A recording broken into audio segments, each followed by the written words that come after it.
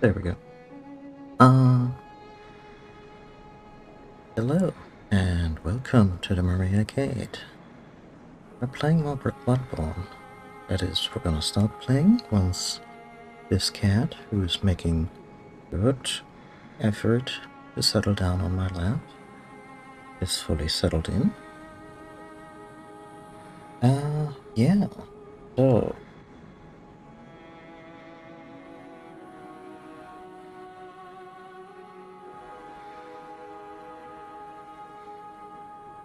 where's that breathing come from?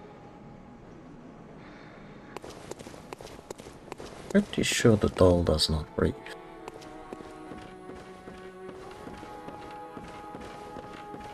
Guessing it's sealed down? Oh, there's a messenger bath. I haven't even... No, that's just a regular one. Oh, yeah. Where are we in the game? We have access to Old Yharnam. We have probably the means to go after Wicca Amelia. Those are all pretty interesting points being in the game. But let's play some Animal Crossing. I need some villagers for our island. Our island being a little chapel.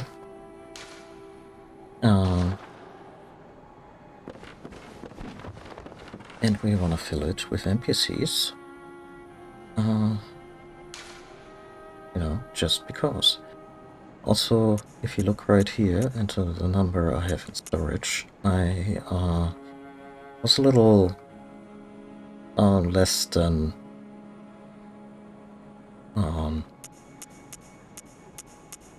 honest, and have just, you know, filled up the blood vials and the bullets completely by way of an infinite souls cheat.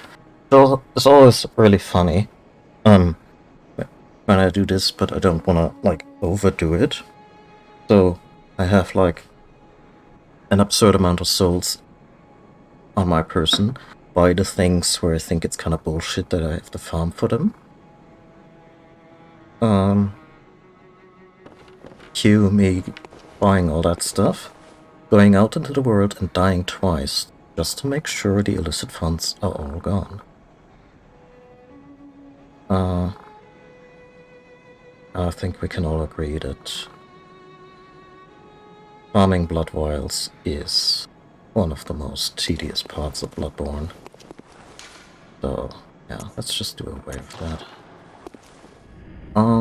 But as for the Animal Crossing stuff, I wasn't joking there. I want to save as many NPCs as we can. Just because in my, you know, mental role playing of my Soulsborne characters, they tend to be somewhat okay people. And for that, I think we need to talk to Yosefka again, or the person who inhabits Yosefka's clinic. I'm not sure if they're the same. Oh, well, hello.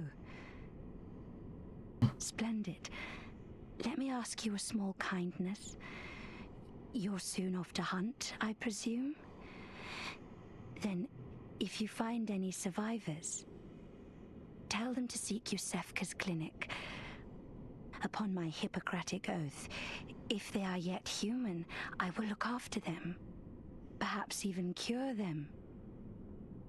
This sickness, these beasts, they are not to be feared. This time the night is long. I may be trapped here, but I should do something to help.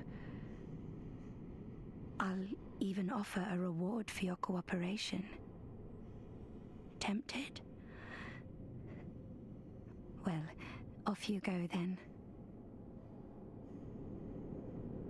So, on one hand, we have this very kind and soft-spoken voice of this lady who wants us to, you know, bring all the sick and huddled masses to her, and she'll look after her by her Hippocratic oath. Oh. And in the other corner of, you know, who do we trust more, we have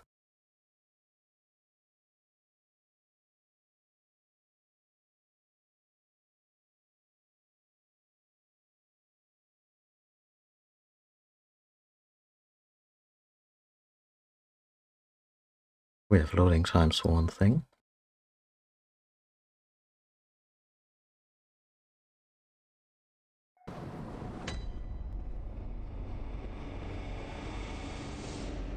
We have this one right here.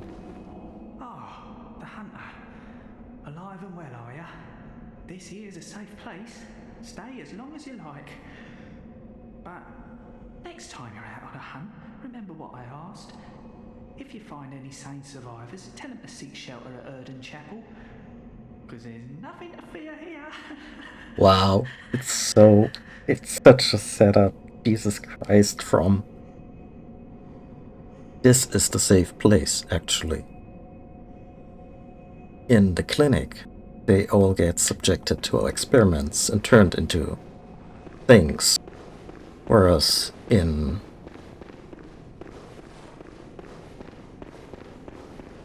here, they are indeed perfectly safe.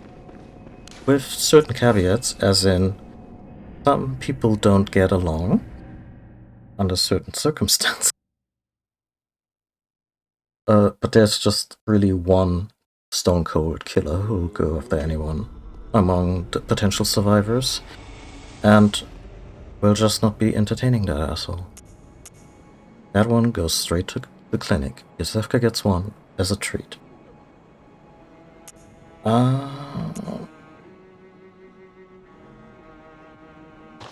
This is probably good.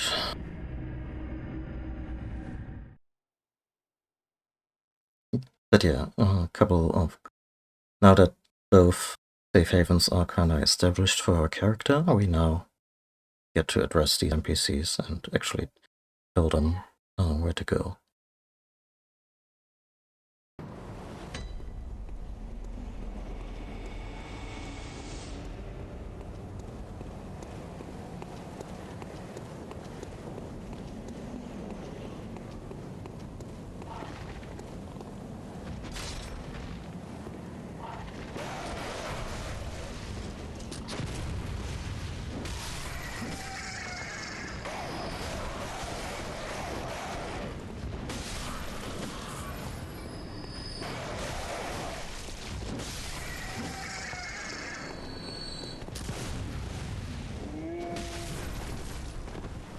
Ooh, look at me. All fancy and dodgy and fresh.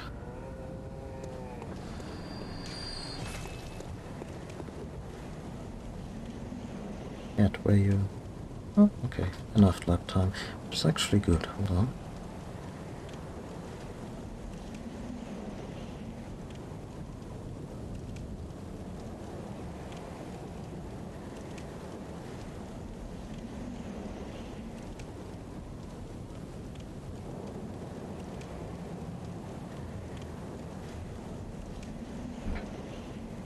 Okay.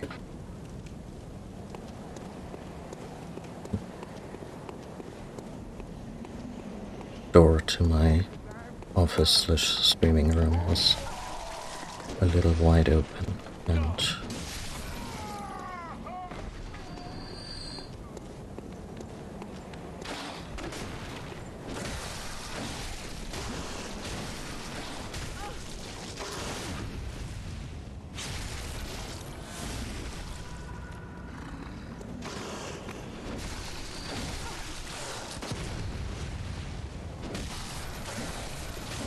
be aggressive.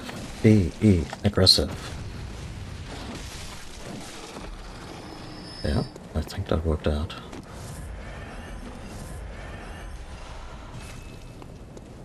So we'll probably get, at least for the first, I don't know, half hour or so, we'll get a few messages like, oh, unable to store the overflow, because the game at least is nice enough that any blood vials we cannot keep on our person is gonna go into storage.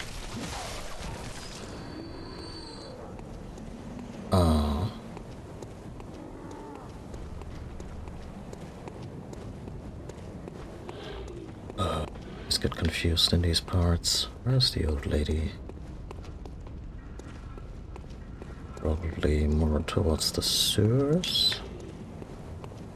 And of course there's Gascoigne's kid, who we can send somewhere, or not.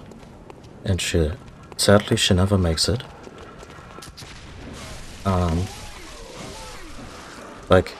Well, she makes it into the clinic. But that's not really a fate I would want for her.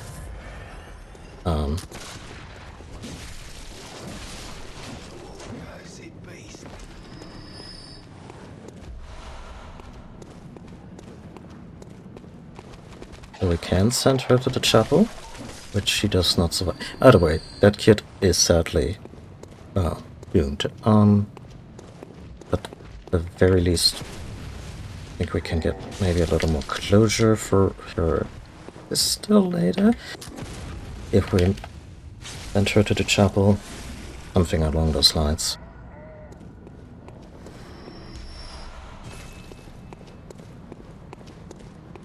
Hello, Miss Hunter. Still can't find my mum. Yes. Okay, I can wait. But isn't there something I can do? Maybe Mum and Dad are stuck out there, waiting for me to come and find them. What do you think, Miss Hunter? Yeah, so we're gonna tell her of the chapel. Like, ideally I would tell a little kid like that to stay put. Like, that's a shame with these, I like From Software quest lines because they are very, I mean, sometimes they get a little obtuse, but on a whole, I think there's a sense of adventure and not knowing what the consequences might be that kind of make them, you know, games you wanna have a wiki for, maybe at least on the second playthrough. But on the other hand, it's a very earnest, very raw kind of storytelling without, you know, a lot of hand-holding.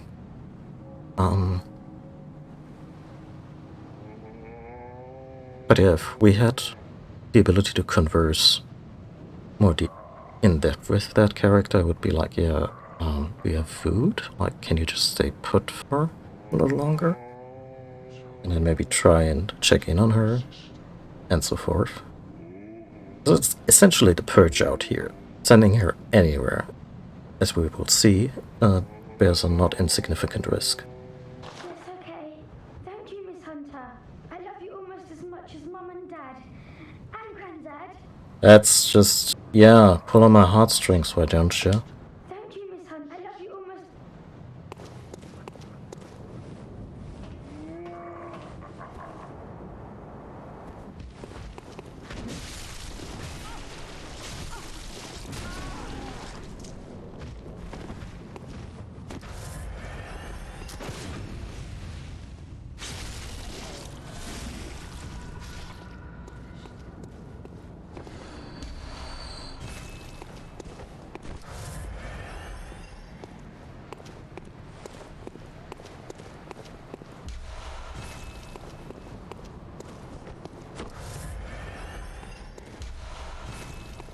How many vials did that fella drop? Wretched outsider.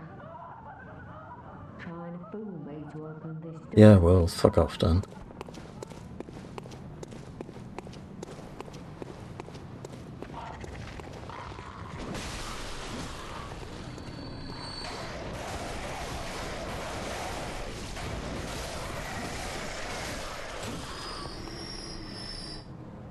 Anyone who decides to still be alive, please raise their voice.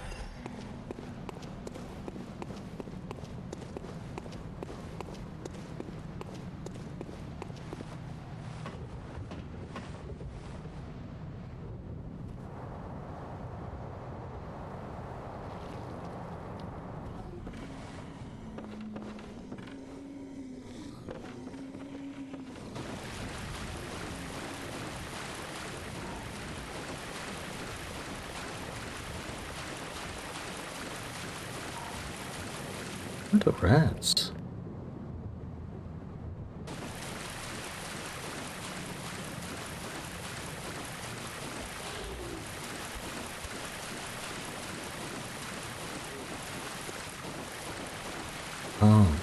keep confusing these two. These two sewers. Yes, please keep missing. Very much like that.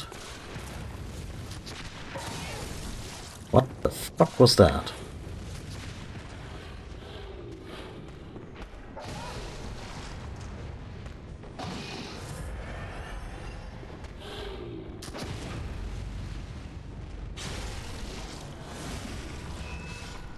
Maybe it's because I played like halfway through Sekiro or whatever. I think.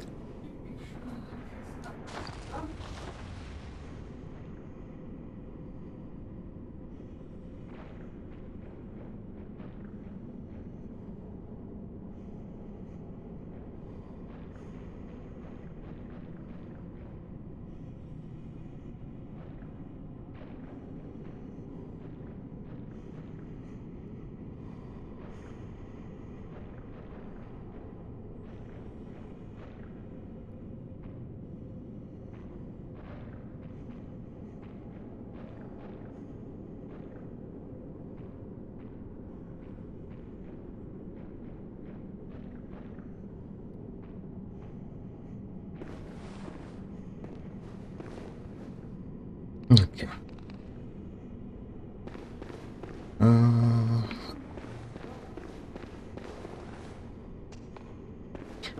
Where was I? Lost my train of thought there.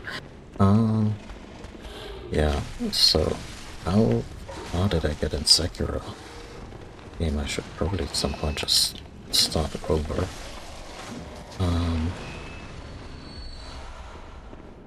It's kind of a shame because I played this game like semi on stream and did eventually beat the monkey. And after that I was kind of like, yeah, I guess this is repeatable. I'm not sure. And after that the game was like, oh yeah, and now you can fight your old master.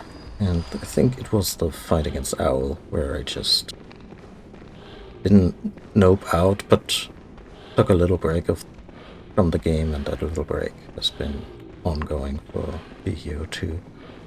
Which I guess is not entirely on me, like as some kind of mark of shame. It is a tough one.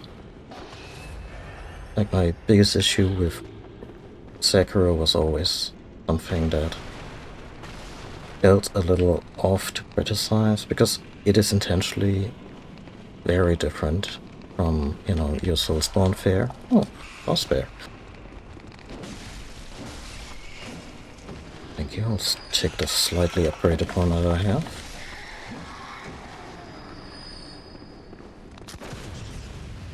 But I think I want to keep the other one in storage, just in case I want to kit out a second Saw Spear with like different properties.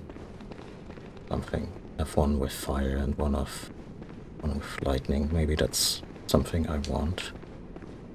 I mean, you can also switch gems, so...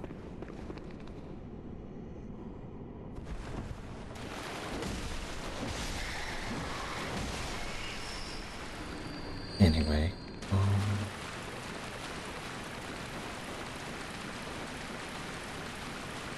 yeah.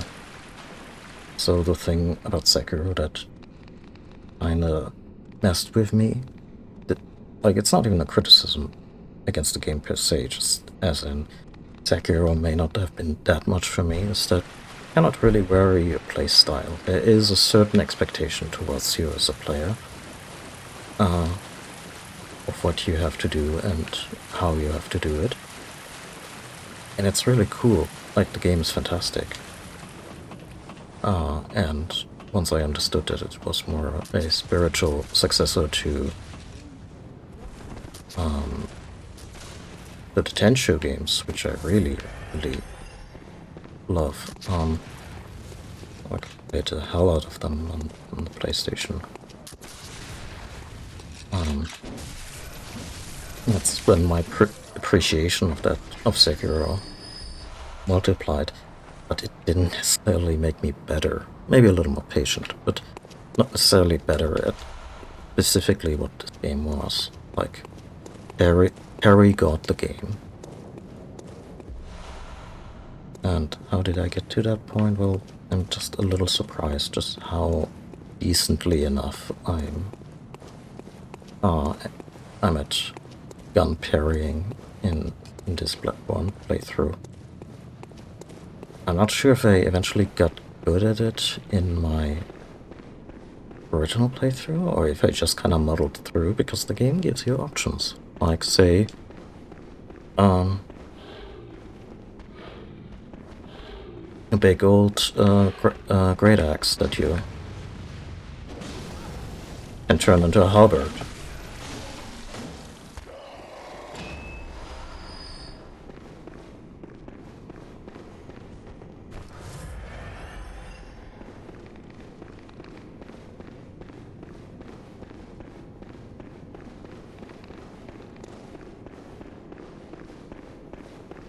Plus, you know, all kinds of level ups and other ways to fortify your character. In some ways this is like a Dark Souls light, but not as light on options on how to play and how to confront danger than Sekiro would be. Hey Arlene, do you wanna maybe move on? What are you still doing here? Enough trembling in your boots. A hunter must hunt. Okay. What a... Oh. Not sure what triggers the next leg of her journey, but like I know that she's gonna be outside of the chapel at some point. But I just want to be prepared because I don't want to run into one of her assignments. Fuck it up. This is a quest line that is very easy to mess with.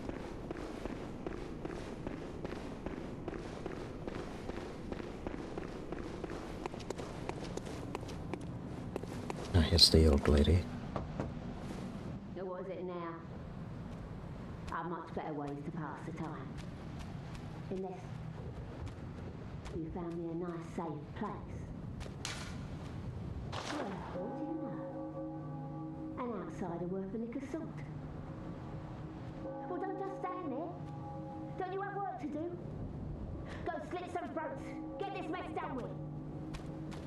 Okay. Okay.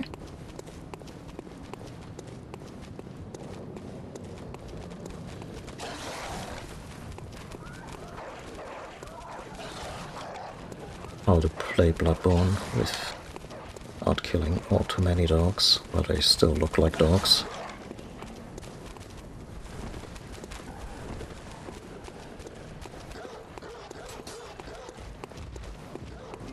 Oh hi!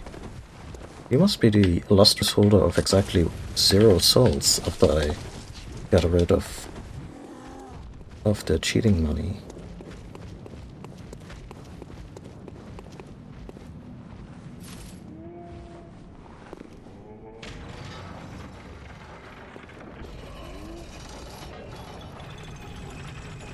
I'd really like to have the hand lantern in the default spot right now, because between Bloodborne and Elden Ring, the do stuff button has switched from the lower face button, just a cross on a PlayStation, to the upper one, triangle. So when I confuse the two, all I do is, you know, my little lamp away or put it on.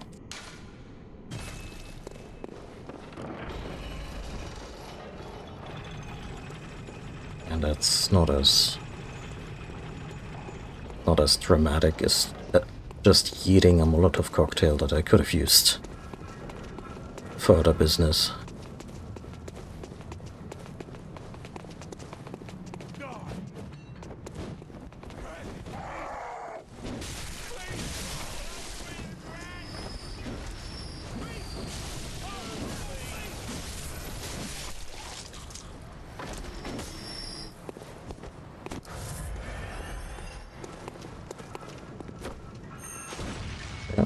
Deceptively short.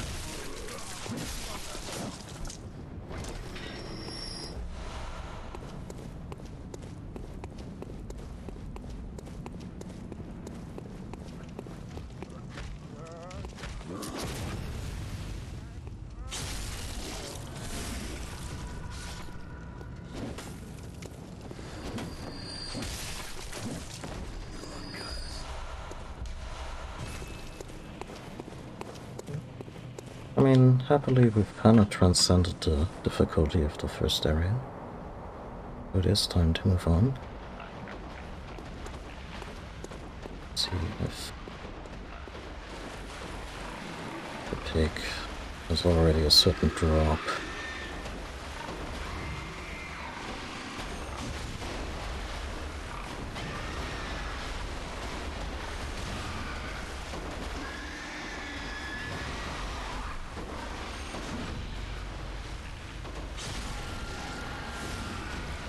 Maybe I should have given you a content warning here, but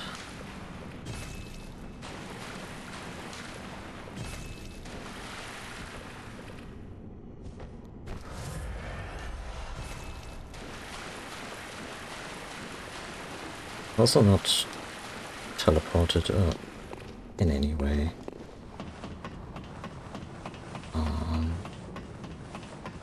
There's something here that I mean, this is a fully spoiled stream, so why dance around it? The little kid we just talked to gonna try to get to Odin Cathedral, and we will find a little bloodied hairband on that pig in time. Meaning that pig eats that kid. Was that still the morally superior choice to sending it to the clinic to be experimented upon? Yeah, good question. Next question.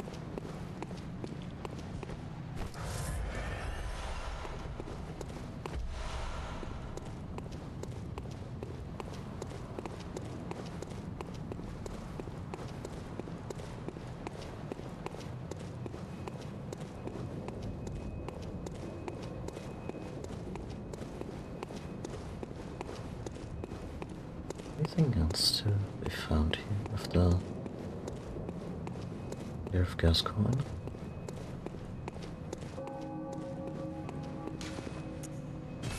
So, in order to have time actually pass. Oh, there it is. The ribbon.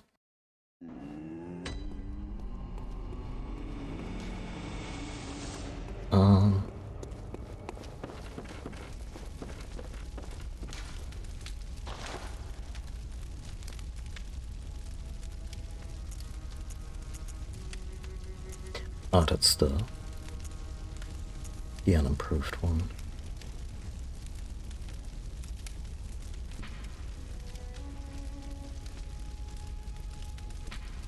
There's really no incentive to spend bloodstone shards here on that blunderbuss. Maybe to... Are there going to be more shards?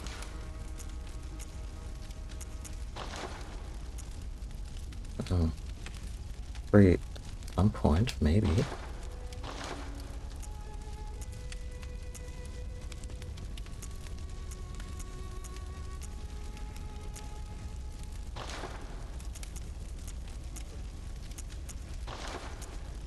No, it doesn't look like it. There's no shapes in the other two slots, I think. Important, we don't have anything to put in the first one to begin with, so yeah, let's bank the unimproved sauce bear and anything we can spend hard earth dough for. Sure, let's get some Molotovs. This is an arcane build that doesn't have access to arcane to weapons yet that actually benefit from arcane damage wise, so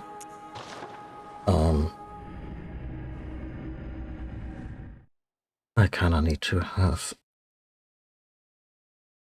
some Molotovs around just to, you know, have an edge in certain boss fights. Also, I think it's kinda amusing how being proficient in the arcane arts makes you better at throwing mollies? Like,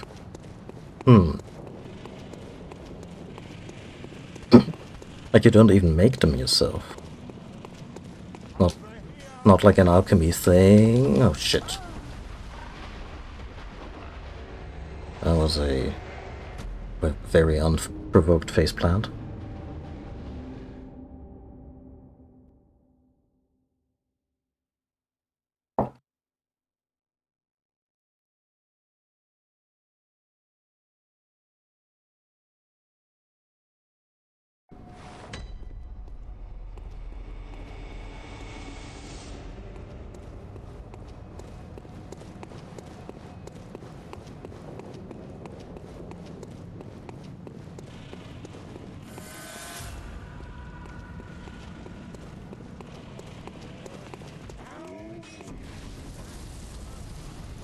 Nice, guys. Wasn't even gonna take the bridge.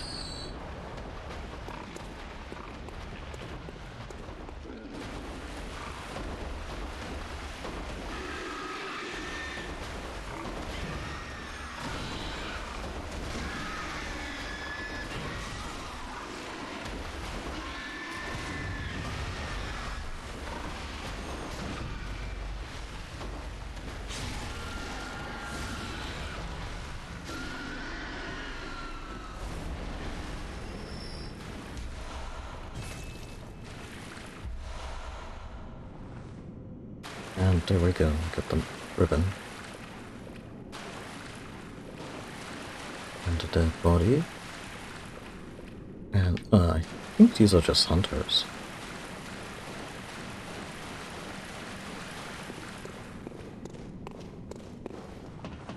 Anyway, that's all she wrote, sadly.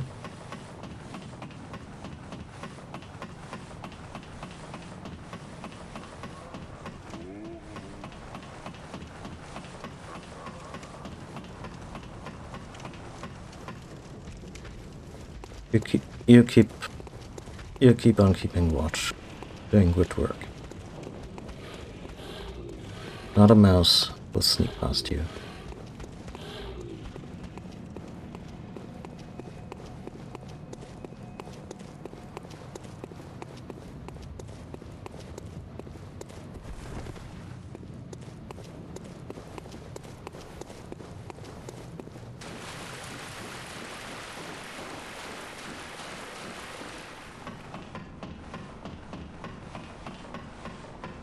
It's the mouse load times, but this way between the tomb and the chapel always struck me as a touch convoluted.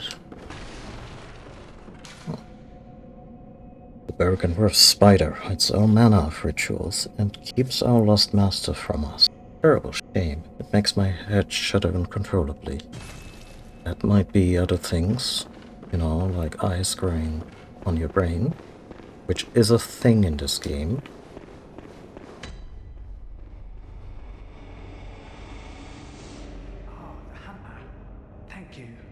So that old girl, you told her about this place, right? Well, she don't offer me much in the way of conversation, but still, I'd rather see her alive anyhow. Oh. Good lad. Or, yeah, who even knows? No, I haven't forgotten. Do you think I owe you something? Well, that's a fine lark, I'd say. This whole mess that Yarnum's in is all your fault. Stupidity outsiders. Our blood's ruined, tainted by your ilk. Don't you come near me. I know your type. Hey, we rescued our racist granny from Facebook.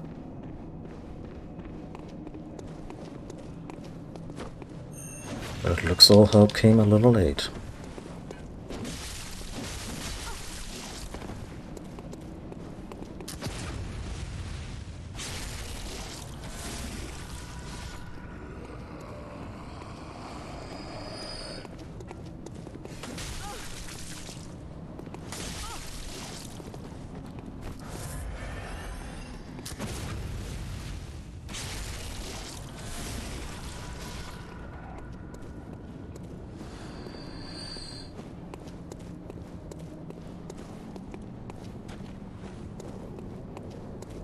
So, to where were the stingy streets?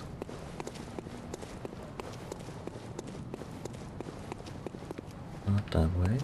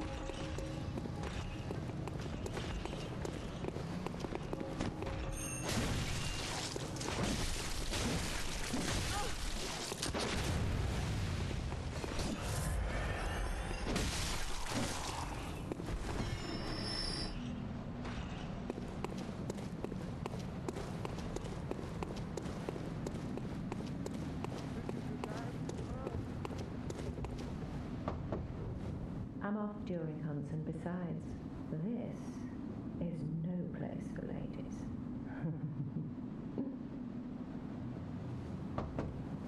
I'm off during hunts, and besides, this is no place for ladies. Can you not rescue her with a female character? During hunts, and besides.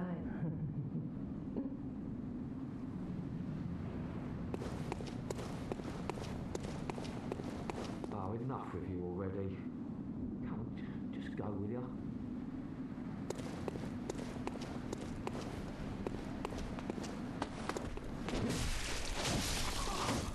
It's finished.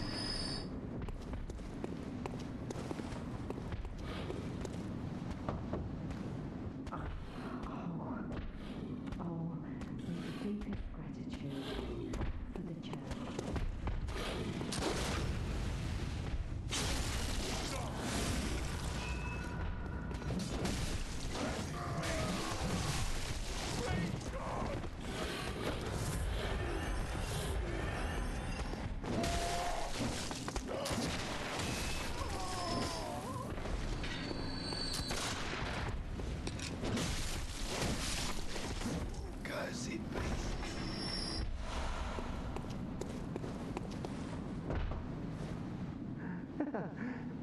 Praise you.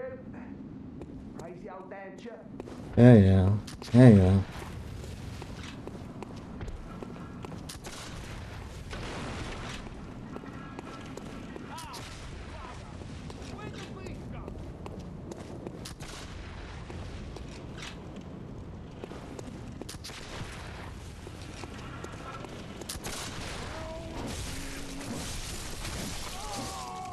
Right.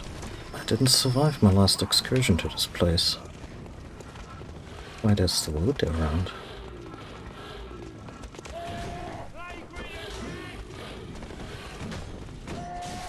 Oh, I did not plan for that to be quite as bold. I should maybe retreat into the streets. Shit.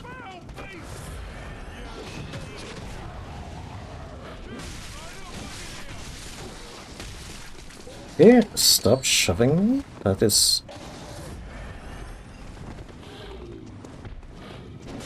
so damn rude.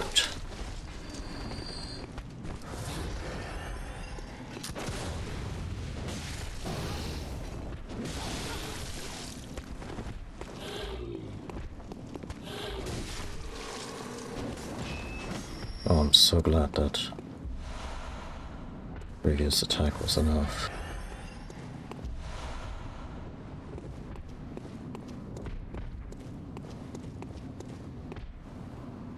Oh, I think I remember reading something about the woman of pleasure, as she is known.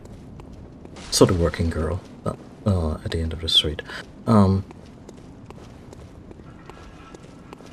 She will only ask us for a safe place to hang out at when we've killed 3 bosses. What What? Oh yeah, there's a freaking mind flayer here.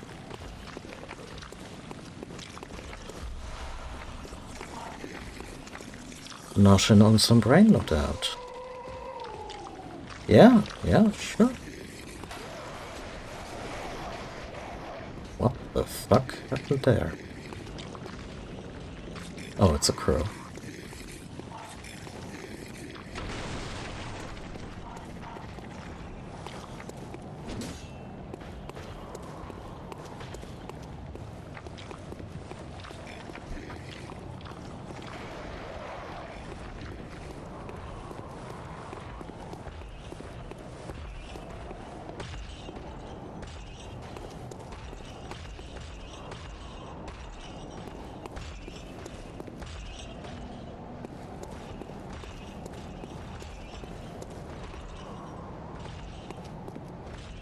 No trapdoors, no bells to ring. Watchman of Bergenworth guards the gate with a password, the sacred adage, the Grand Cathedral. The sacred adage of the Grand Cathedral. I think it's Fiery Oathblood, but our character doesn't know that, so I think it will not be something we can, you know, correctly answer. I know there's a door with a password.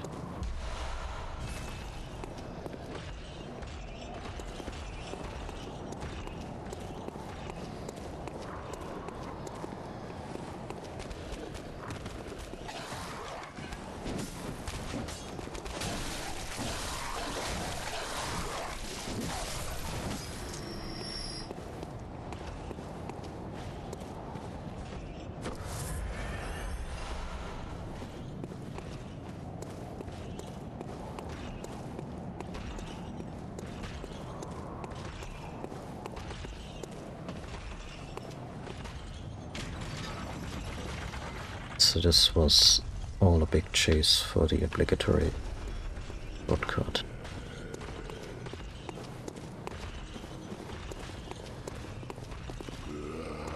Someone we can summon. That was a lot. That was a lot of damage, yeah. Well, good thing we got the shortcut.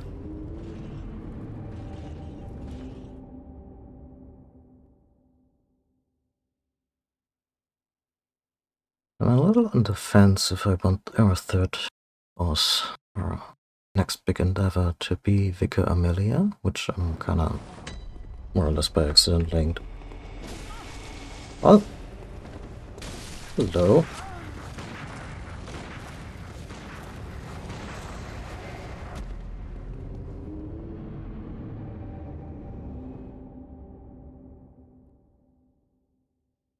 Might be one of Eileen's quarries.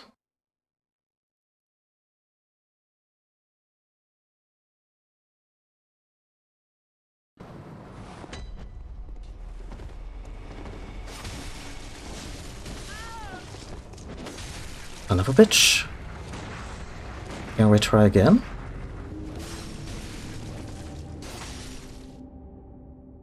What a shitty place to proceed. Couldn't it just block the thing and send us to the Hunter stream?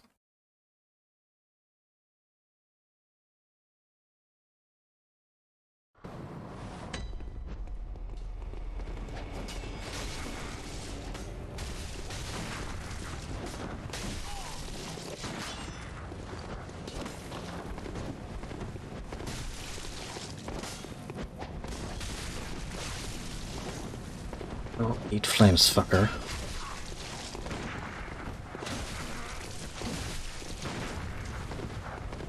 Fast and strong. Fucking hell.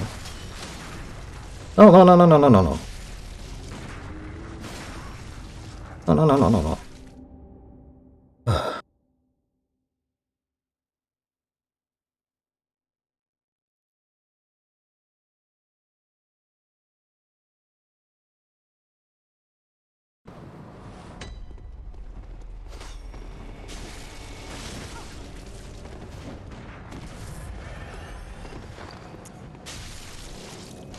Oh, come on. Ah.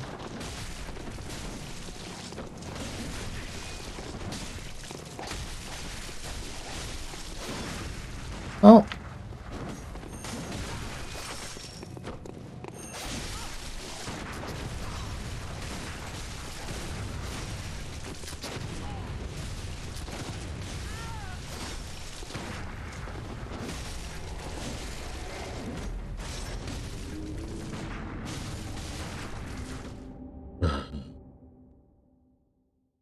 What a fucked up situation to be in. I could have a mind to back up my save right now.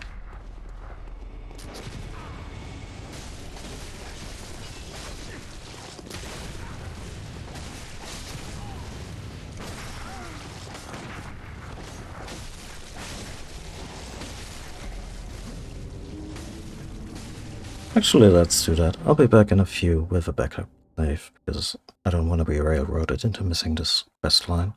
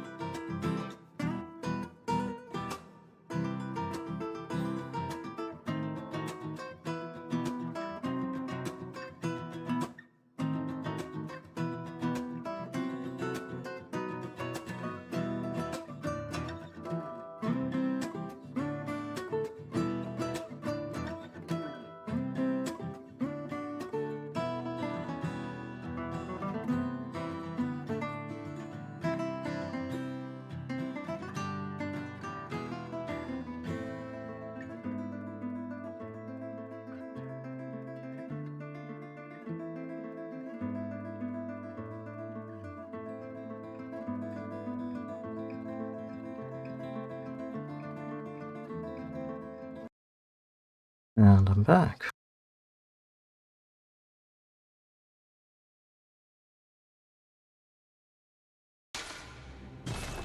Hopefully, with the ability to jump back into this fight.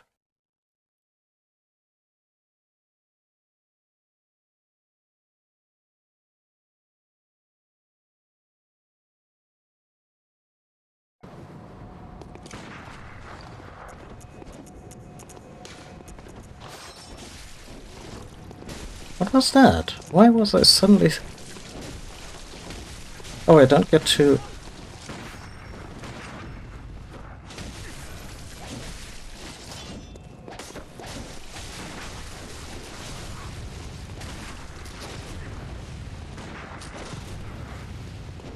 Just gonna disturb him and let Eileen do the slicing.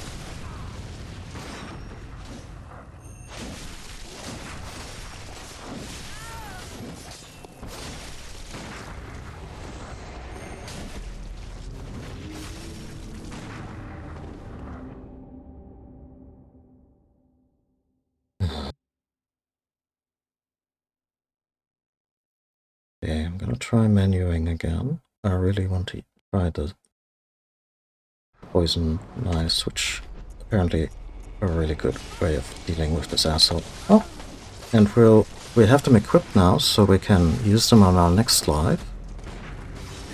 Jesus, game.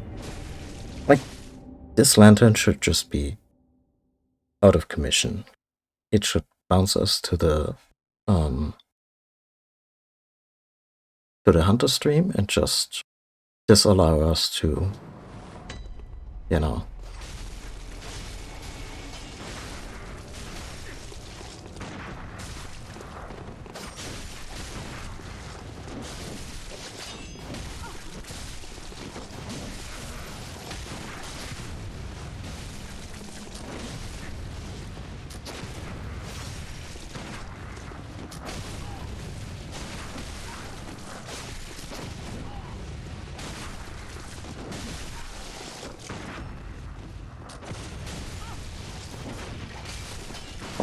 Drop, you fucker.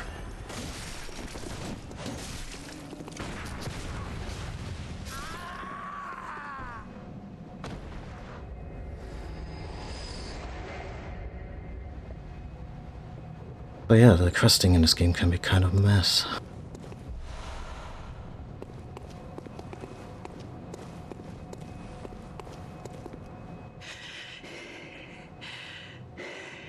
Oh, you're out of breath? That wasn't necessary of you, but you have my thanks. We made it with our lives. You're not bad at all. You must have killed Gascoigne as well, then. He was falling apart, I'm sure it had to be done. But try to keep your hands clean. A hunter should hunt beasts. Leave the hunting of hunters to me.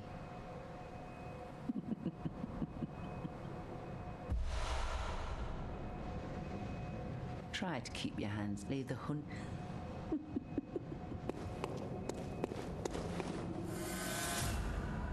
Anyway. That was the first fight in Olene's questline. I'm not sure if they get just progressively worse from now, but yeah. It's a lot.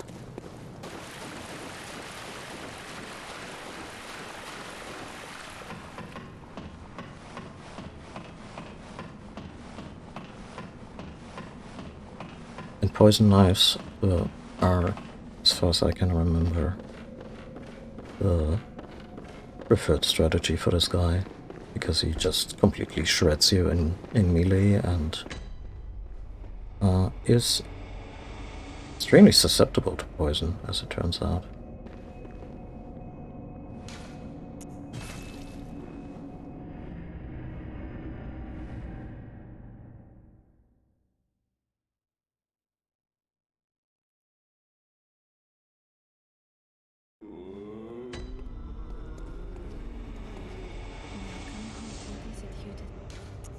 Over time, countless the great it also. Very well, let me.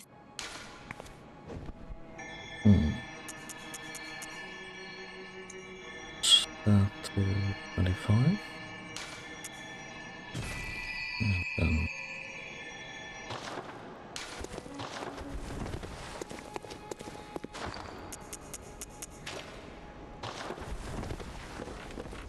now we'll see. So I can't really do anything with that rune we got.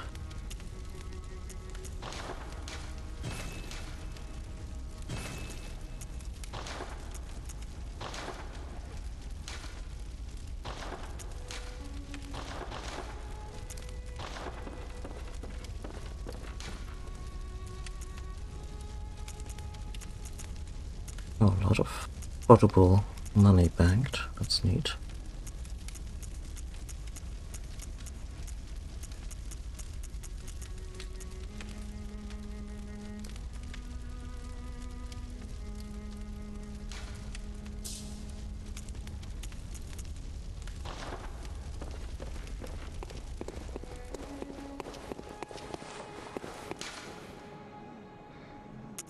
Anyway, let's head to Old-Yana. It's a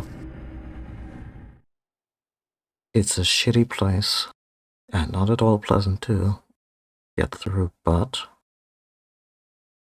at the end of it, there's the first chalice, and I would really like access to chalice dungeons. Give me something to do offline. Because chalice dungeons are essentially randomized affairs, and they're also quite essential for the build I'm working on.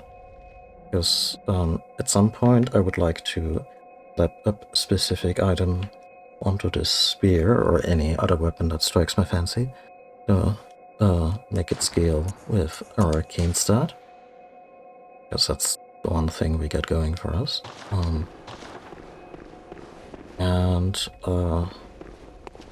Yeah, challenge dungeons are the earliest where we can do that.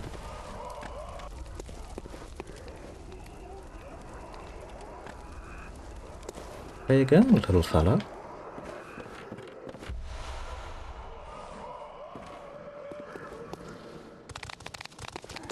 Okay, no need to be aggressive. Oh, I think that was a crystal lizard, or the game's equivalent of that.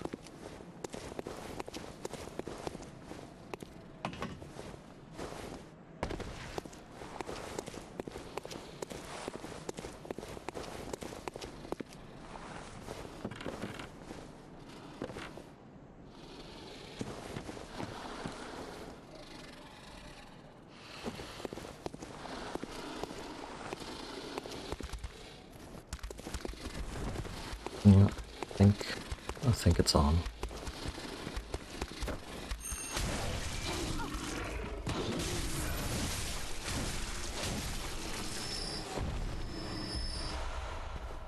Poison damage, huh?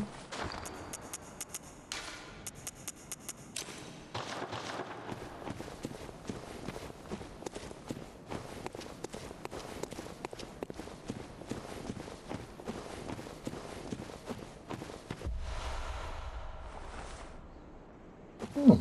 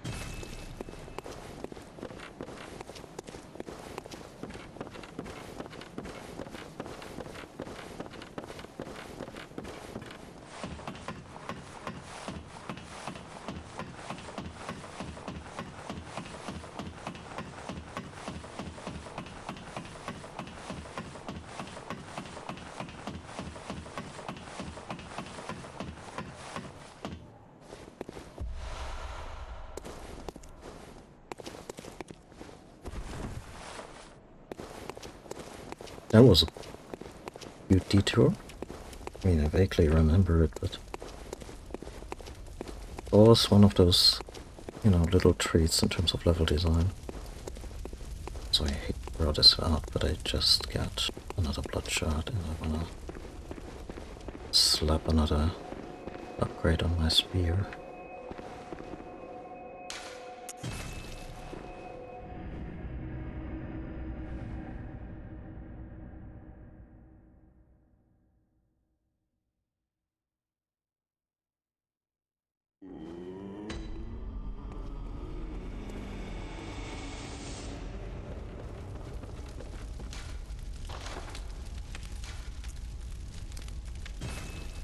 Yep.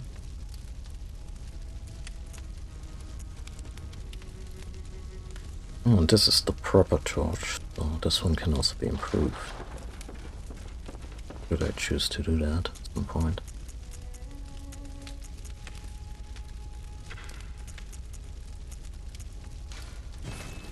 I think there's really no reason to keep the OG torch around.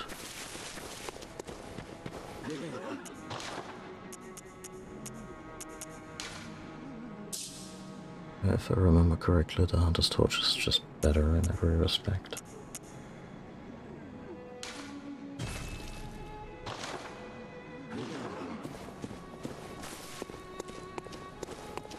Okay.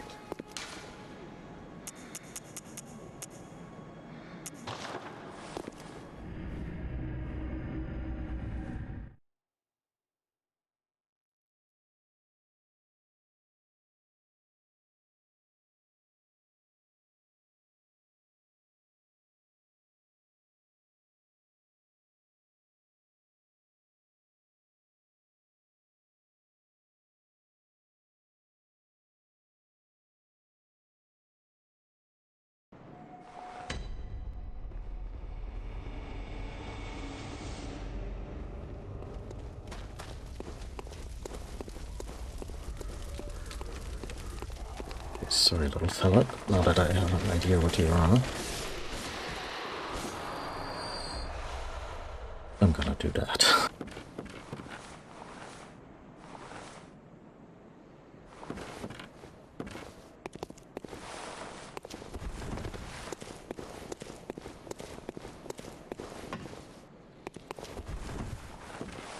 So, just to confirm a theory of mine.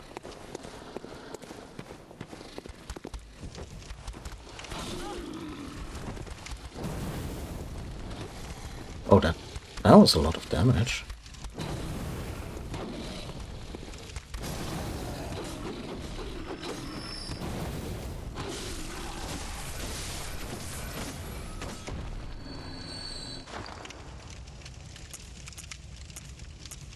Hey. Do you by any chance have a beast scaling in a cane? Jesus. Like, the attack animation is obviously not super, you know, super easy to weave into, like, intricate combos, but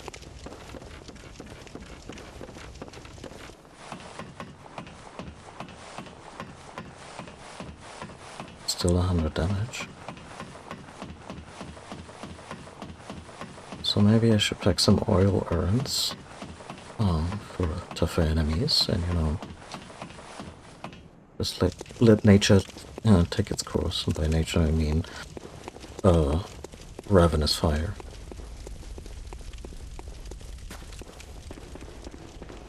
Sorry. I just got enough bloodshots to improve the torch. You know how it is.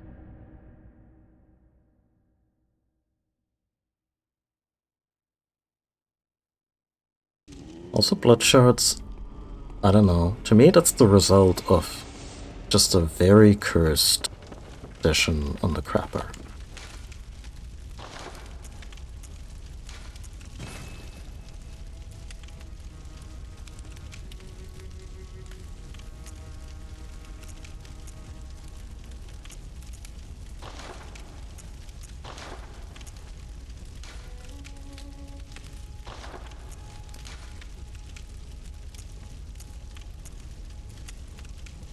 This one gives us a touch of HP recovery. Oh, we didn't even have to choose, we already have two.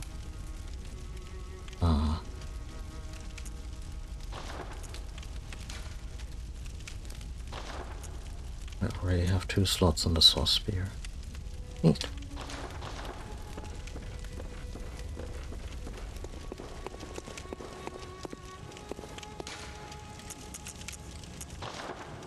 But not for real, I hope.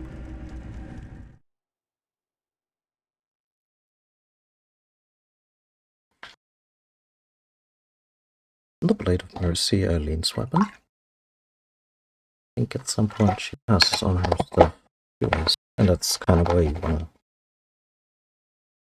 keep up with her questline, obviously. I mean, it's all for stuff, right? Oh.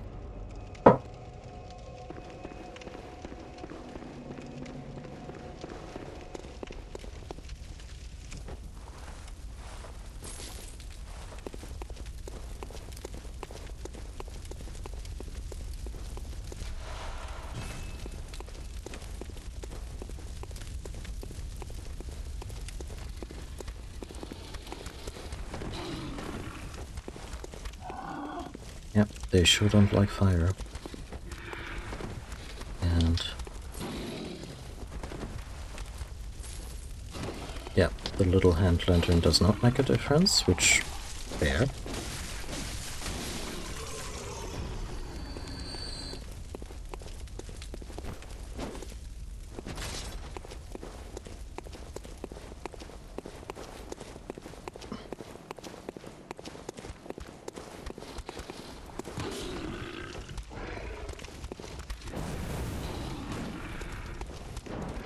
Fire turns into 115 fire.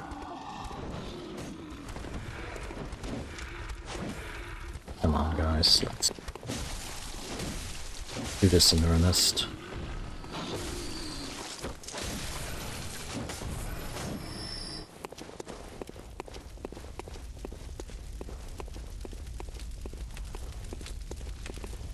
This guy does not fear fire because of the little cloak. Okay.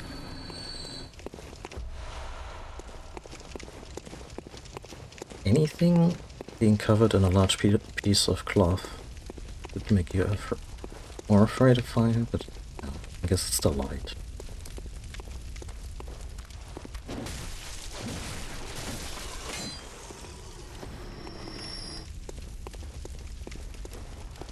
These guys are what's left of Rhodianum's population, right?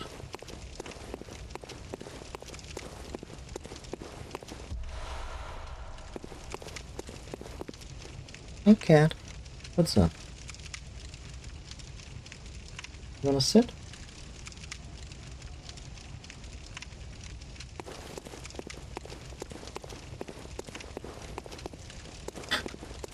Now she's sitting on the ground. It's like, no, don't pull on your lap. I want excitement.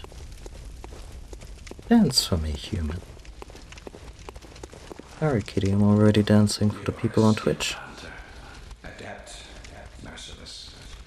Half cut with blood, as the best hunters are.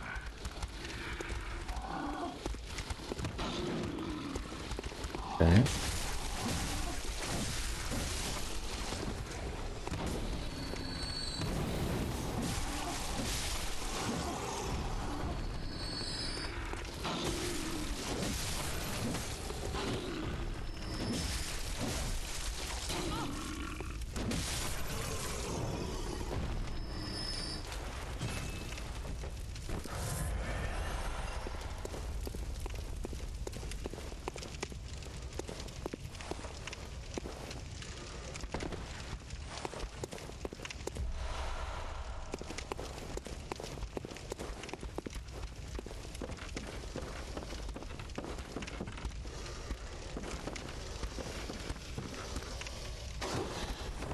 You blind? No, doesn't look like it.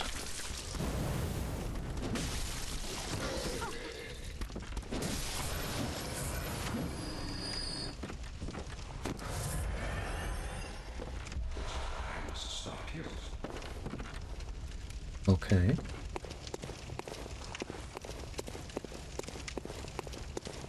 I mean, it's not like he has a huge Gatling gun mounted on a tower that oversees the entire city, right?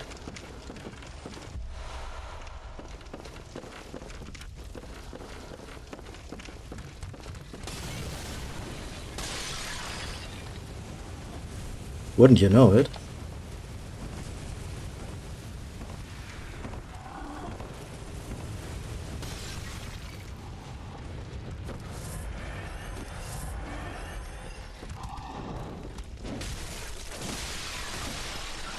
Oh, you can weave it somewhat reasonably into combos. That's good.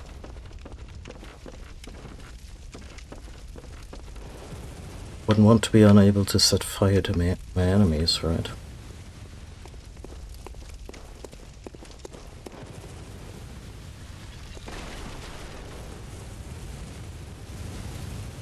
Not a real purge if there aren't any pyres.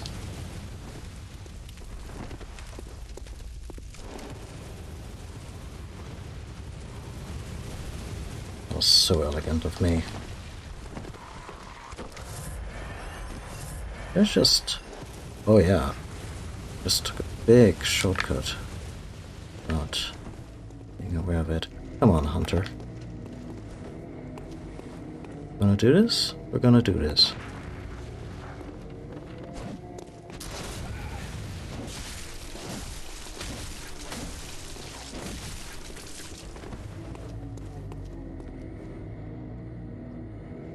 I'm not gonna follow you into the hail of bullets.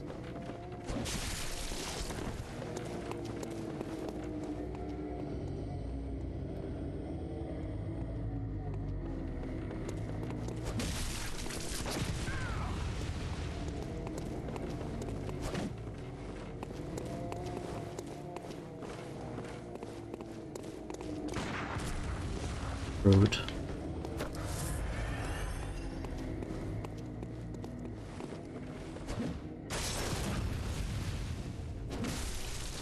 Okay, I'm gonna write a very sternly worded letter. Whoever implemented these stairs.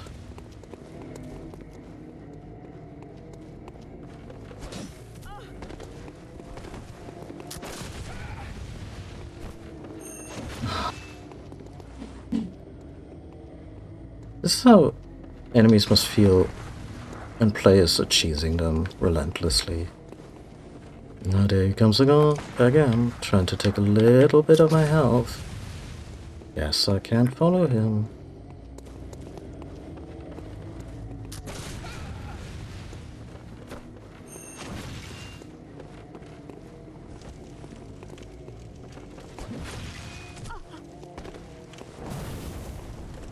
Oh, not very susceptible to fire.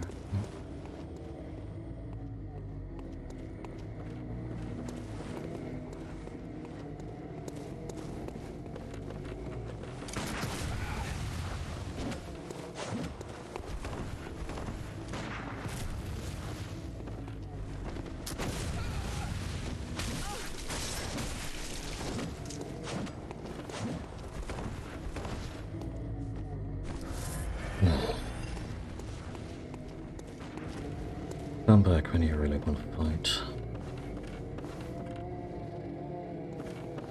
Oh, really, look at that. Are you just gonna do this whole dance again?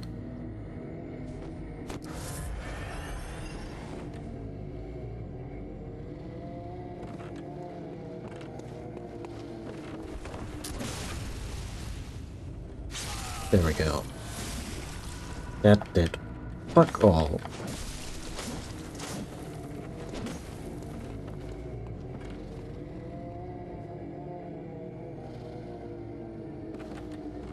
Probably still the best method to take that bastard down, but... well, you know, just not let them back out.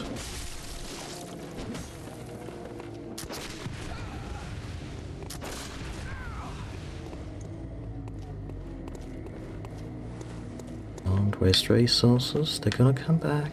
They always come back. There's certain... what? Certain certainties in the universe. And they healed. God damn it.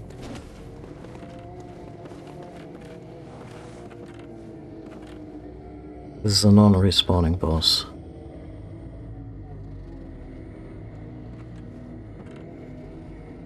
Mini-boss. Enemy, whatever. So...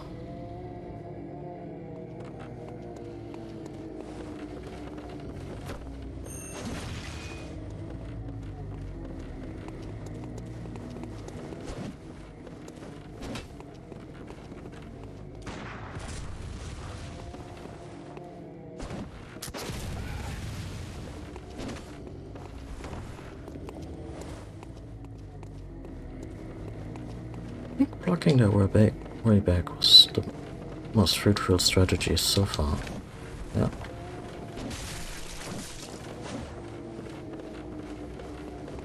Oh, stay a while and listen.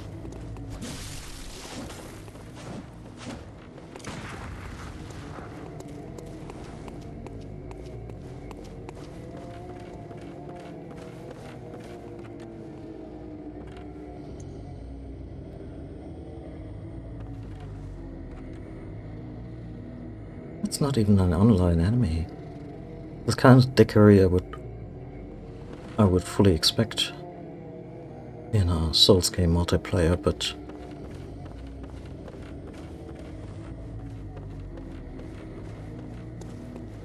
they de-aggroed or up?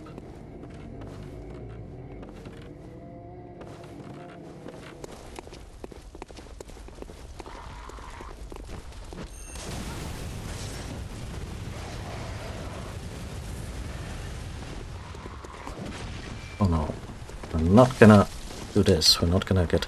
oh no, you're blocking my exit.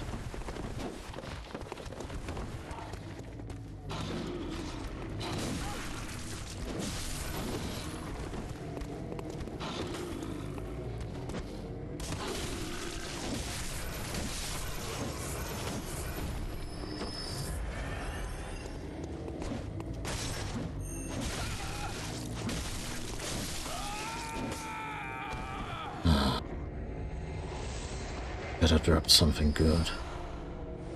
Sure, whatever that is. Additional medium that strengthens. A slight buff for the gun. And nothing of value was lost.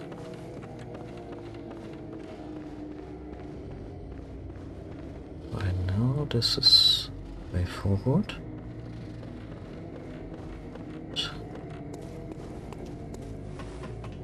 Maybe I can also get a lantern.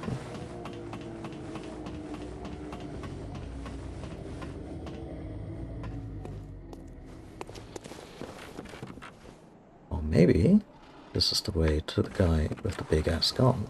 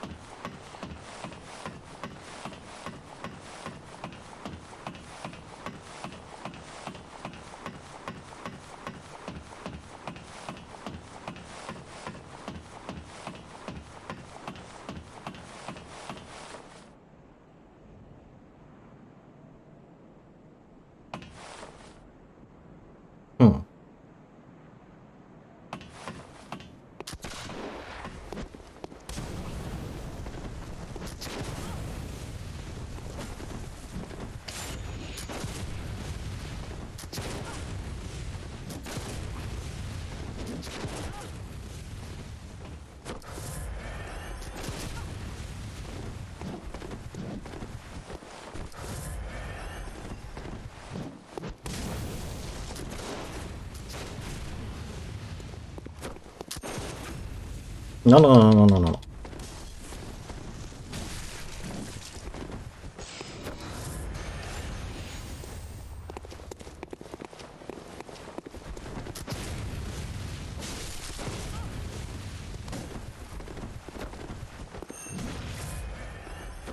It's not looking too rosy with the healing.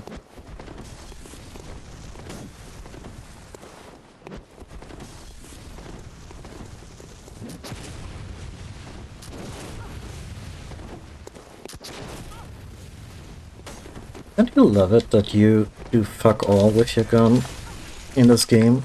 Oh. I should think you still have dreams. Well, the next time you dream, give some thought. Give some thought to what?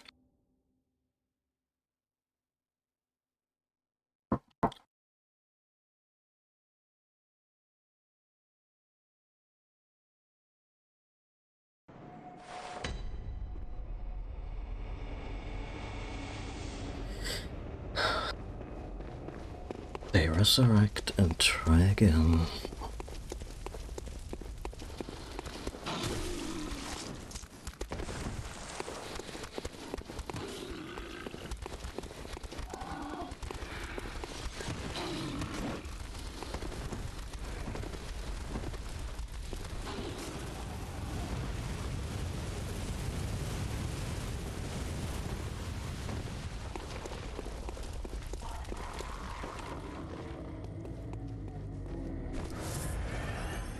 Now let's do this. I'm in a hunter killing mood.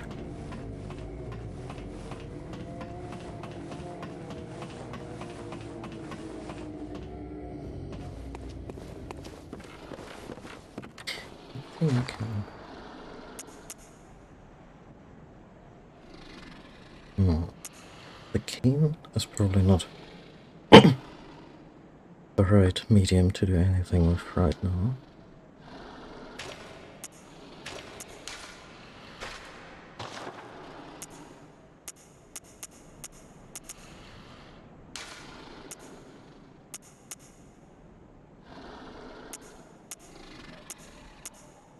The church set ups blood death quite a bit, and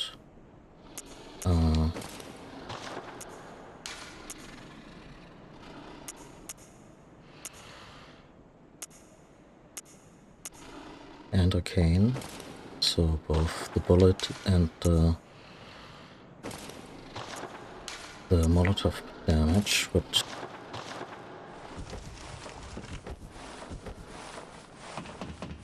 be less severe.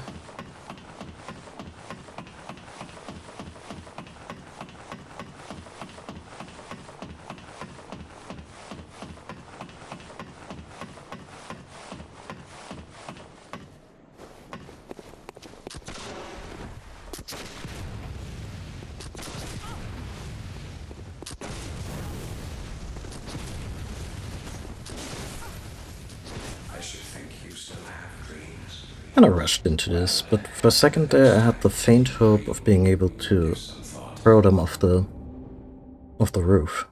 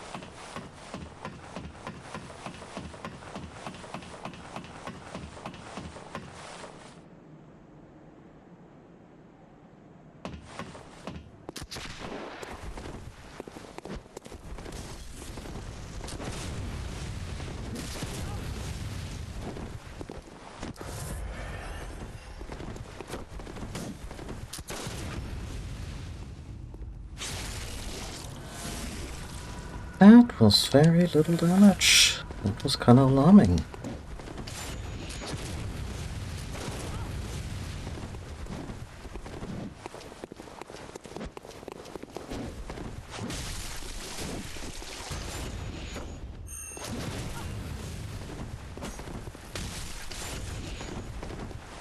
I should think you still have dreams. Well, the next time you dream, give some thought.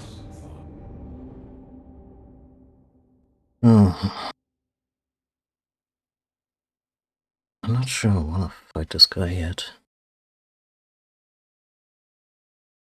Like, I'm sure it could be done, but, you know. Worst part of it that I would be looking like I just did with a whole duration, and that's just a crime in itself.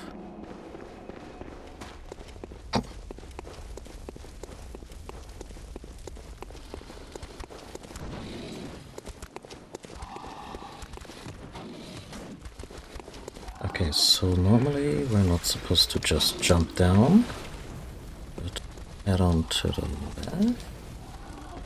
Maybe not right here.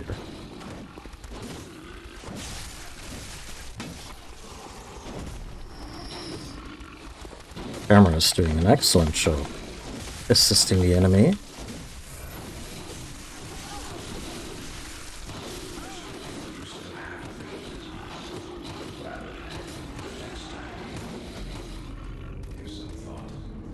Okay, that's 6 enemies, and we already had decimated like 2. If the camera hadn't completely flipped out on us, I could have defended this little throughway probably quite effectively.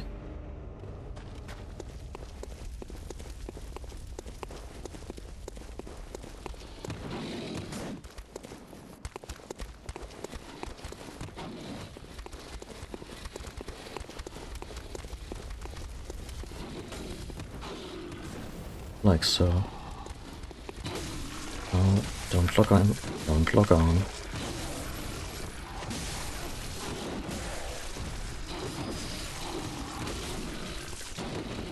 Oh.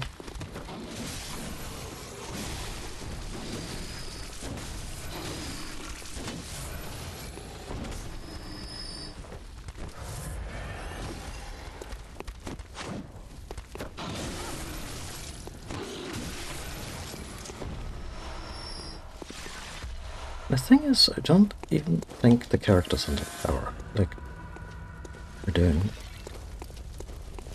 a pretty bang up job fighting the regular baddies here.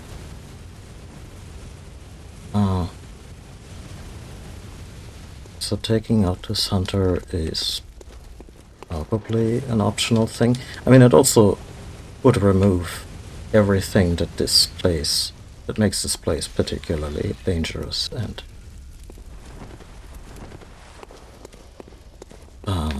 you know, the entire stage hazard just goes away. So of course it's more an extra challenge.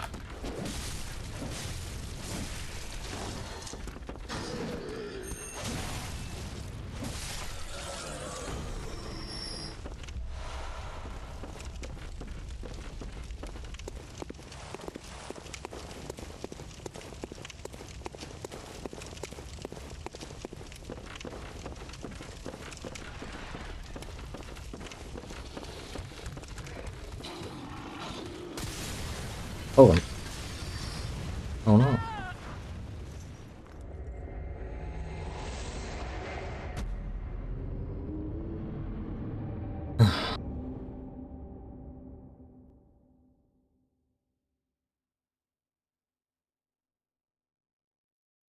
Fire paper, that's another thing I need to secure.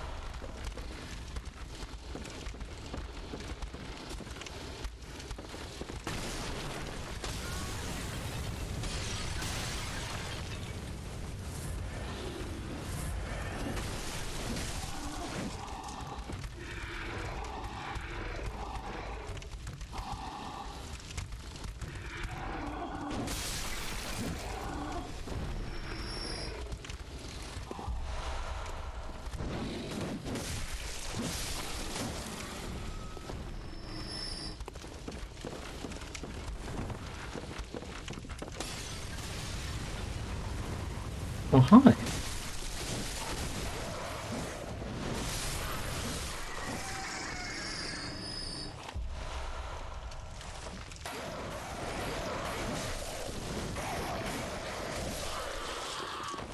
What do you call this? Bloody murder.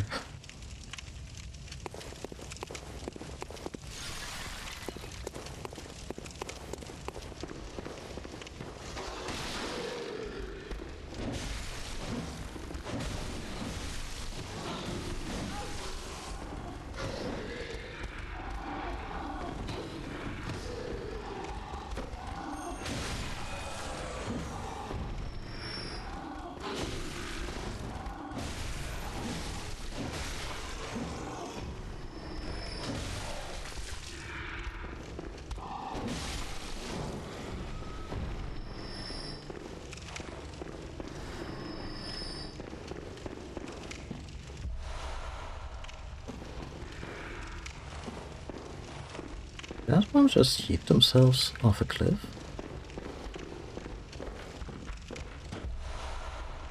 Oh.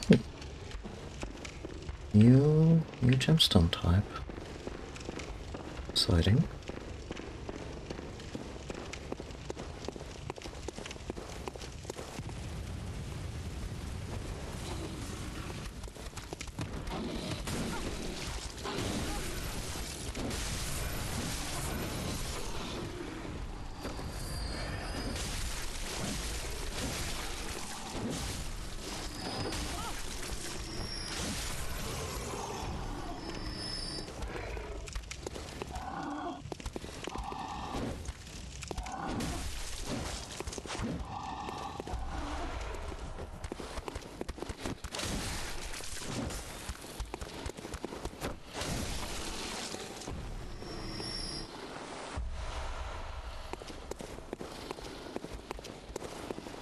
Okay.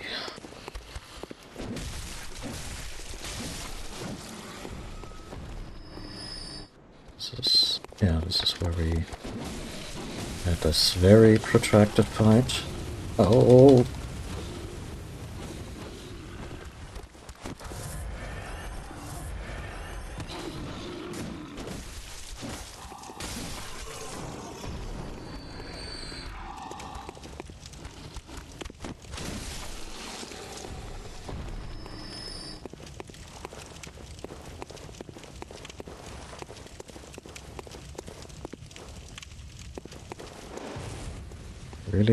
Really working his angles, huh?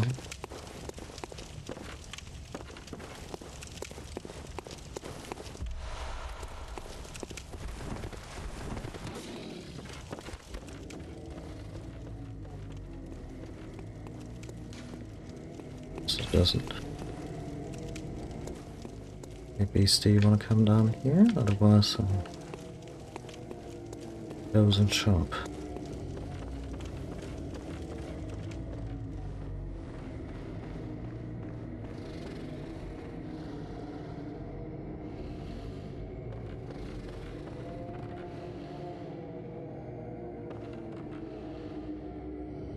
Right, this whole situation here.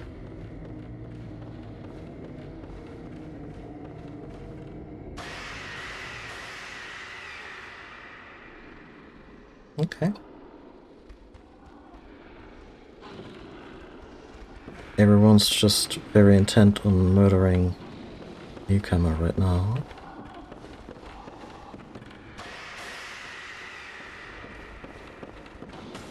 Well, get cracking then. Because I think I'm about to take a shortcut.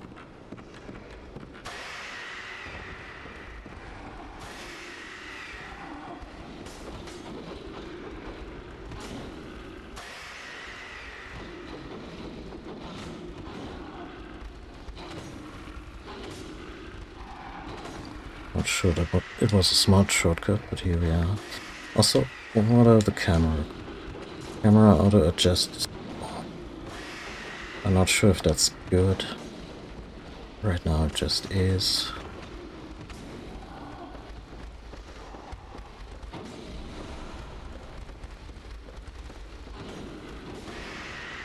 I think this would be a much better position to be in with more than 2 Molotovs.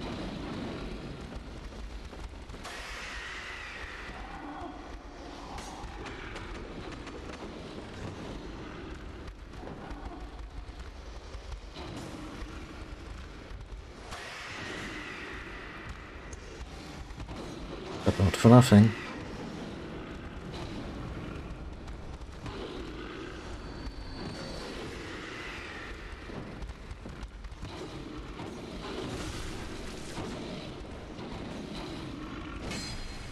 I mean, yeah, I can also cheese it. Oh, I can cheese it really hard, it seems.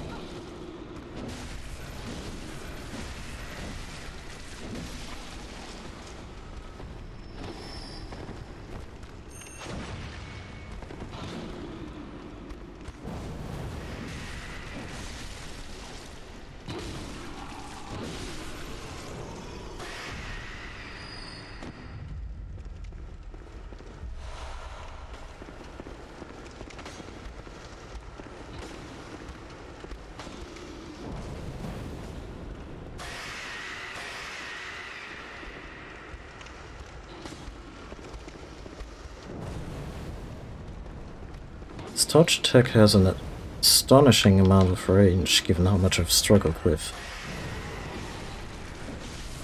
How much I've struggled with, you know, the range of my regular ass weapons.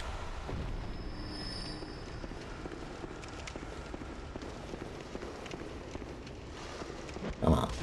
Last one's on the house.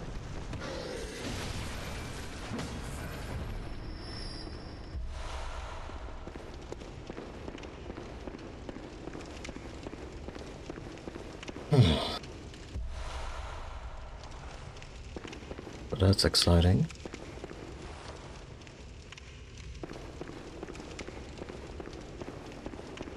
The non-regulation amount of flame going on here.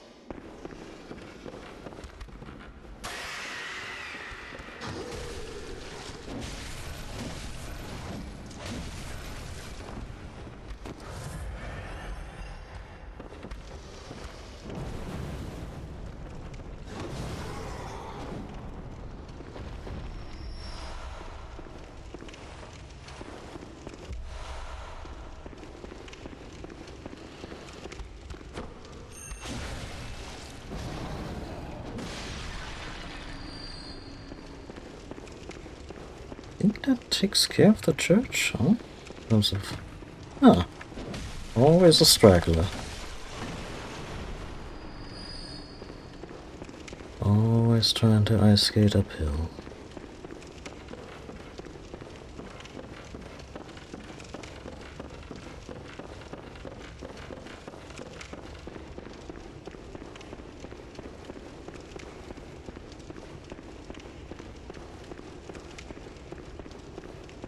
You know, that line from Blade always... It comes across as kind of random and nonsensical, but it's not wrong. Like, it refers to someone who clearly, you know,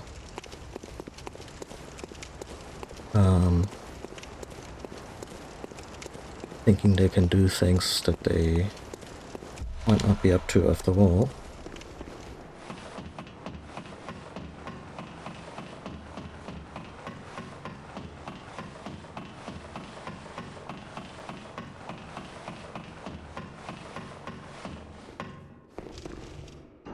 Or may not have been possible to begin with.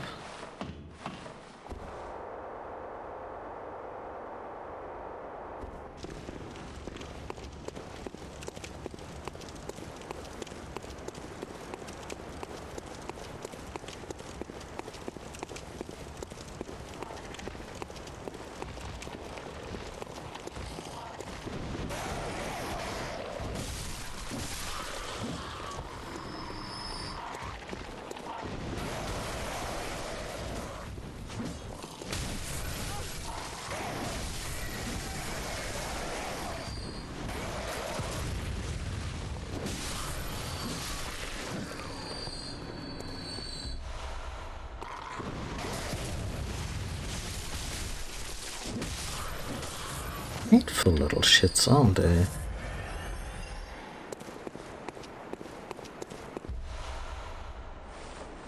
Ah, the requisite view of the boss chamber.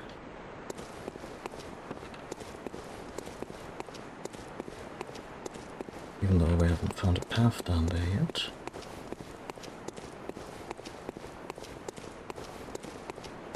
And to think of it, where is the path? Go down there. Or maybe that way. Yeah, that looks about right.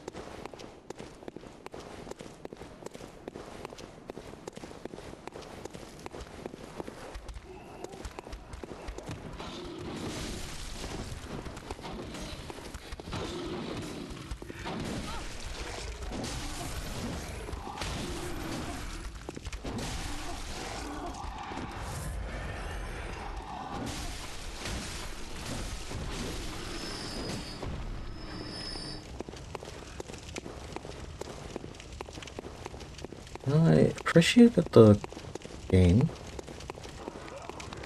for the... Oh.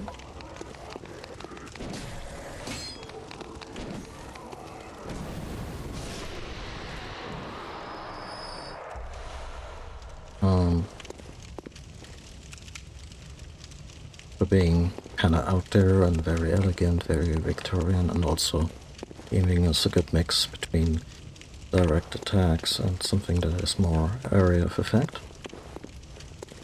Sadly, the Saw Spear, which in its whole thing, it's, you know, rather crude.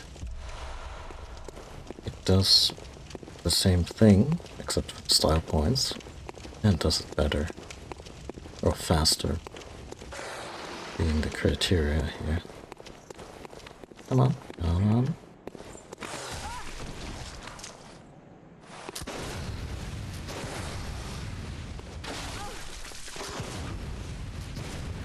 What? No, I did not want to shoot it again. That's okay. Find someone to heal. Maybe again.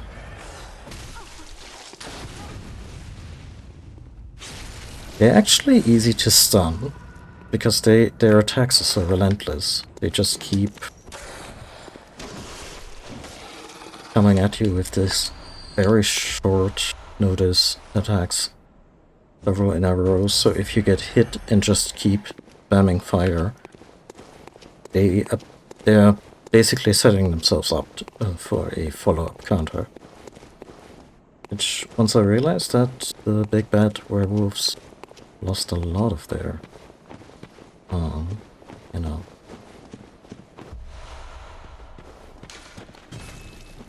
terrible threat. Because they're kind of the first enemies in Bloodborne, I think.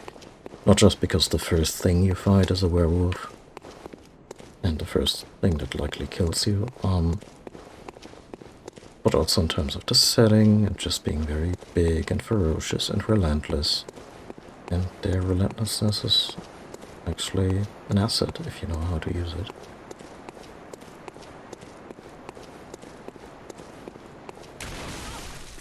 Motherfucker! That really got me.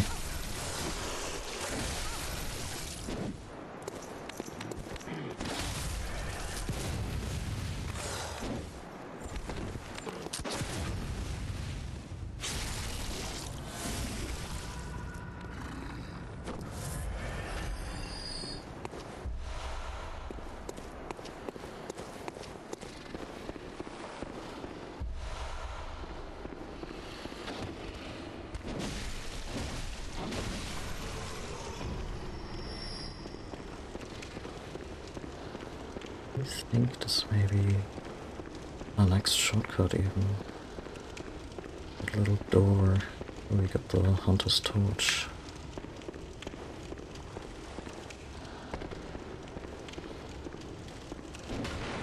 Another chest.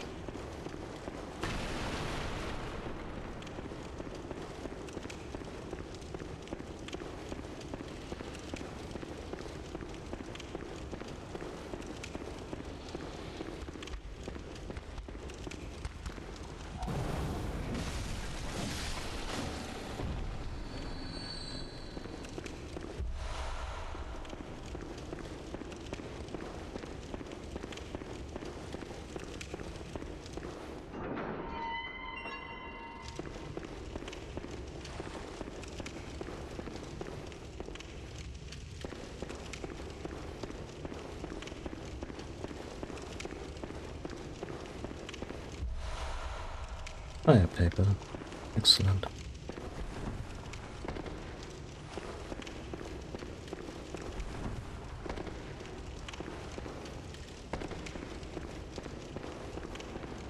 Said it before, but the way Soulspawn games reward looking into every little nook and cranny of a level just remains very, very satisfying to play.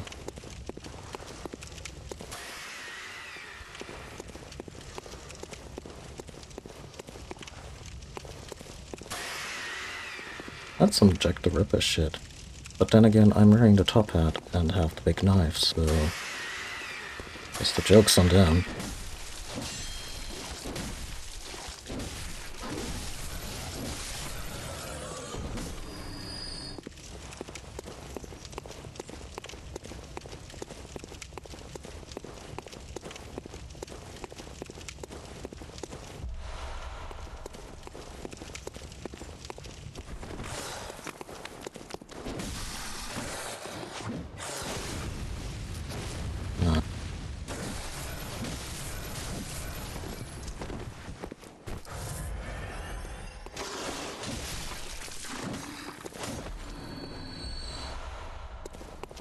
Okay.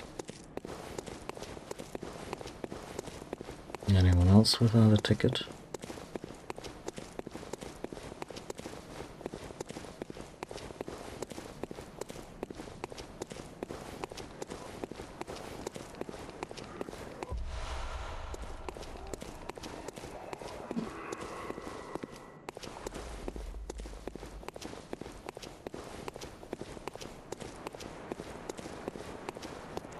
Wait, if this leads to the Bloodstuff Beast, where did that other path go?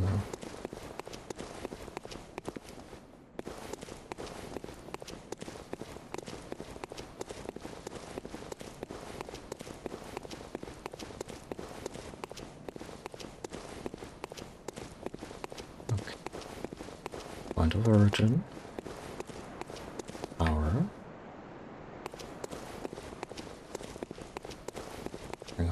Looking around.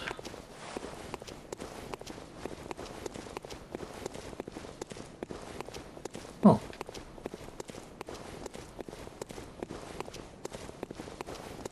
Never mind.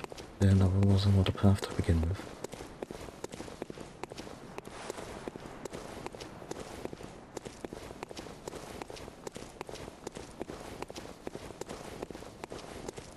Okay.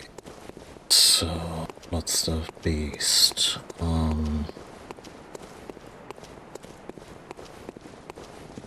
I got half a mind to return my ass to the Hunter stream. Spent these 12k on something shiny.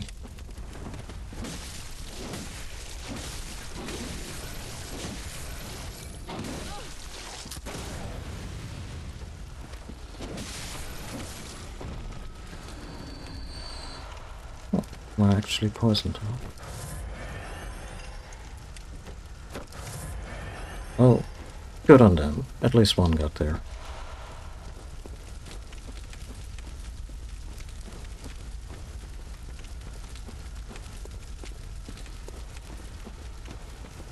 There's our next client all the way over there.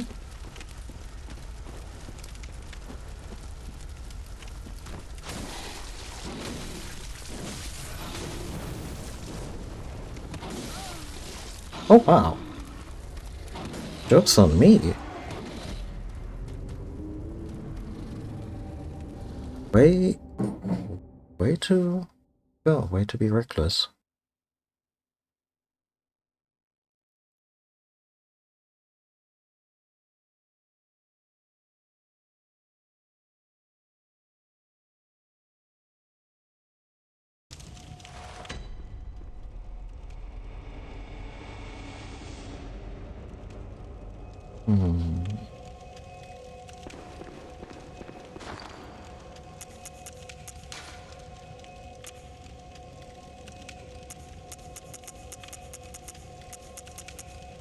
I have a boat hunter's mark, so essentially a homeward bone. Meaning I can...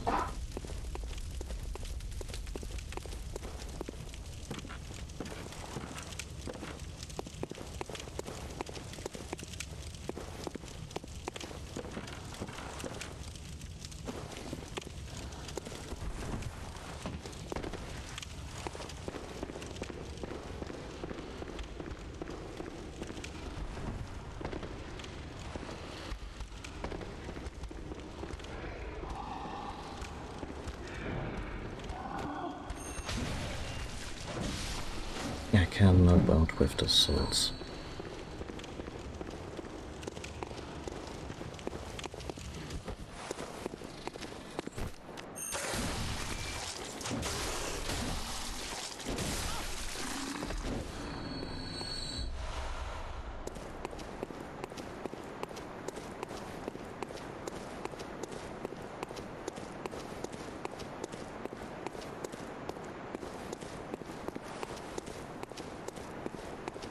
Huh. I was so careful to get everything.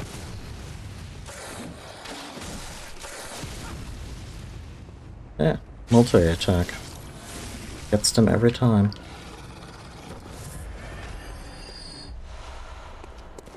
Oh, great bloodshots for me, so...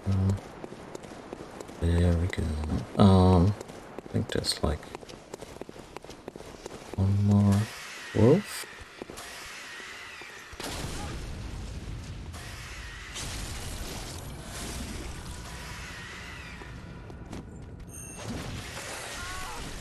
No, you're not taking those.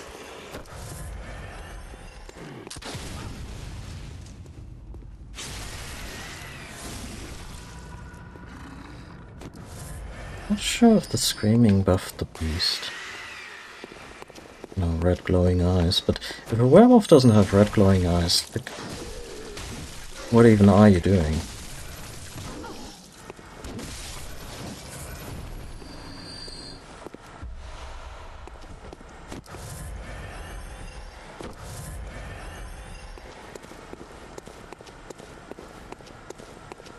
Ma'am, the antidote, it came in tablets. So, well, you just injected something into your leg. Yeah, the tablets.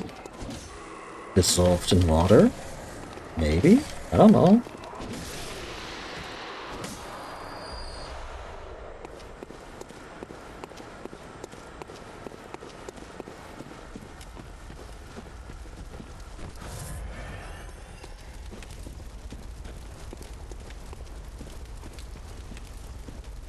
Good Hunter's leg is only held together by scar tissue and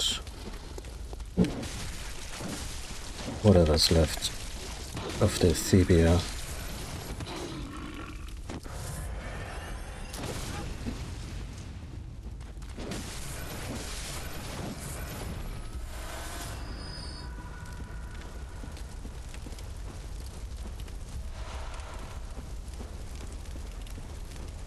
Okay.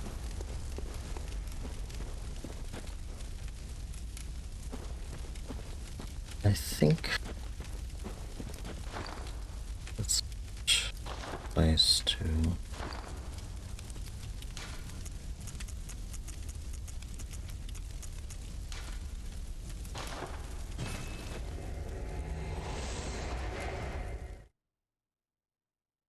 get all our sheep to safety, as the phrase goes, at least in German.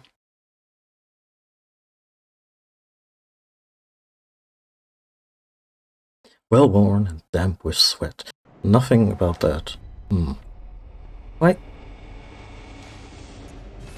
Why wouldn't it send me to the Hunter stream?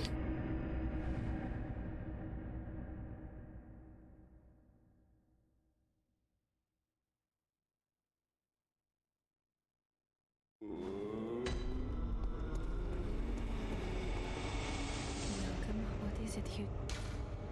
Very well. Let me stand close.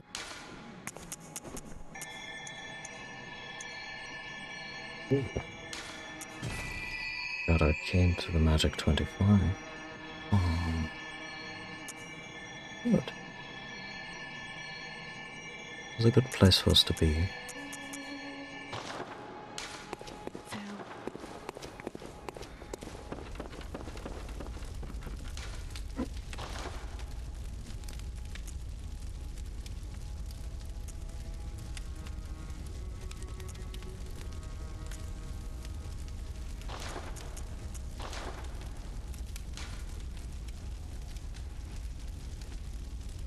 We found a few of them, huh?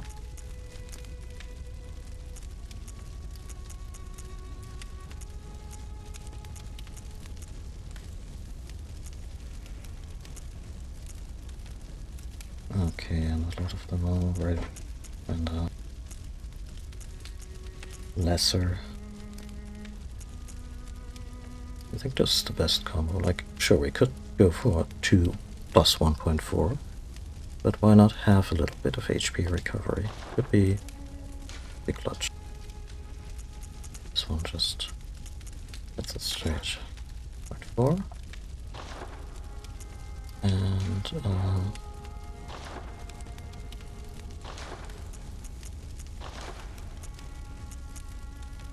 okay, the Hunter's Torch, while upgradable, will never get access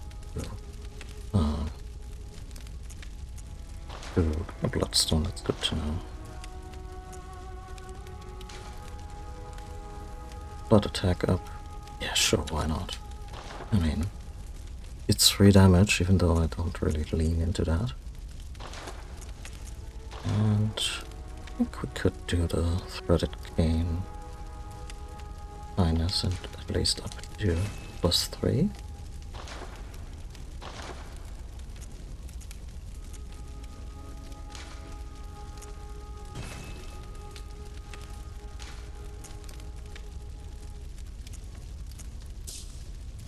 Not sure if there's much reason for it to upgrade it further.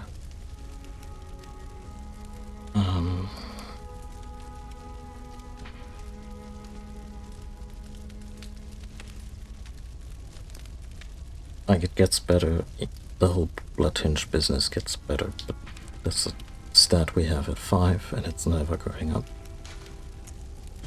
I guess I'd put it at +3 as kind of a, you know,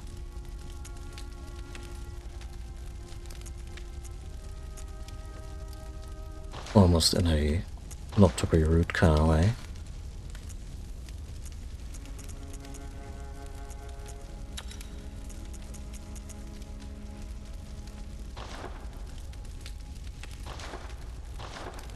There with the Threaded Cane. Also knowing now that, you know, the first tier of Bloodstone shards are not... They're now kind of freely available. We have a very high discovery value because Arcane scales with that. And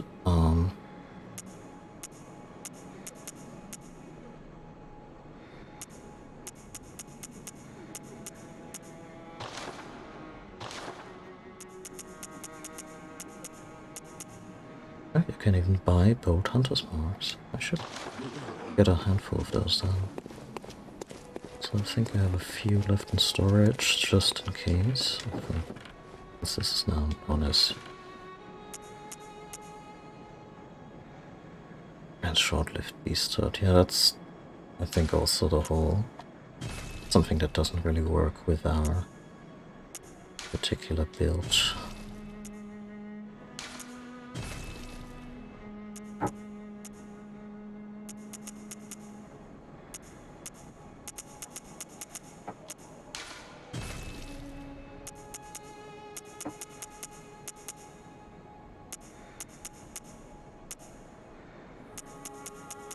I think these +7%, 0.7% I could also just sell.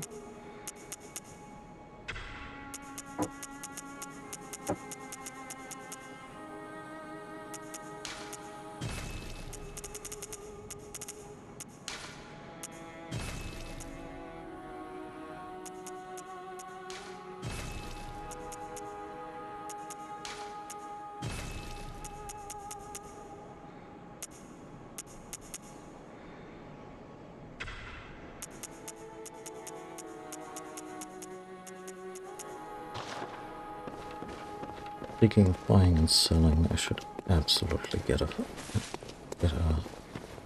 good number of Molotovs.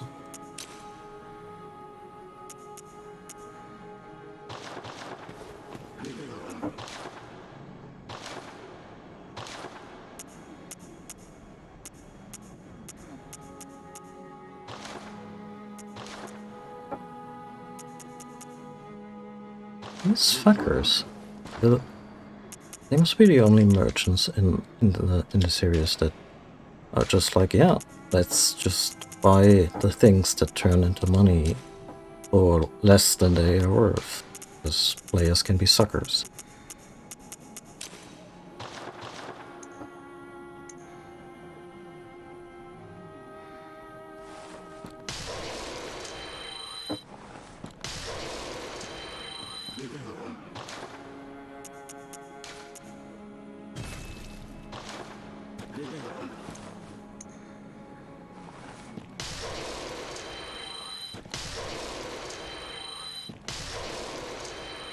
crush some dude. That game of fuel.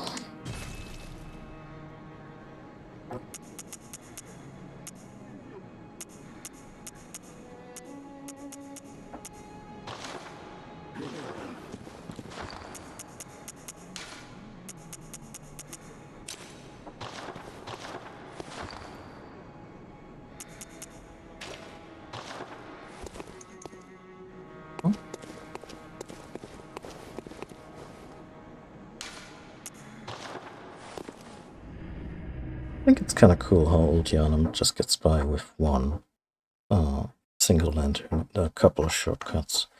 Even though it's not really a small place. Sure, there are bigger areas, but you know, it's a very, very good level design.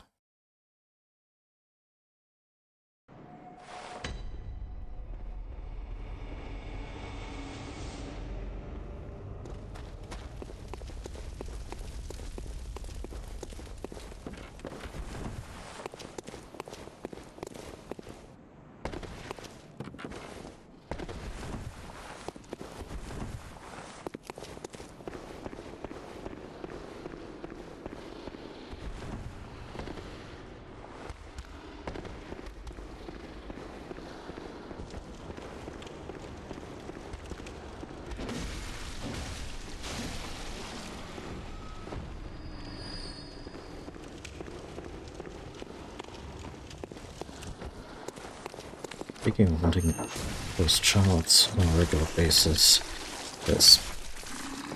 Okay, could have just run past this one, but why not? Also, dislike the idea of this thing buffing nearby enemies.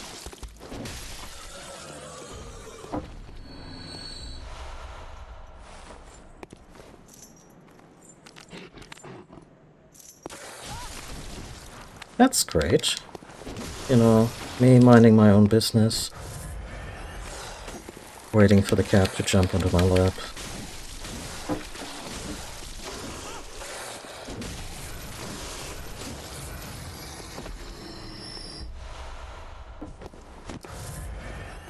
Come on, kitty.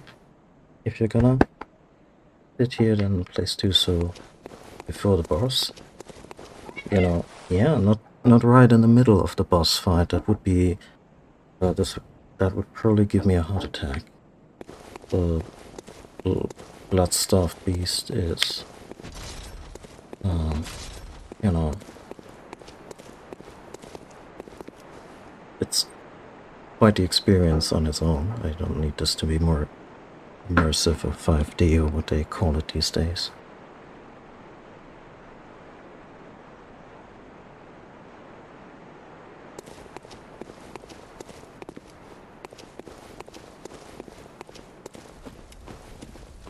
Cat, please settle down. Yeah, well, there's nothing here for you to play with.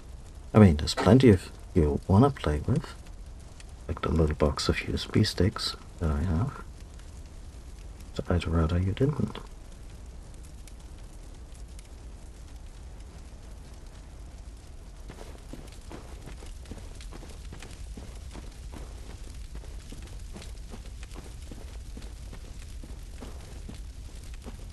It's not even that big.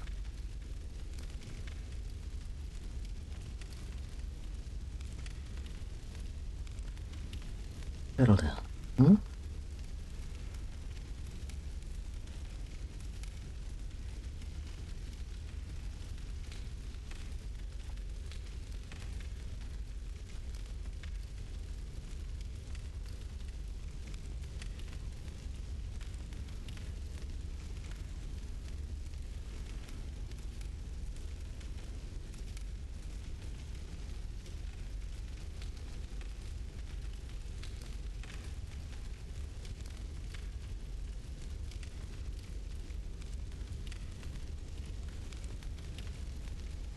Settling down is ongoing. I think she has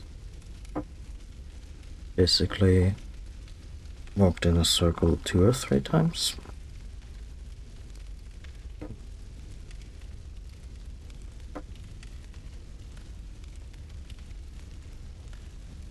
I'm just gonna refill my glass while she does the thing. How's everyone doing tonight?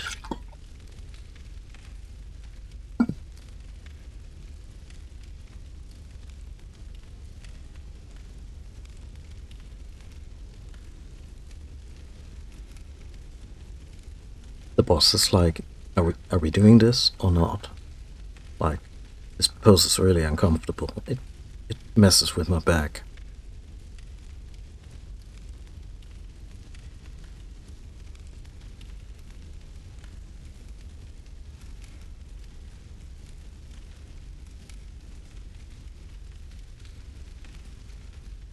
Cat, kettle,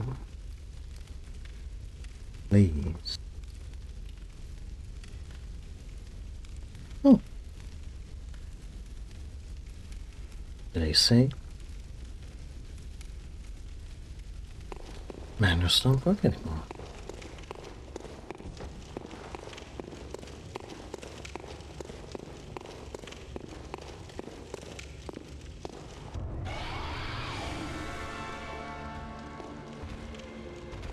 It's slightly bigger up close.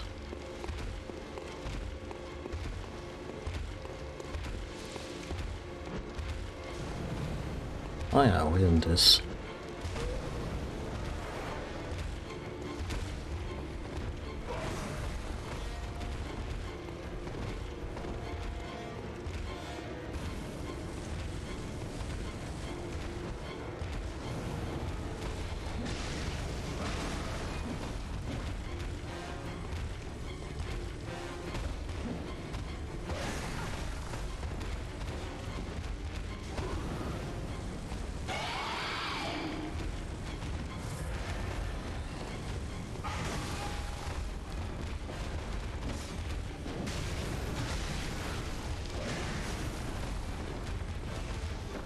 I'm such an idiot.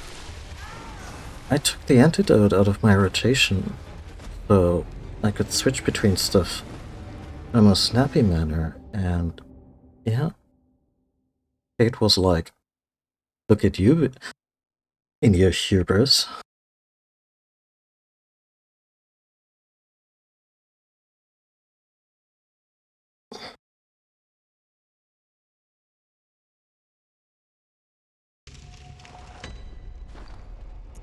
Okay then.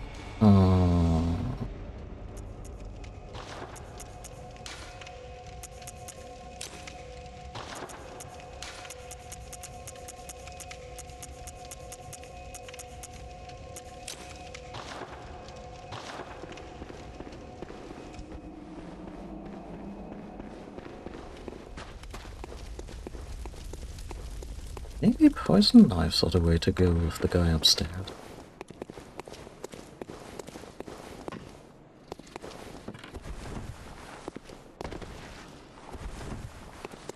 Sounds like I'm trying to poison God, but when this is a Japanese action adventure and we are going to tussle with deities, but not quite yet.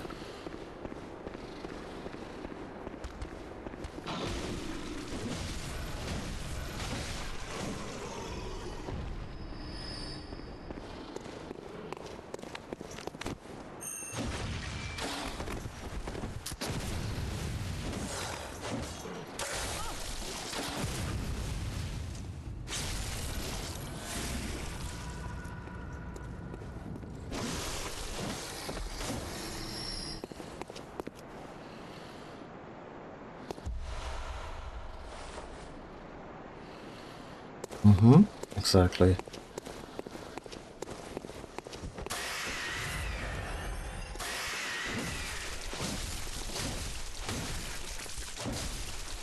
You're like, oh, I got this. And the game's like, what? What did you say? My mother was a saint.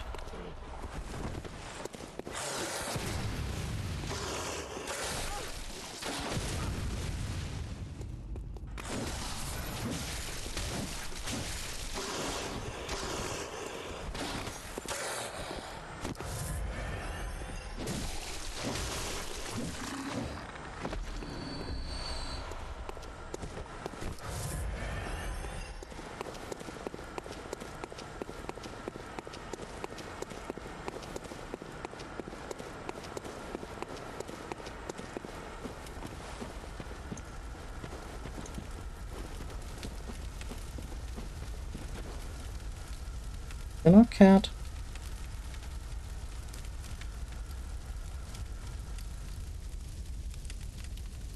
So just to clarify, I didn't briefly mute myself. Just not the cat. I would never do that, you know, mute myself for that. But more to readjust the microphone because the tail moved it. But she made this big production out of very slowly and maybe not settling down on my lap. And just now she was like, hey, you know what, I'm done. As is tradition.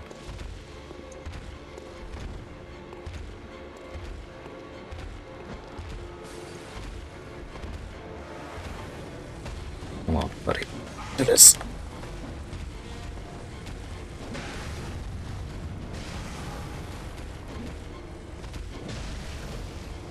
Wow, could I please hit more than 2 swipes out of 10? What is this?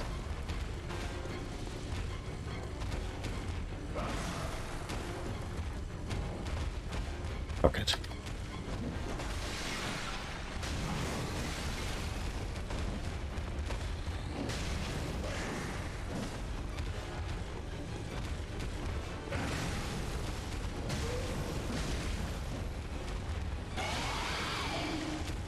Yeah, baby, I'm not using lock-on, are you?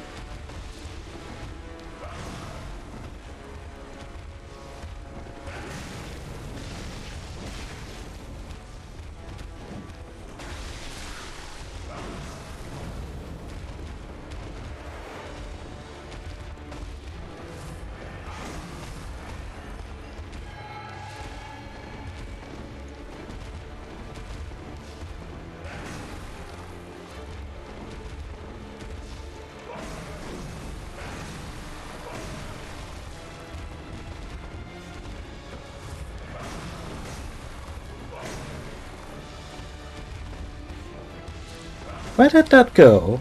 Like, does this thing even have a hitbox?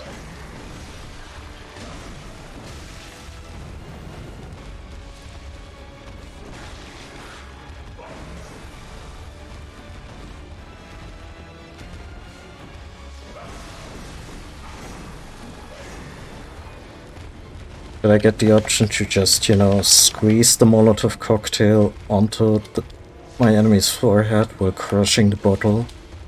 I'll take the fire damage. No problem, I just want it so that they get any.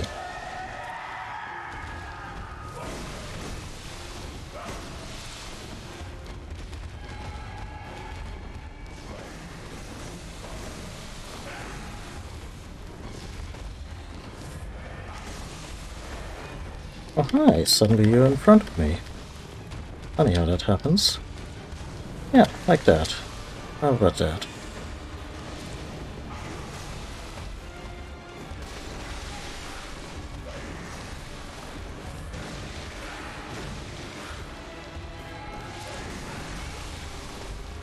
Shit. Oh, come on.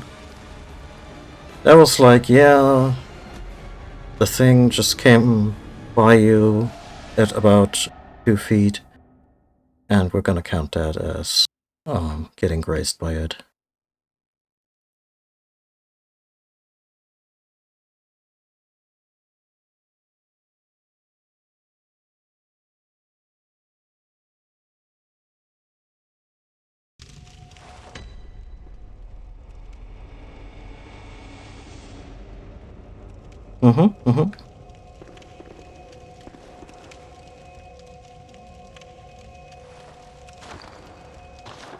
Well, I'm out of Molotovs.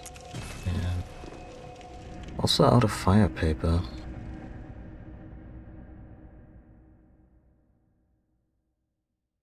I have a suspicion that I might get the badge we need to be able to buy fire paper. That we might get that from the guy on the rooftop. Welcome home. What is it? Very well. Let me. That's not at all what I wanted to do.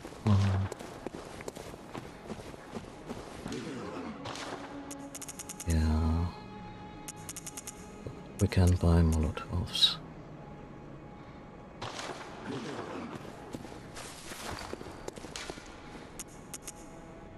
We have 20 poison knives.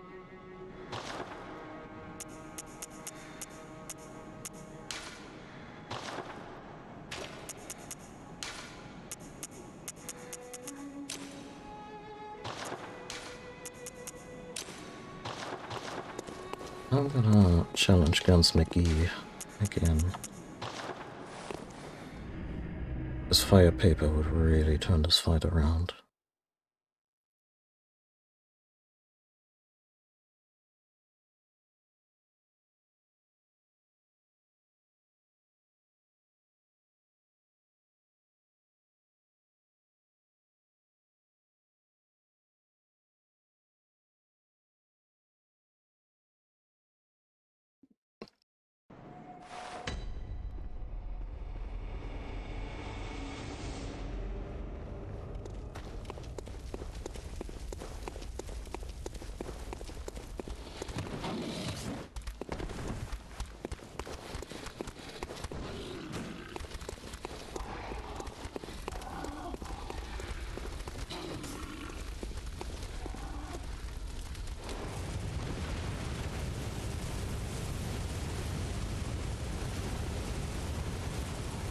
Mm-hmm.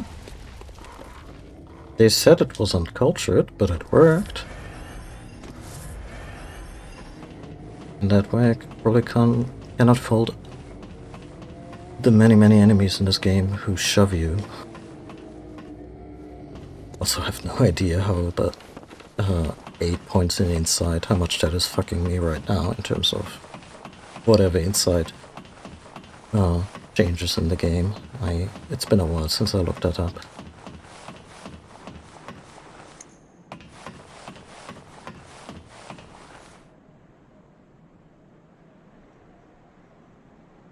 Yeah, no, they're gonna be complaining about this till the very last conscious thought leaves their brain.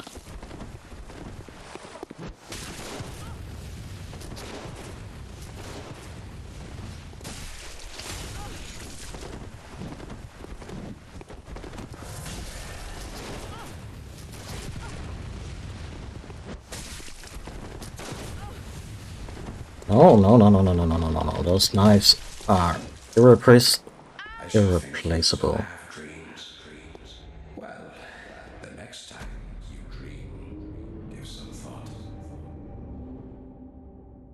This guy in particular, he doesn't realize that we're already very dead before he can even get to this fucking point.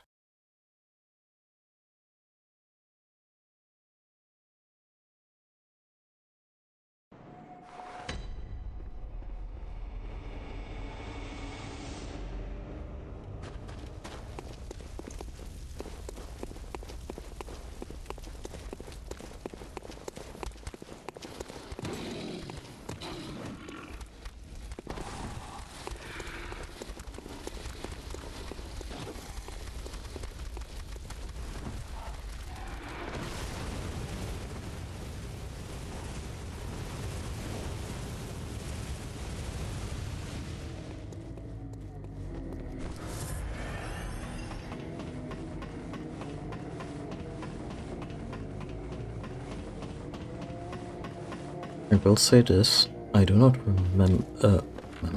I do not regret the one moment that I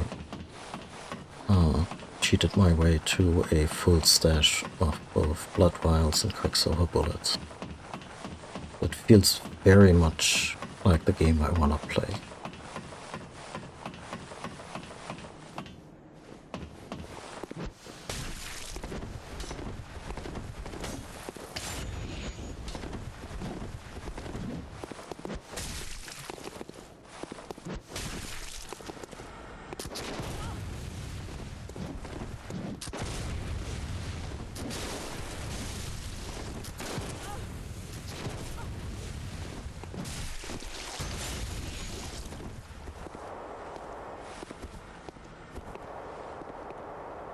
Poison should do its magic.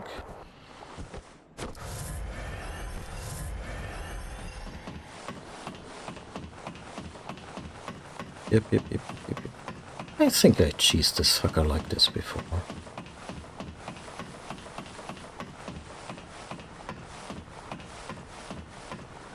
Better renew it a couple times. Oh, better renew it already.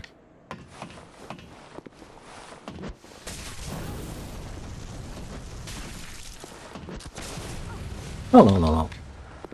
I should think you still Fucking have hell. dreams. Now I don't have enough to do this. Well, the next time you dream, give some thought. Oh yeah, no. Enjoy... enjoy the product of your labor. Okay, gonna look up fire paper vis-a-vis any kind of hunter's badge.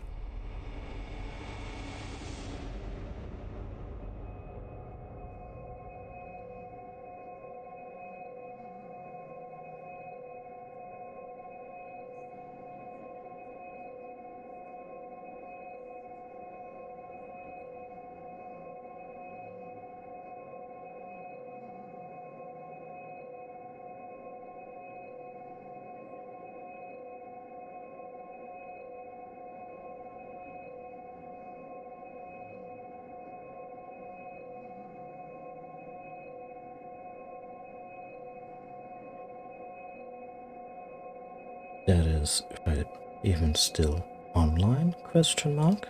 Was my browser very determined not to connect to anything? Maybe that was because I updated it earlier.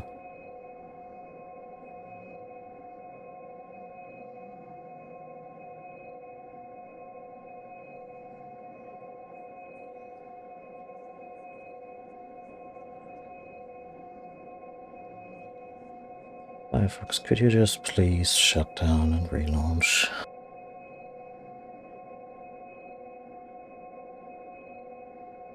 There we go.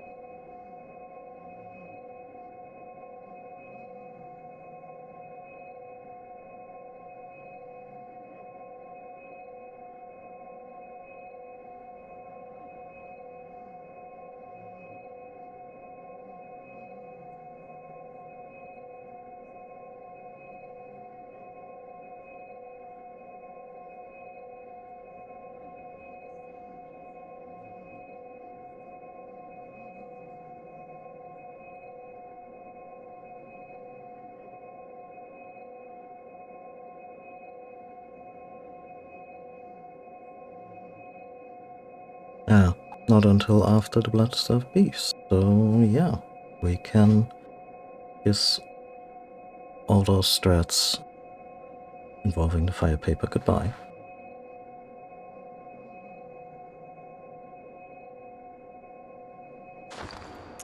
Okay, so I guess, yeah, Molotovs are in order. Molotov and oil.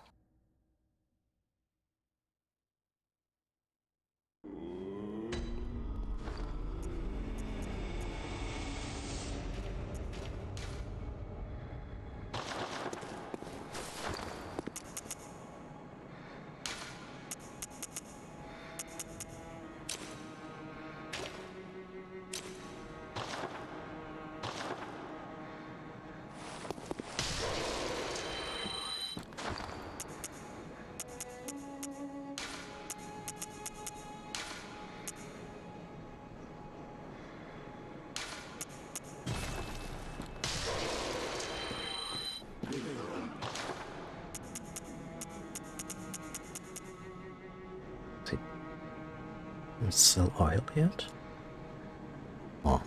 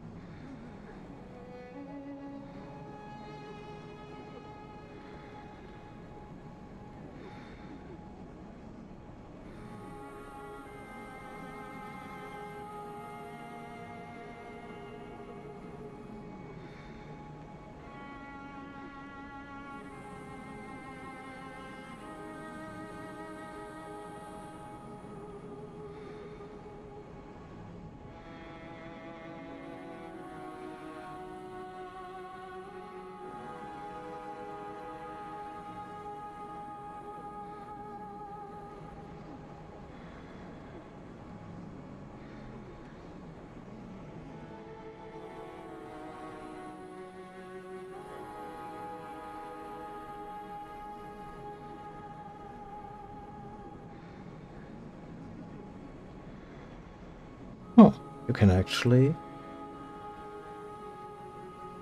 The guy on the rooftop, you can actually parley with him. Under certain conditions.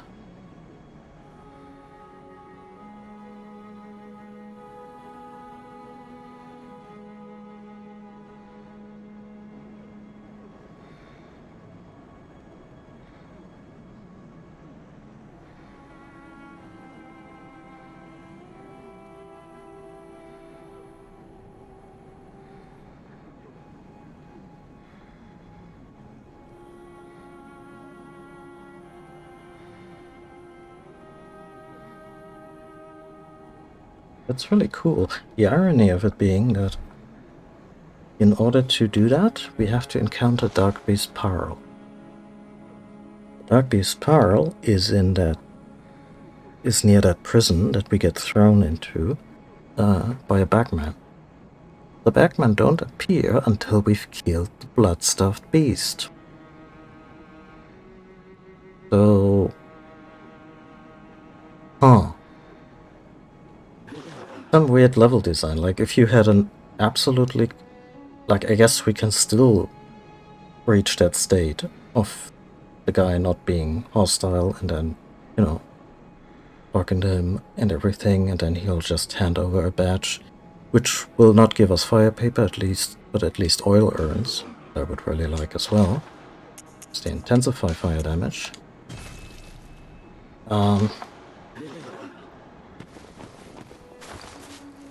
But it's still a weird setup. Like, we still basically have to murder our way through the beasts of Old Yharnam, which the guy cares about because they used to be people. Fair enough. So the whole... Like, there is no way for us to not fuck with him.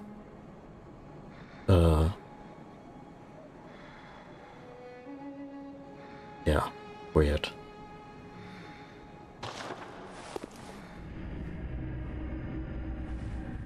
Like, in order to get as far as we have, in order to get as far to the point where you have to parley with him, you have already need to have murdered scores and scores of the things he cares about, and he will apparently still talk to us then? I mean, makes only tenuously sense.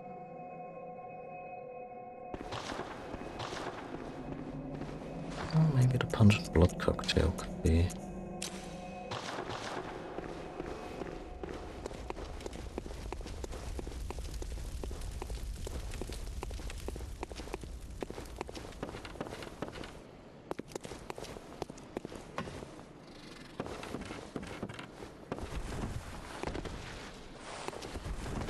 Yeah, but they're usually really good about the whole cause and effect thing, you know, what makes the NPCs tick. Like, never get... like, that's a shitty or weird motivation. It's not a vibe I get of their games. A whole lot. Like, it's obtuse and hard to suss out, because it's very... reluctant to get sliced in half by a werewolf. It's very reluctant to give you hints about stuff, you know, like most other games would.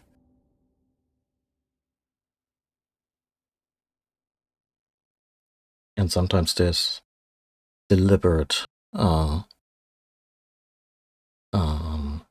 deliberate red herrings, like the guy where all the NPCs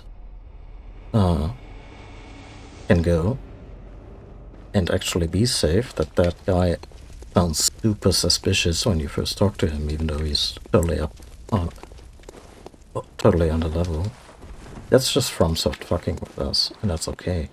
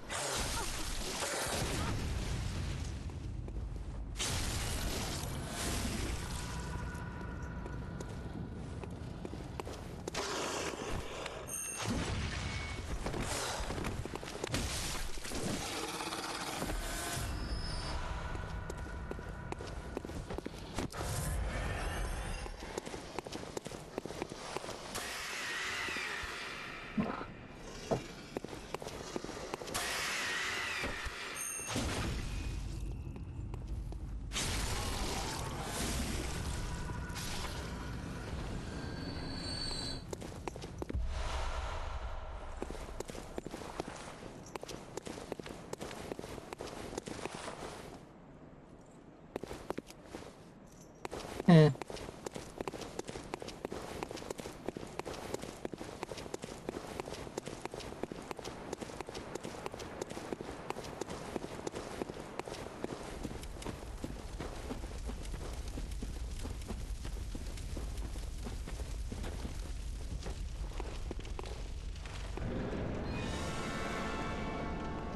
You never give me your echoes, you never give me a fire paper.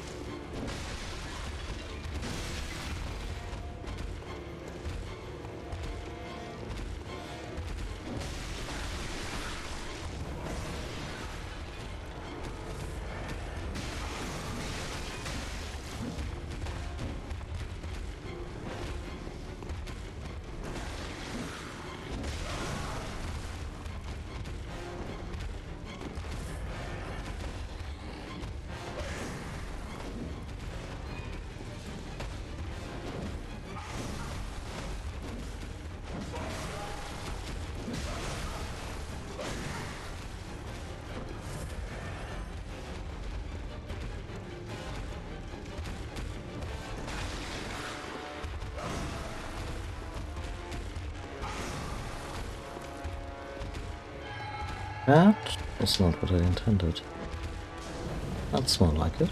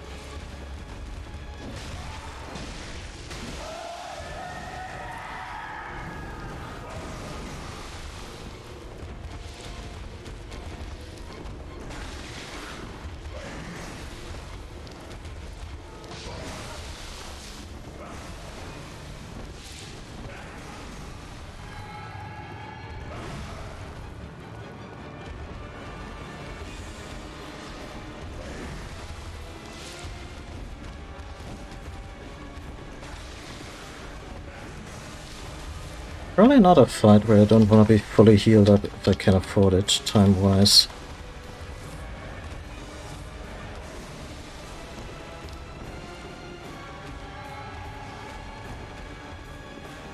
Come on. How about you? Stay over there for a moment.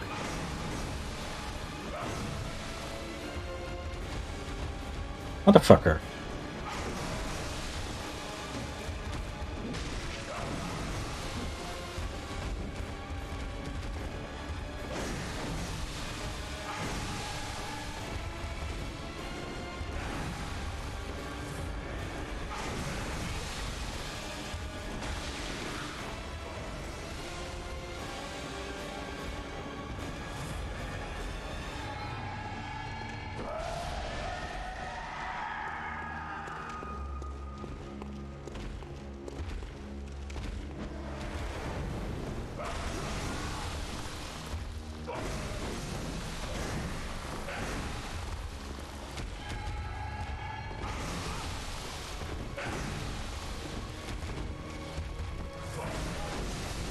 Come on! The fucking slow poisoning is just one of those... Ugh.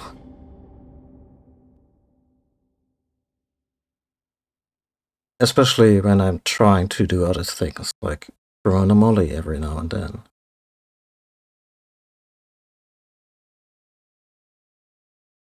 Weirdly, it makes the...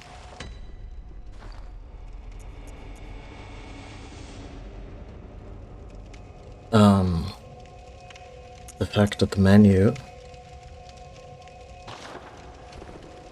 that the basic healing item and the other items are on different buttons, weirdly, with all the, you know, muscle memory from other games, makes it more obtuse.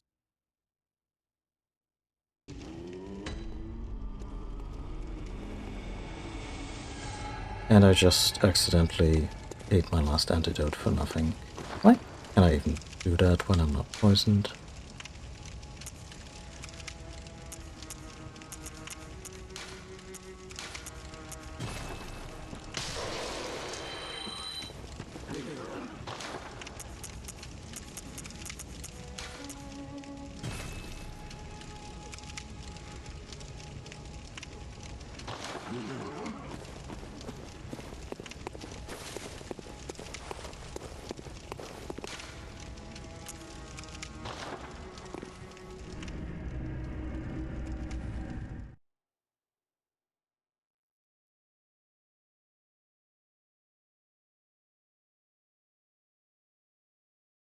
Well, I hope, in spite of being questionable, it will still be very tasty.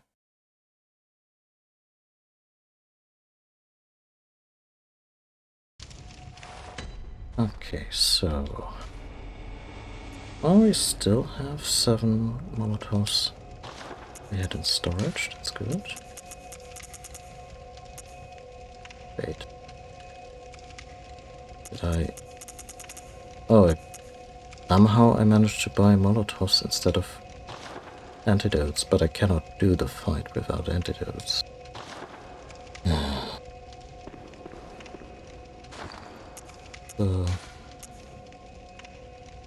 Yeah, we also don't have any kind of materials to further upgrade the Saw Spear.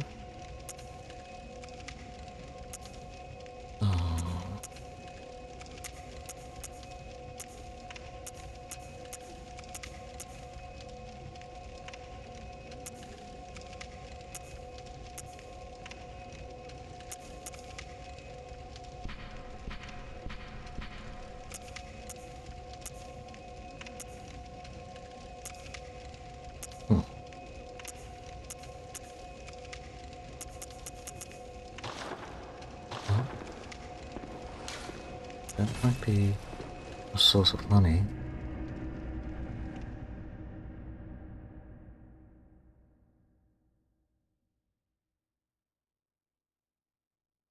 Honestly, not the worst combination.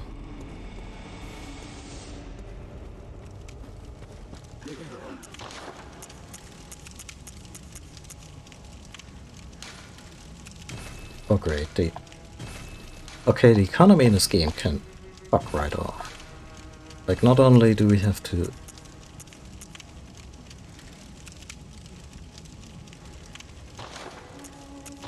Not only do we have to buy our own potions in this game or farm them, not only do prices increase at various stages within the game, as much as doubling the cost for these items. Oh, an antidote costs 6,000 now? That's... Yeah, 600. And the gems we didn't use, even though they are somewhat rare, yeah, they were like 20 bucks each. I like the Bath Messengers, as you know, the little creepy thingamajigs who apparently really like to drink, personality-wise, but in terms of their business shrewdness, they can fuck all the way off. Like right now, I really only have the option to grind out some cash for those antidotes. I cannot do the fight without it. So.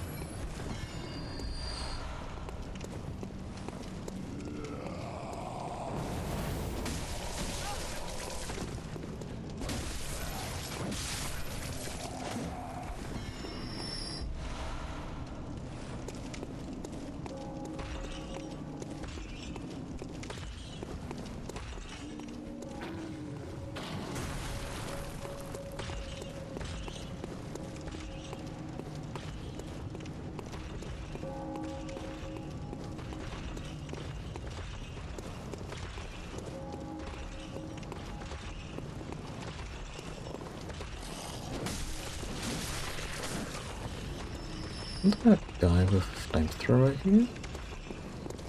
Oh.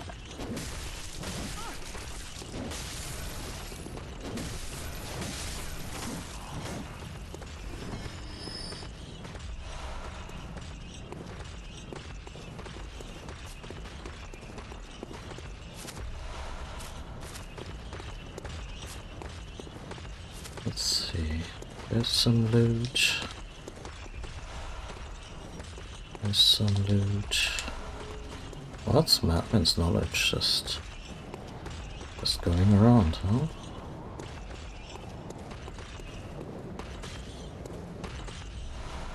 Not like me.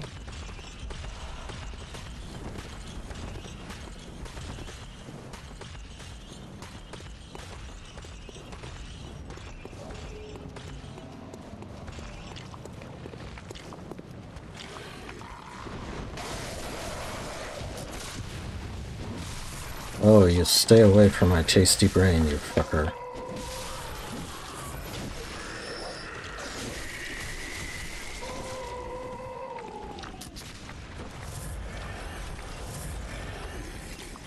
Fuck.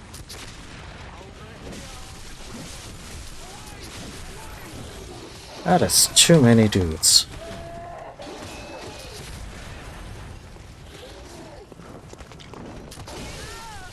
Reminder to anyone watching this travesty. I'm trying to make money right now. Well, and maybe also explore the cathedral ward a little more, but money was kind of the objective.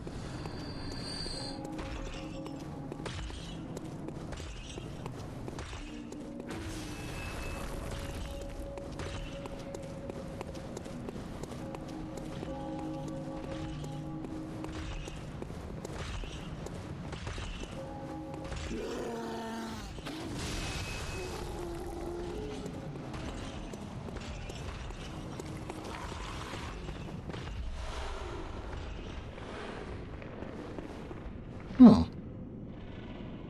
What do you know?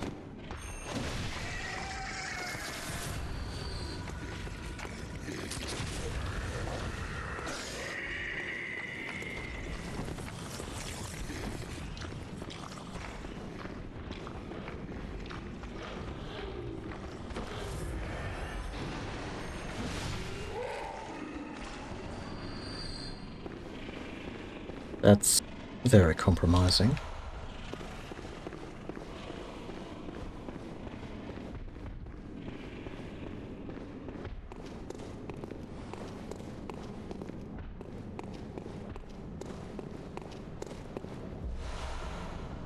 This where you meet one of the NPCs, the church guy.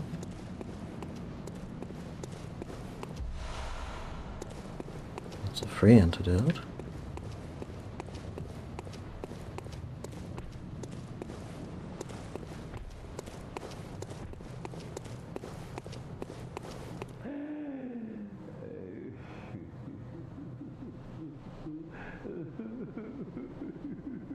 The password.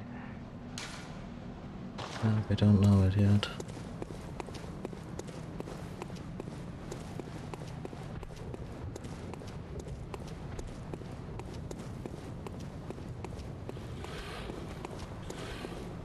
Supposed to be the motto of the church.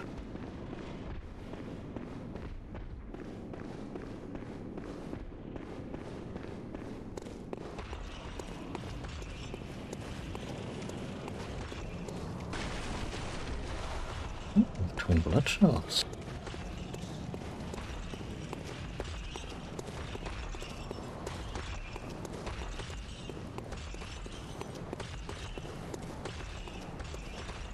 Nothing on this side. No reserves and...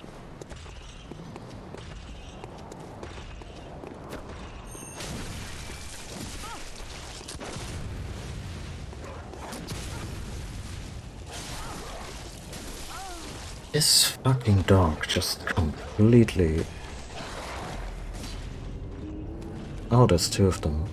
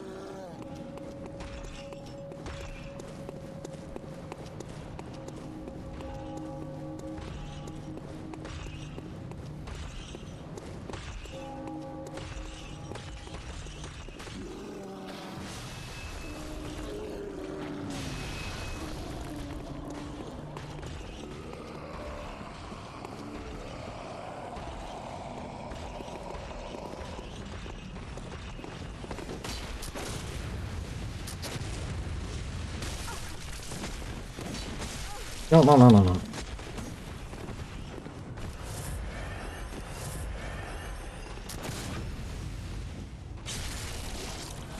So that worked. And we got a money back.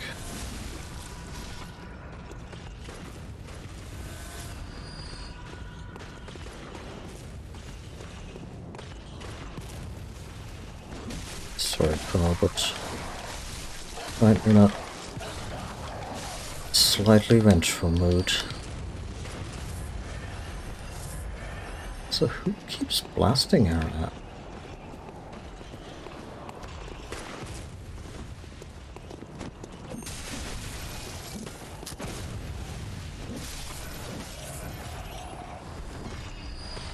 Why, hello there.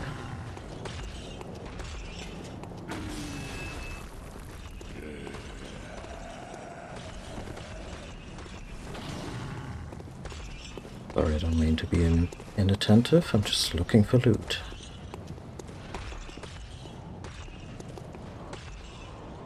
This one has a scythe, that's usually a good sign, right?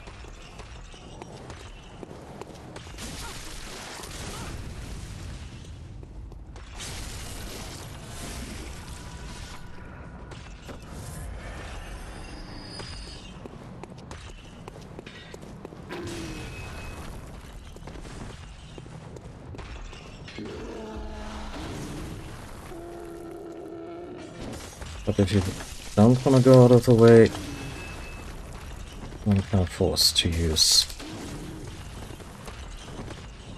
you know, the pointy stick.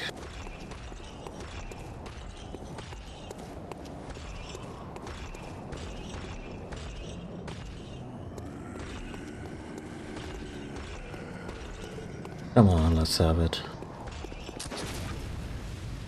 Idiot.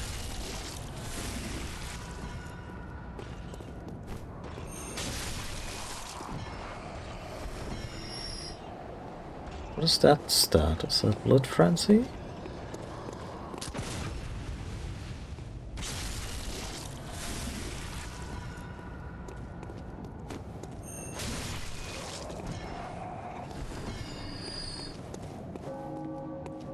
A lot of them silence, a lot of them bells.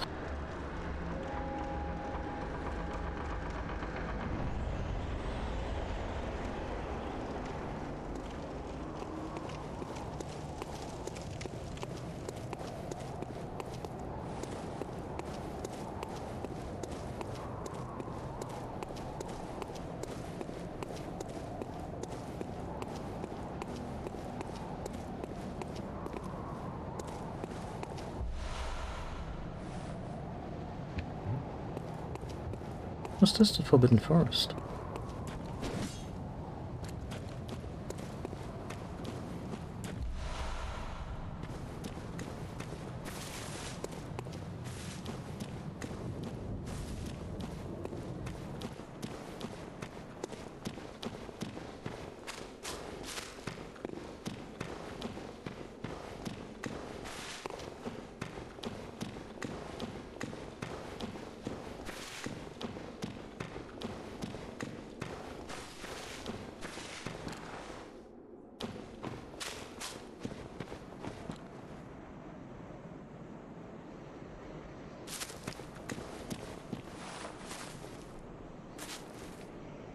Well, whatever it is,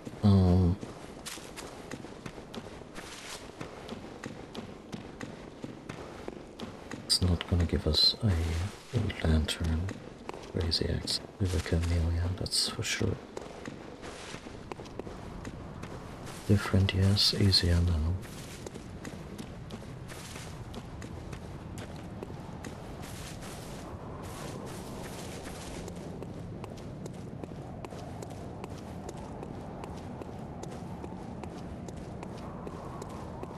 Thing is, with Vicky Amelia, like, I don't think she used poison. But the same problem applies.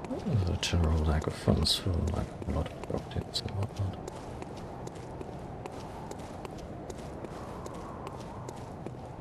There's some more stuff. TM over here.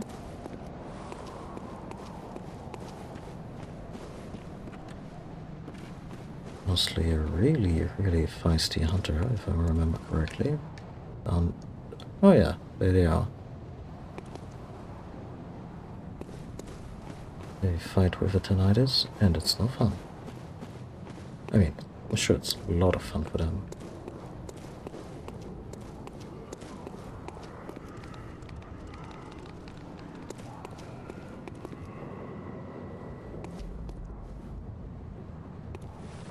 Yeah, no, let's not do this right now.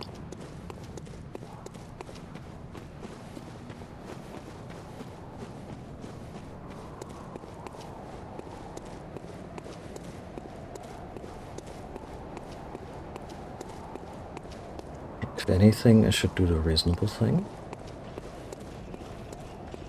And carry my hard-earned cash to the Bath Messengers. Little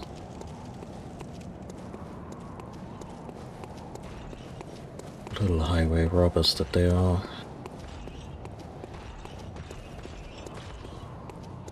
Could try telling this thing, but it responds, so not necessarily.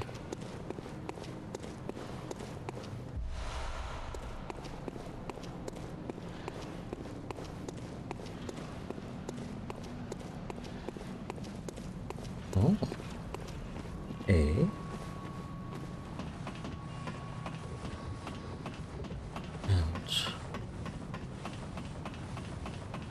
check out what's here.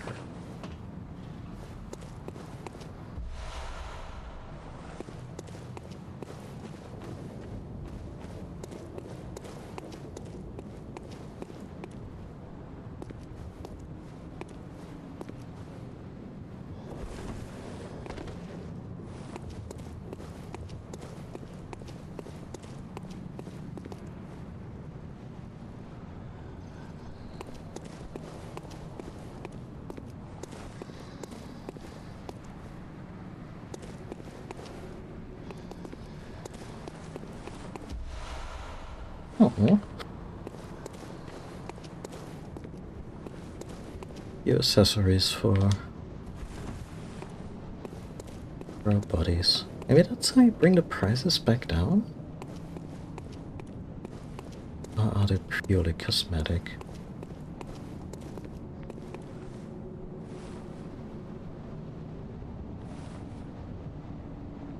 Wait, shouldn't this be open?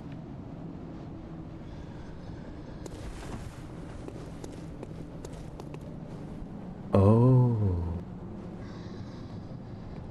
Okay.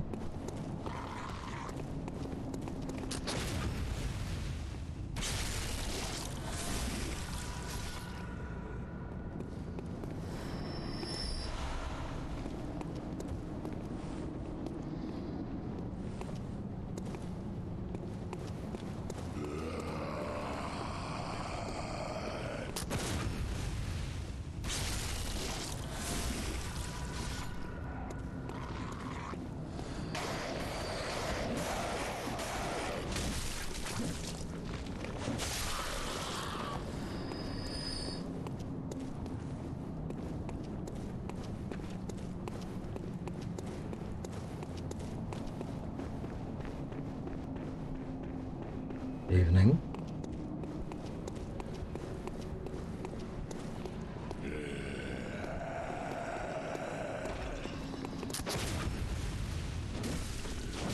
Wait, in God's name.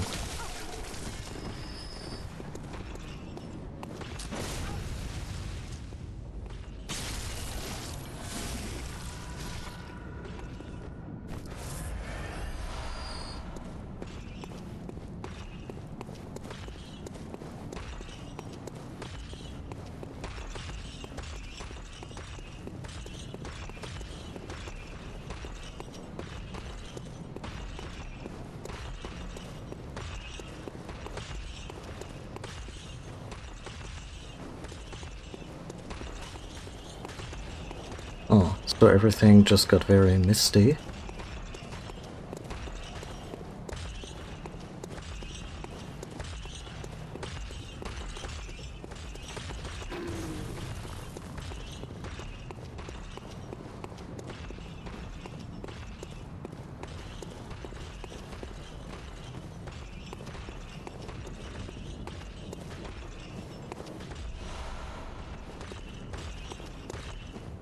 Oh, these sides are actually connected. And I never opened this. So, that's another shortcut. Oh, there's this. Let's try again. The upstairs shenanigans.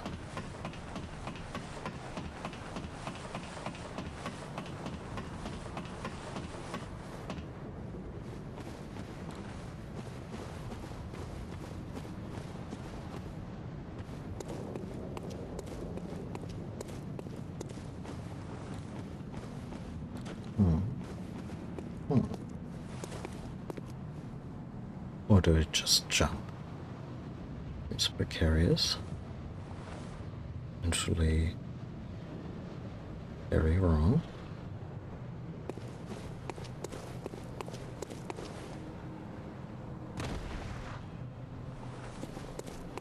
I'm not sure I can make that one, or I'm supposed to make that one, or maybe the loot is the indicator that yes, you can make that jump. Why don't you try it? Let's try again.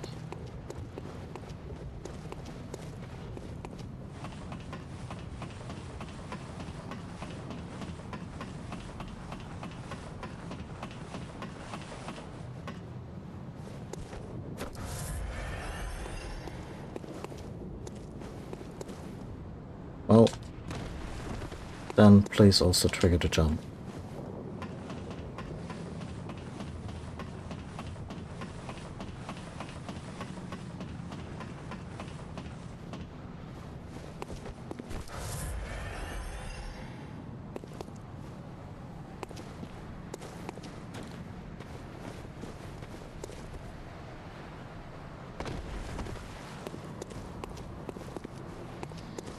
I think that went about as good as the jump could go. Well, Azimek, at least you learned something, I suppose.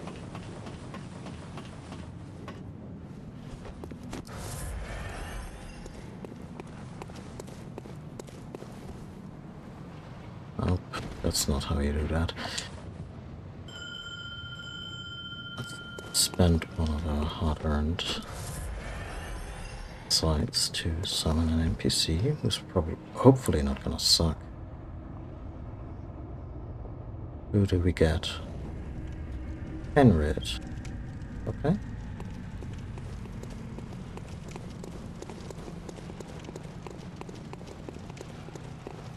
Please follow me closely. Don't not engage the giant beast.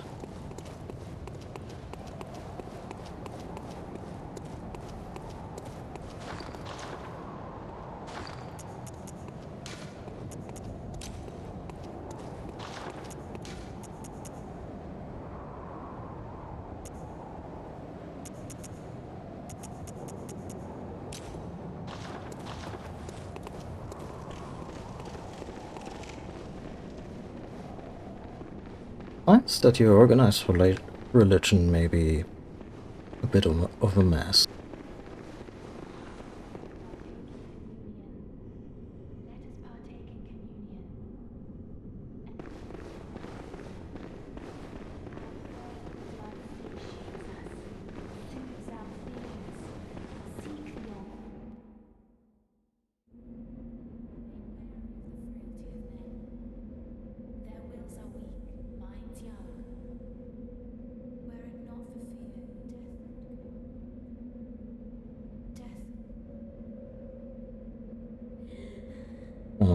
Not sure if we need a content warning for body horror here, but yeah.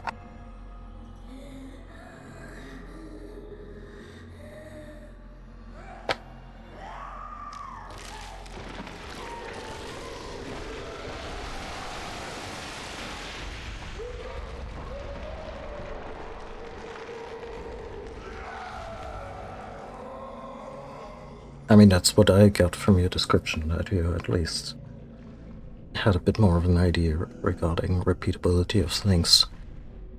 Oh, look, it's a Ghibli thing. Fact is, it could totally be a Ghibli thing.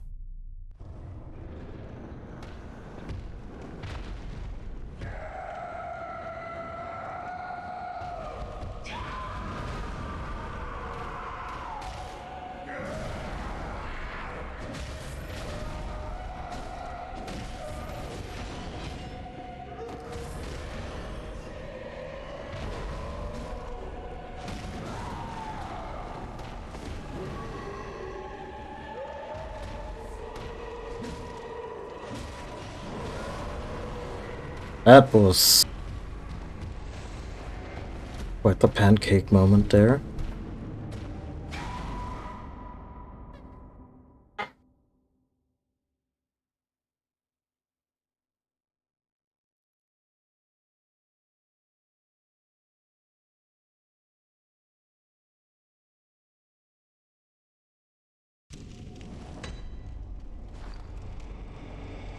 Okay.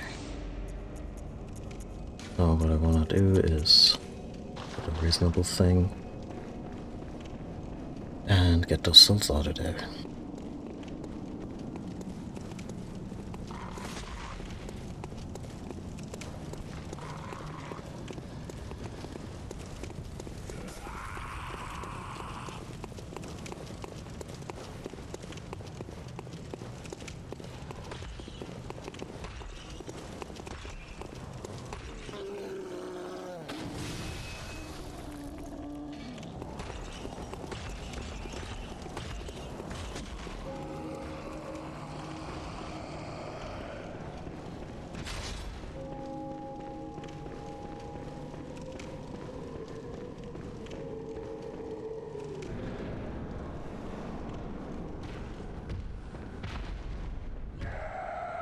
Now for a thing that looks extremely blind. You sure turn around quick.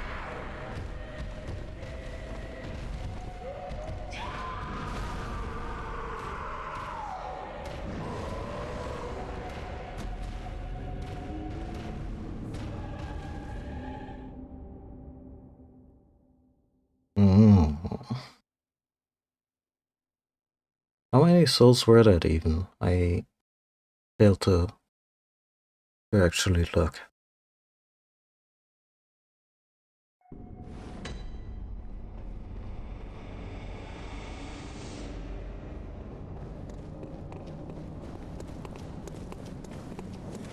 Wait, do you get an insight every time you get pancaked by a boss?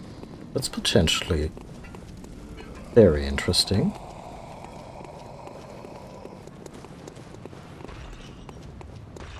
Especially since I'm playing offline, so kinda need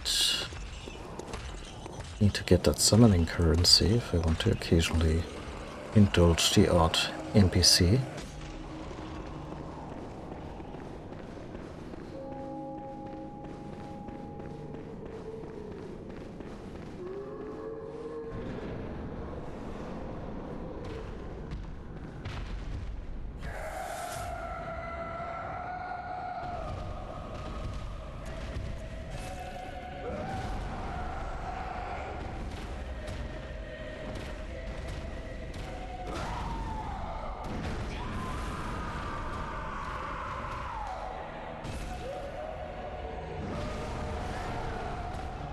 Kindly reawaken faster.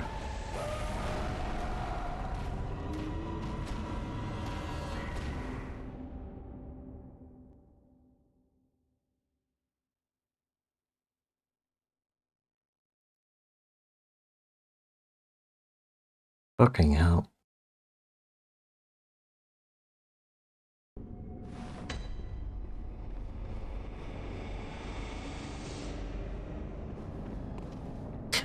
I will say the game is fair in that regard that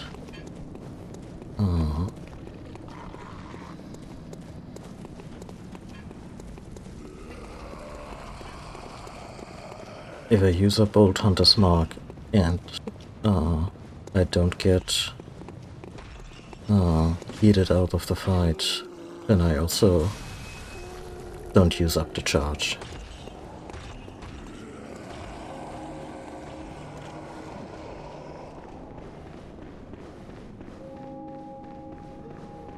Yeah, same to be honest. I found using my ADHD medication as a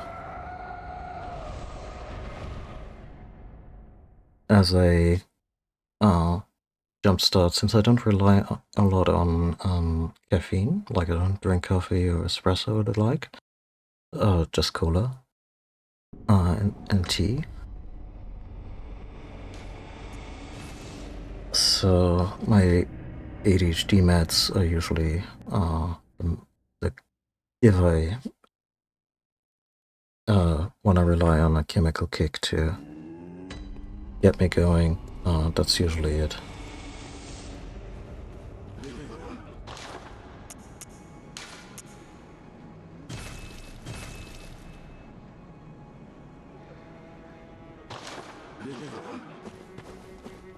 Okay, so I summoned that NPC,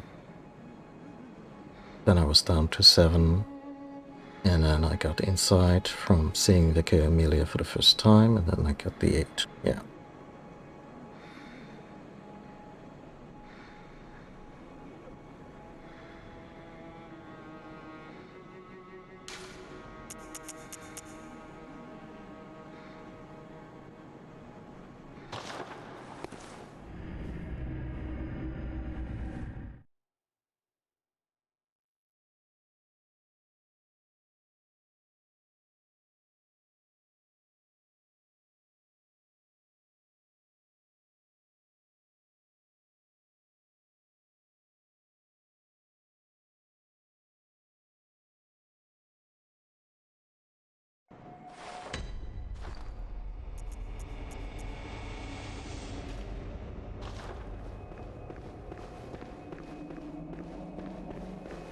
Oh yeah, no, that's not what you want.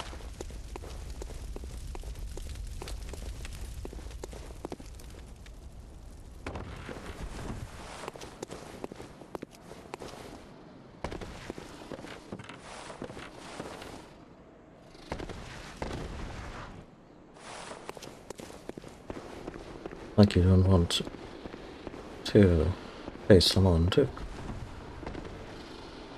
come into your room every morning to yell deeply upsetting news at you. Like, I don't know, Terminator 1 and 2 are no longer canon.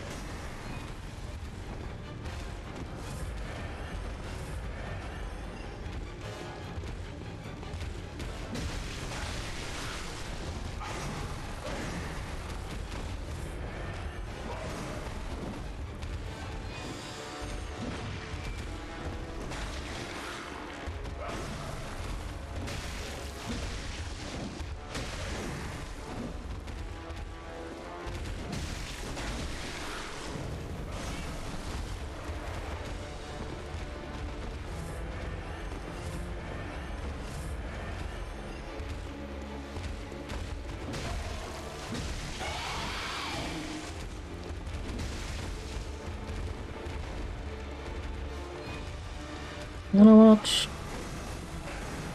You look like you're about to poison me, so how about we don't do that for a moment?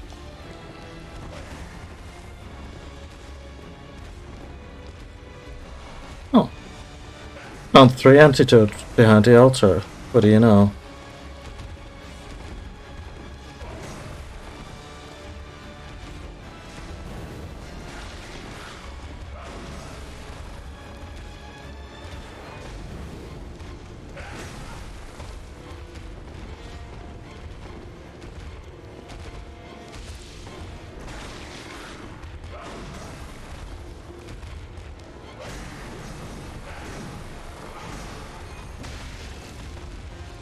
That was a nice hit.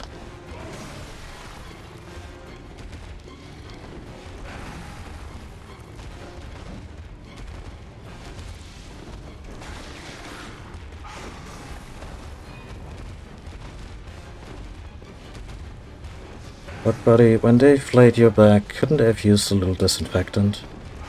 I know it's rude to point that out, but...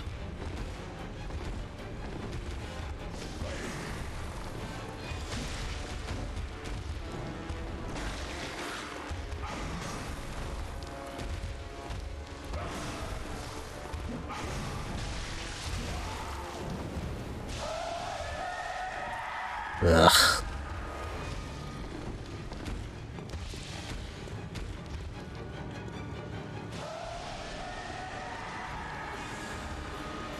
Geometry in this game can fuck right off.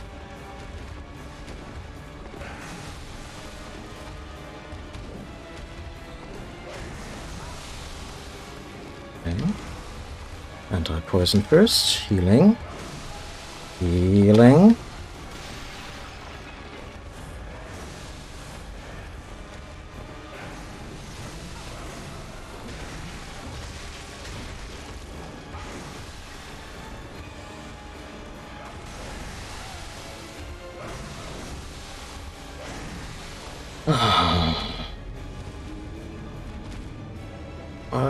It was a pretty okay attempt in terms of, you know,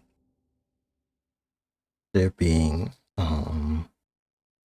like I felt this wasn't...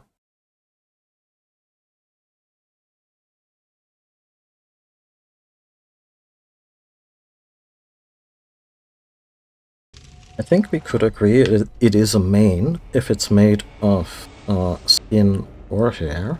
It's then entirely up to the discerning observer.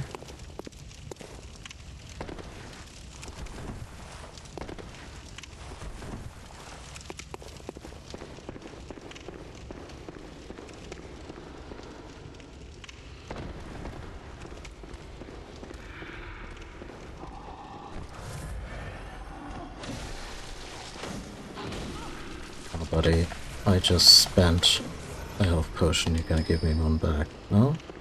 That's just rude.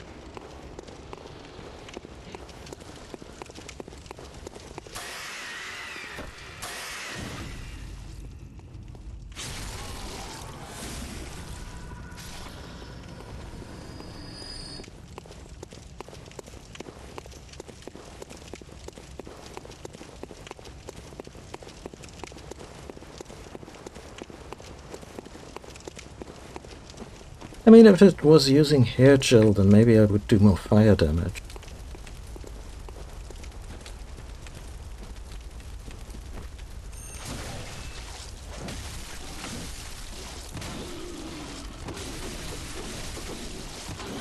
Yeah, how about an apeshit attack? How about that?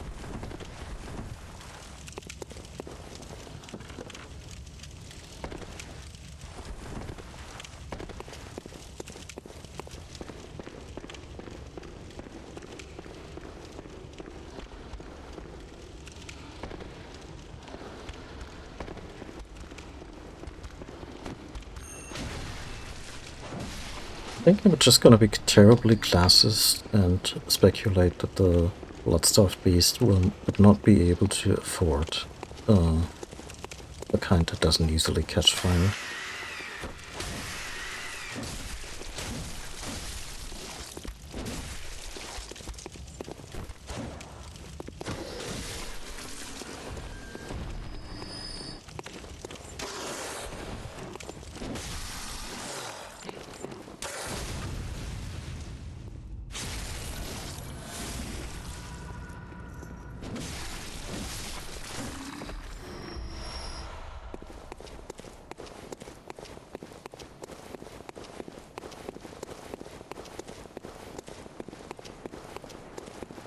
I know Search for Spock isn't necessarily one of the best Star Trek movies.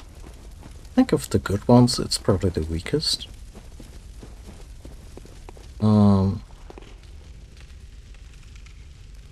But I find myself somewhat consistently thinking of Kirk's last words to Christopher Lloyd's character when fighting this. You know, a very protracted sentence uttered between kicks to the face to said villain had quite enough of you.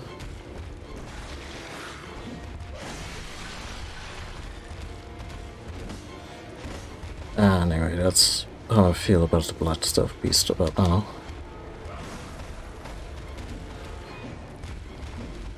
What? Am I dingling? Like, how long is this so-called spear? What the fuck?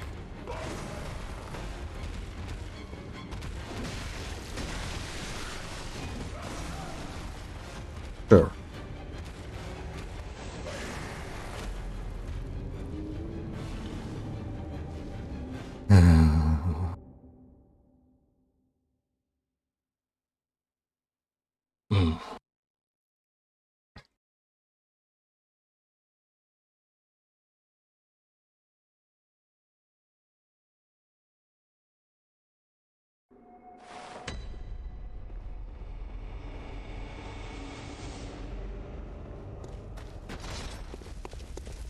Okay, is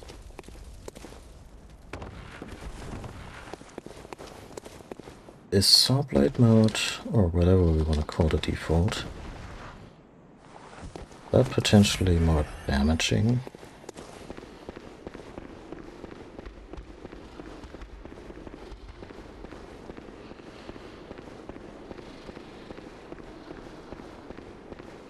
That's the thing though,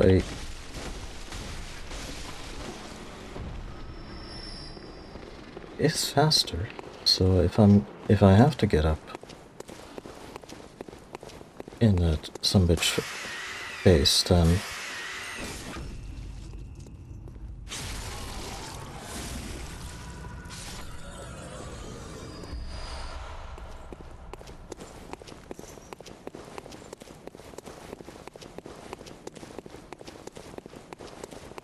the thing is, I'm not just like, it's not just learning, get a feel for this particular weapon, it's also unlearning, like, all the experience from other Souls games where, you know, something of this range would have, you know, more reach than I'm currently experiencing.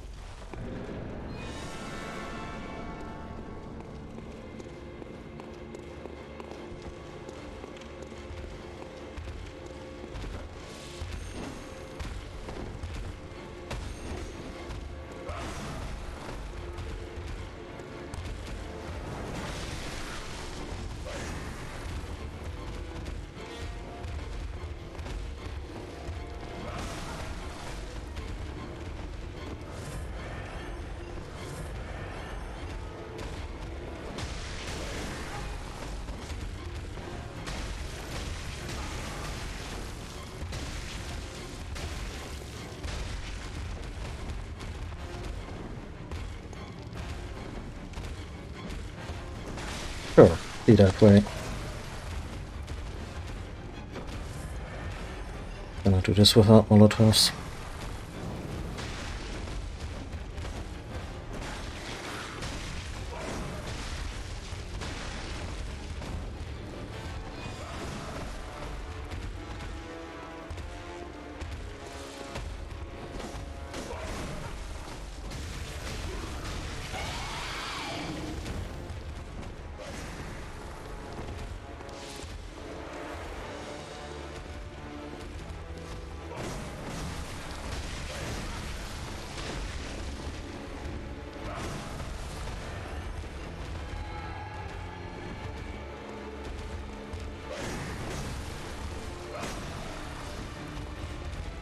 Well, maybe a little as a treat. No, why would it hit?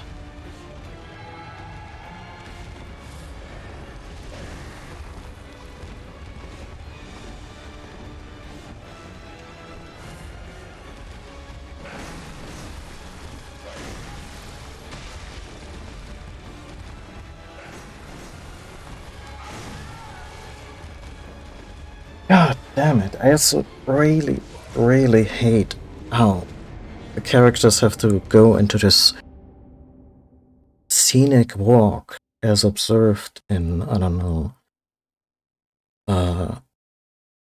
classicist paintings, you know, for stroll in the park when they, like, zero urgency in their animations when they throw down, that antidote.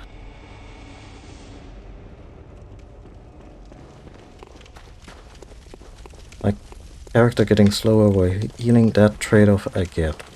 But the very slow walk is just... might as well stand still. It's less of an insult to me as a player.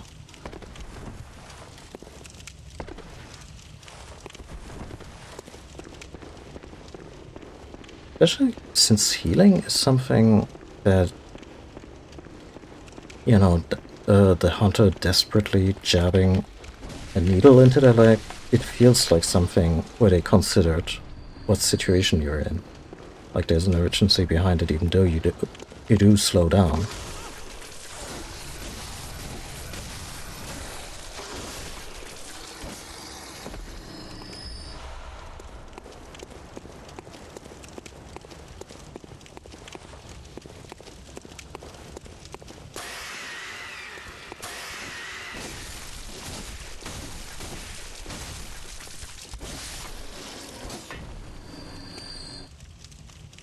I mean, that sounds very uncomfortable.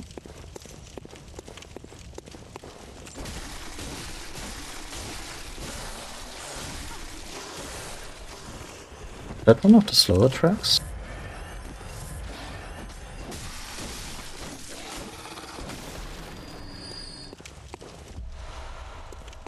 Or if not slow, at least cheerful. I mean, probably, like...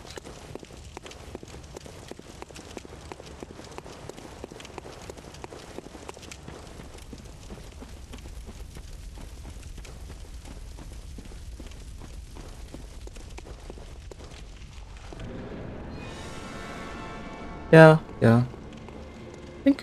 I think I heard that tune.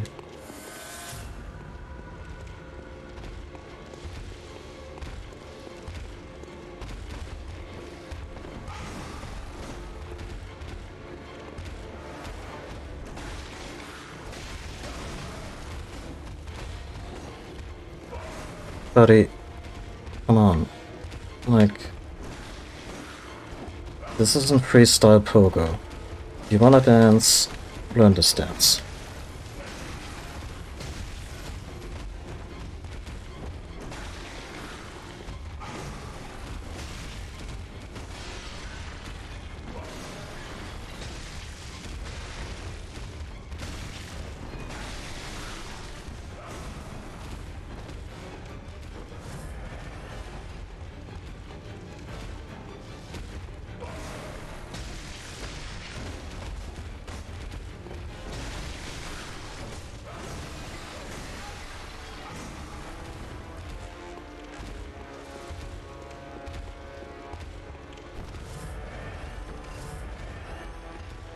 I will also never understand how how I can in many a FromSoft game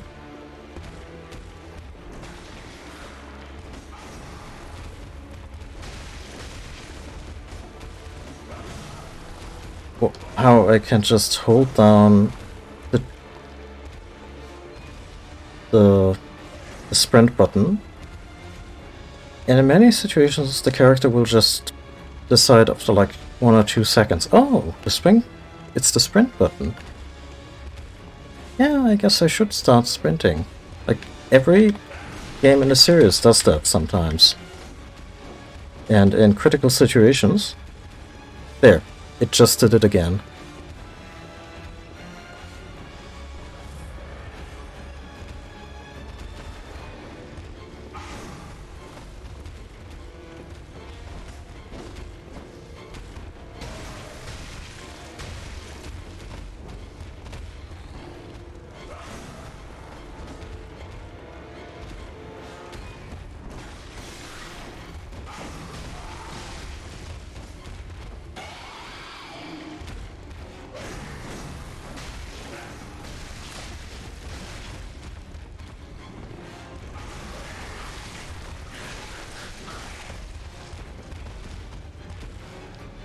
Ah, yes.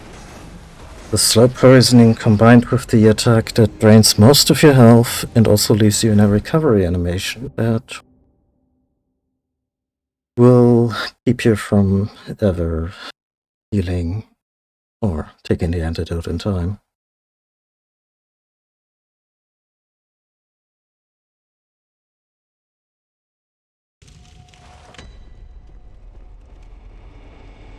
Like, I press down now.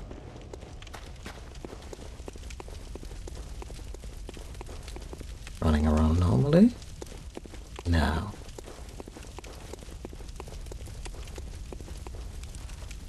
And that was even, not that bad. Like, I've experienced worse delays in all FromSoft games. And at some point I really wish they would take a big old pickaxe to their engine and just be like, yeah, no, you guys are not getting any content. Like, maybe while they're doing Elden Ring DLC or whatever. But you're not getting any new games for a little while. We are refactoring our engines, so for once it no longer chucks on perfectly capable hardware or has weird little annoyances that have been around since Demon's Souls.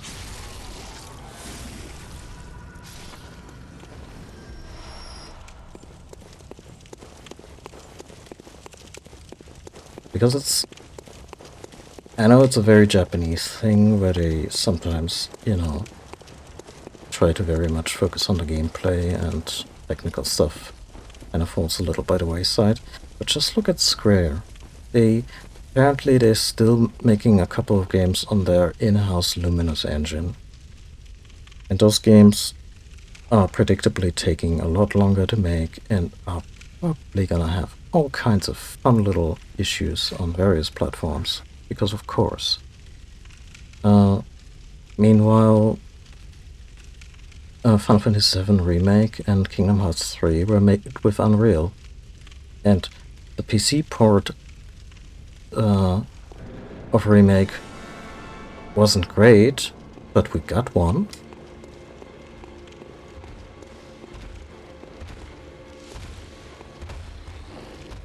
Like, I don't mind developers creating their own engine if they're feeling funky like that, but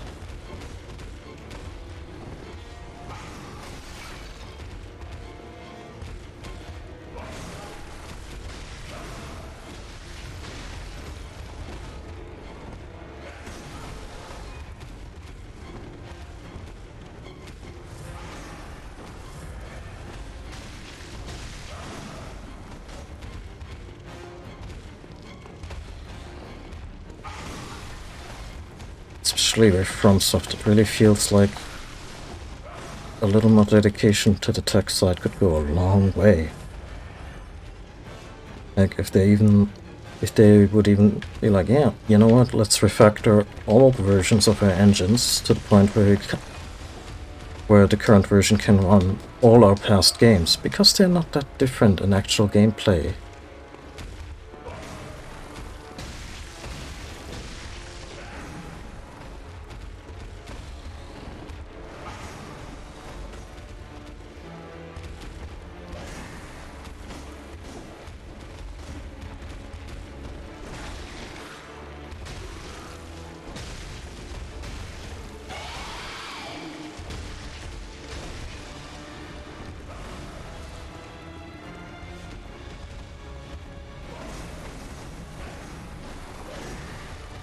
You okay there?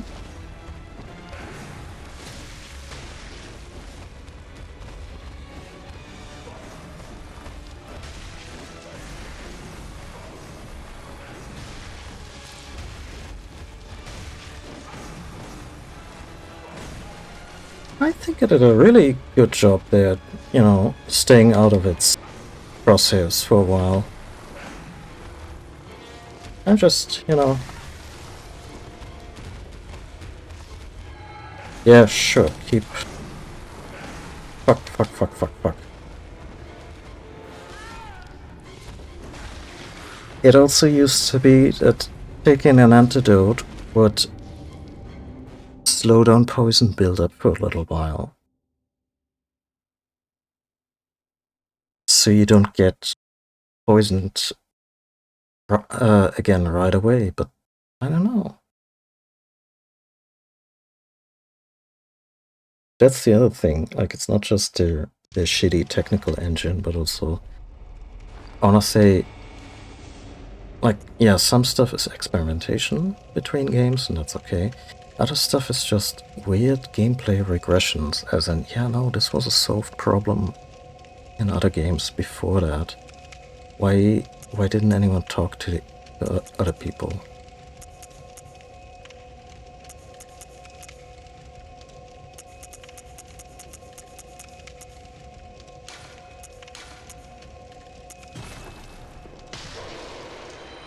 Well, that's a lot of Muda. Let's turn that into antidotes, because we have to.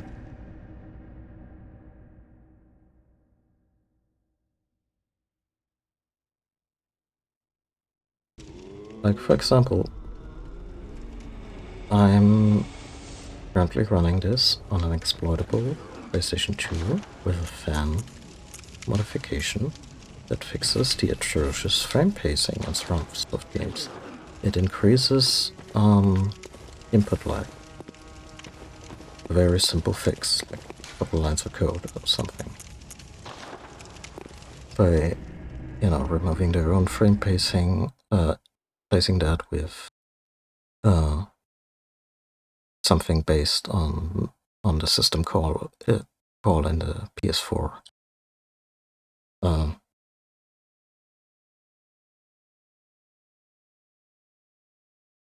Yeah, simple stuff like that. And I read some discussions on this, because the input lag goes up, even though the frame pacing makes for an overall smoother experience, which in my opinion is preferable. And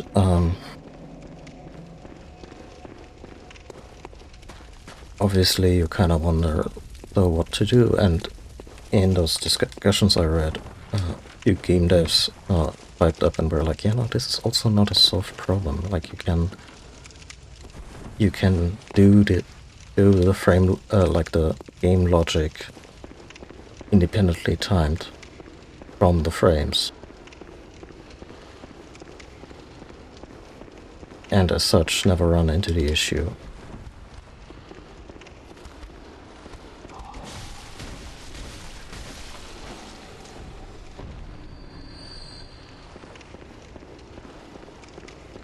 Like not just physics, but also when does input become a thing.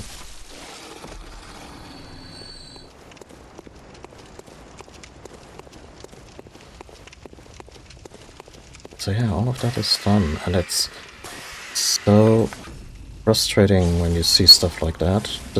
That just keeps popping up to the point where, I mean, it's not Bethesda bad. Like in terms of raw functionality, FromSoft delivers usually, and also in a, I wanna say, more polished state than most other developers. But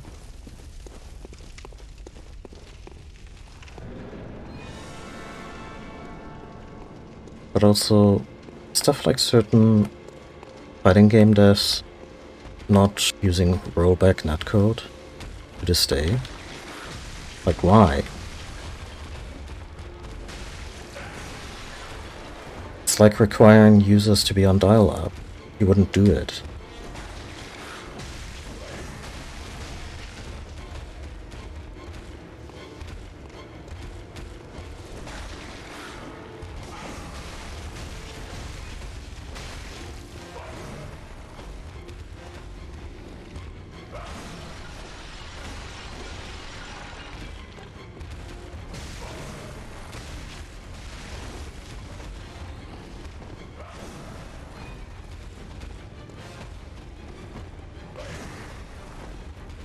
Oh, is netcode? It's netcode.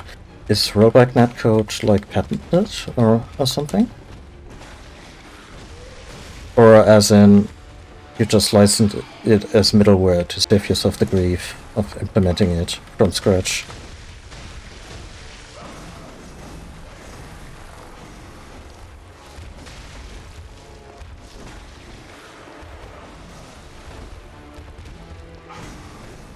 Also, something funny happened on the way to heaven. Guess which FromSoft game doesn't have frame pacing issues? The one they didn't make. The Demon's Souls remake developed by Bluepoint. That one's buttery smooth in both 16 and 30 FPS modes. It has higher input lag, but, you know, again, issues that can also be solved if the engine builds it from the ground up.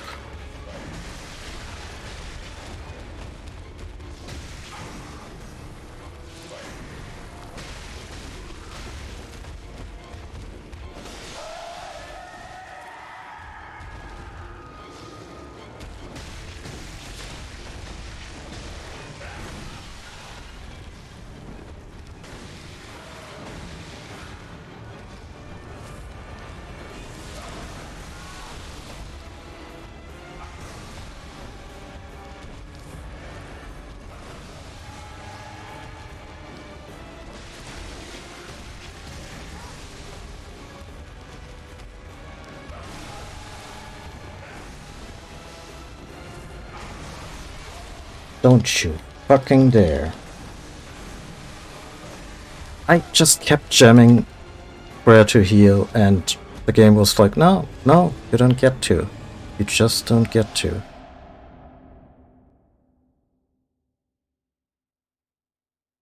Yeah, I can see that. I mean, it is kind of, you know, technical wizardry. It's really cool, but also not something that hasn't been done before. So yeah, middleware could be the solution for that.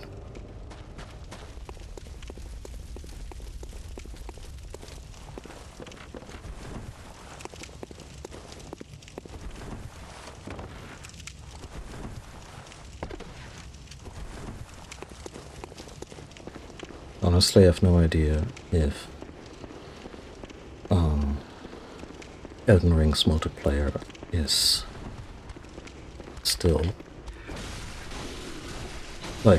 as in compared to older FromSoft games, just how bad is the lag and the lag exploits. Because I think the last time I checked in with FromSoft Online modes was Dark Souls 3, and yeah, sometimes a person just runs up to you, suddenly they're behind you and they're backstabbing you. And it's another thing the company can't really seem to fix.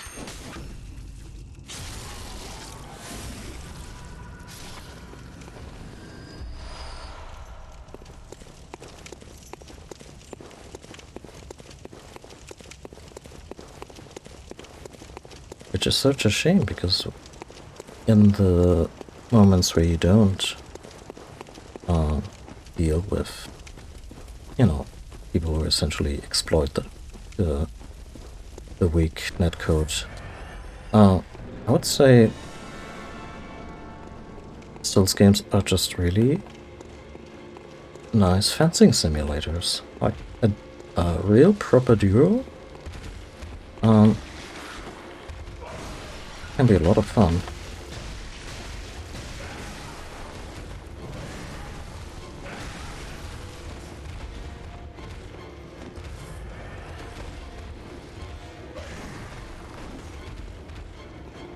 Come on.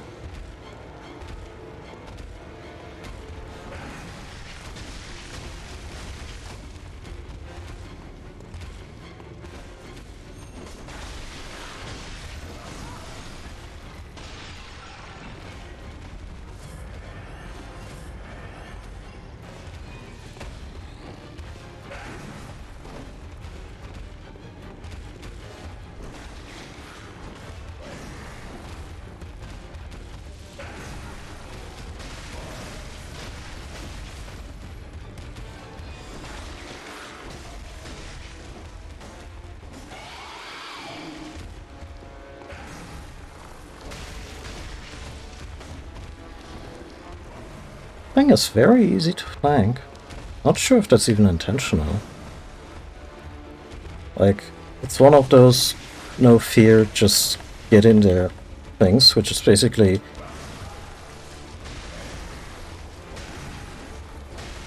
all the advice I would ever give people if they wanted to get into Bloodborne. Just like, see, this is the only time I'm actually in trouble, when I'm running away from the fucking thing. Because I wanna run away, because I wanna heal, and I cannot do that. And I'm being wailed on. Fuck this.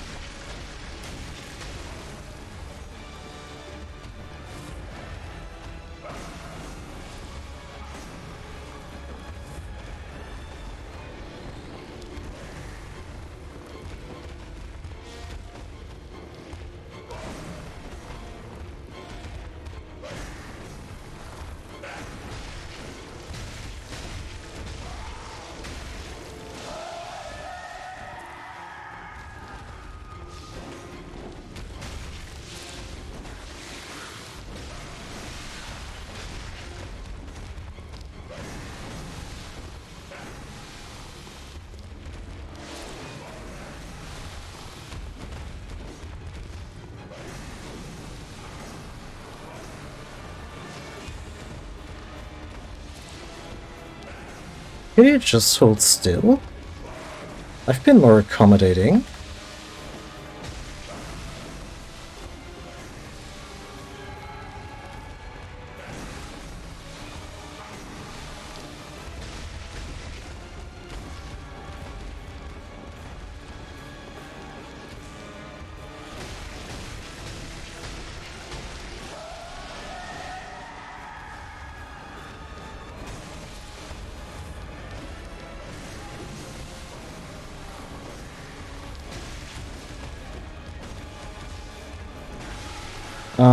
Yeah, no, it was game over time. Okay. Yep.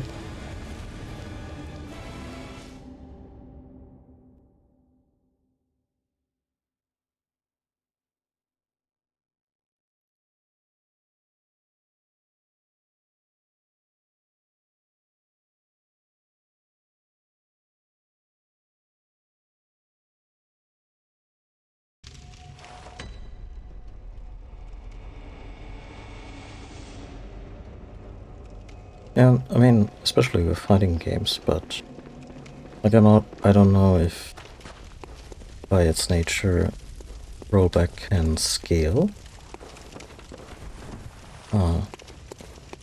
do more than 2 players.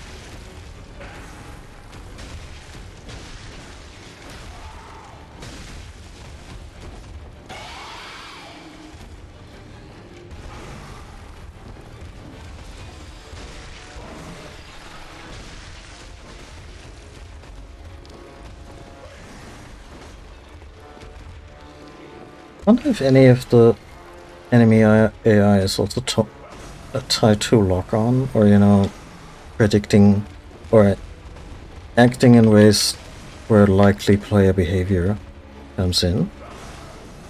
Because I feel by doing this without lock-on, it frequently doesn't really seem to know what to make of me. And that maybe this is also just how they made the Bloodstuff Beast a little bit low random. To, you know, add to its character, which I would get.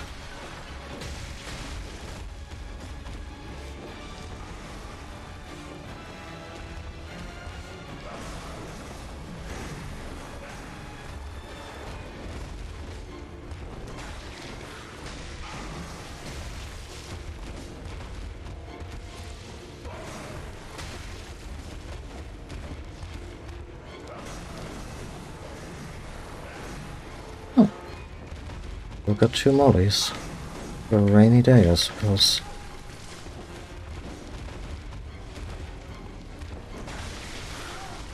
Ah. Okay, I guess. That was, what? 80% of my health just gone?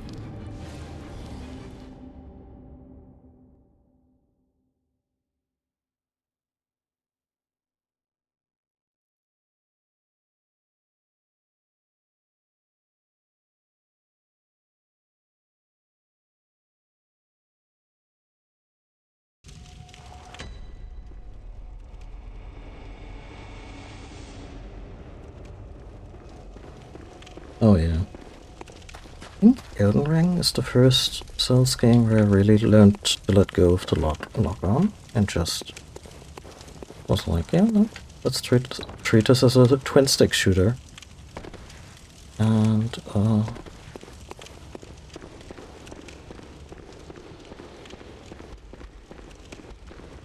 the games can be surprisingly amenable to that.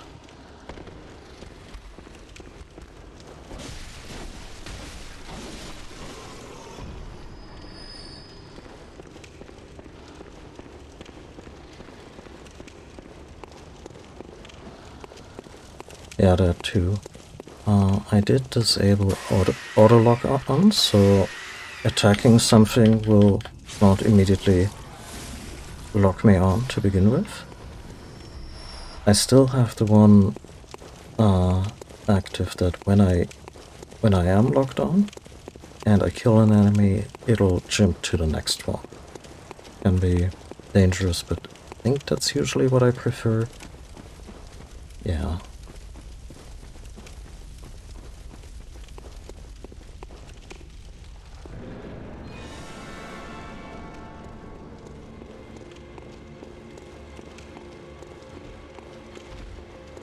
Oh, that's unfortunate.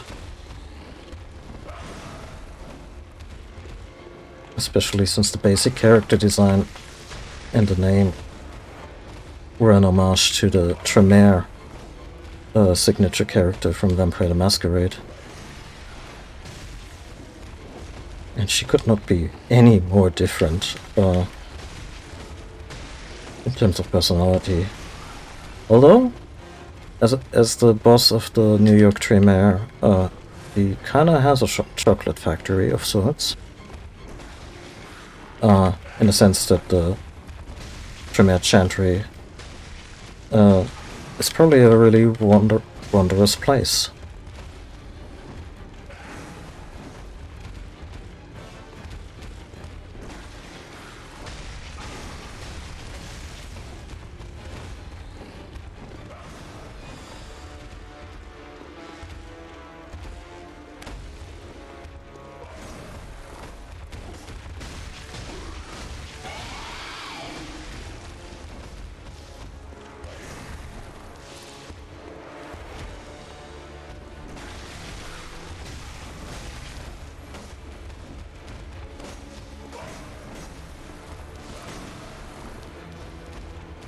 Yeah, sure. Take your time starting that run.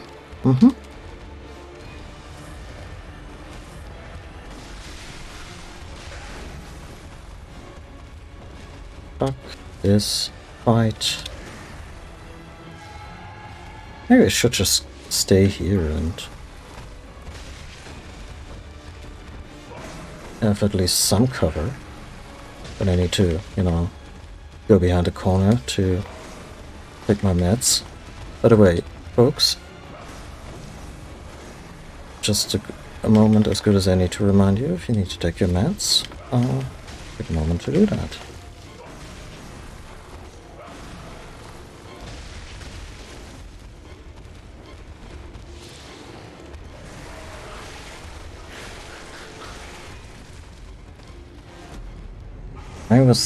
I was basically full.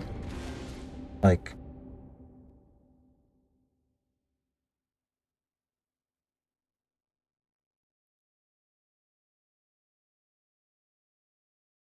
fuck this boss.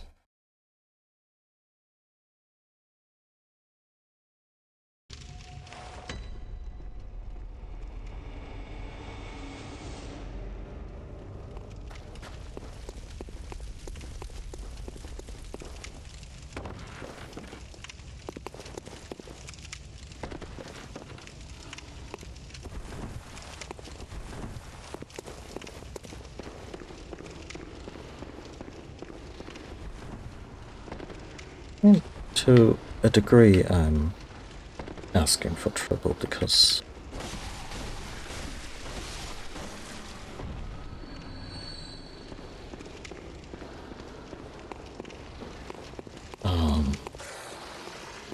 arcane builds are prone to a slow start.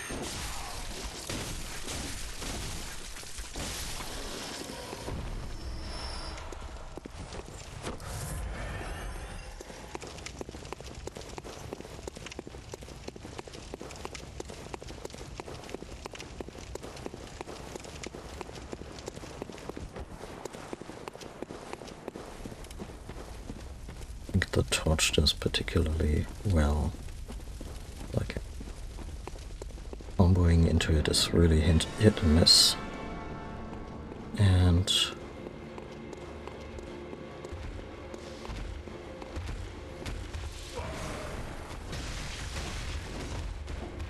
maybe Sometimes I can actually stun the fucker.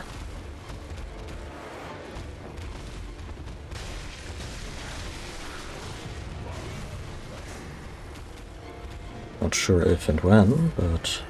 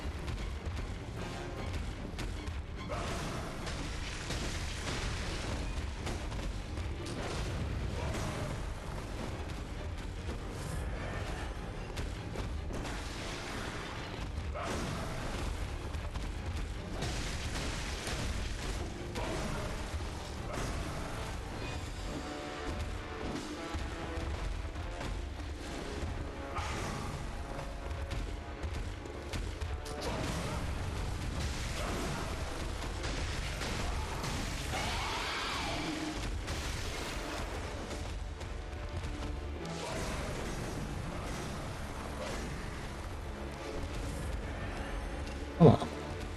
Let's take this to our favorite spot.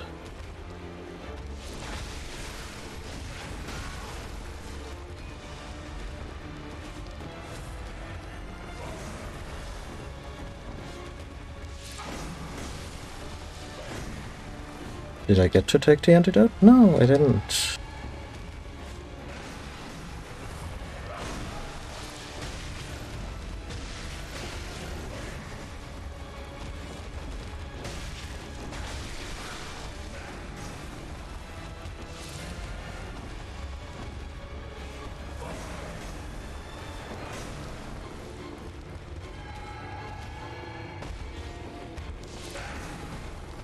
Come on.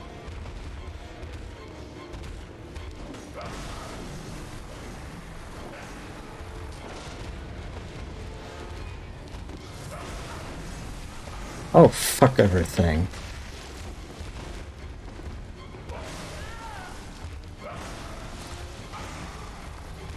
Oh.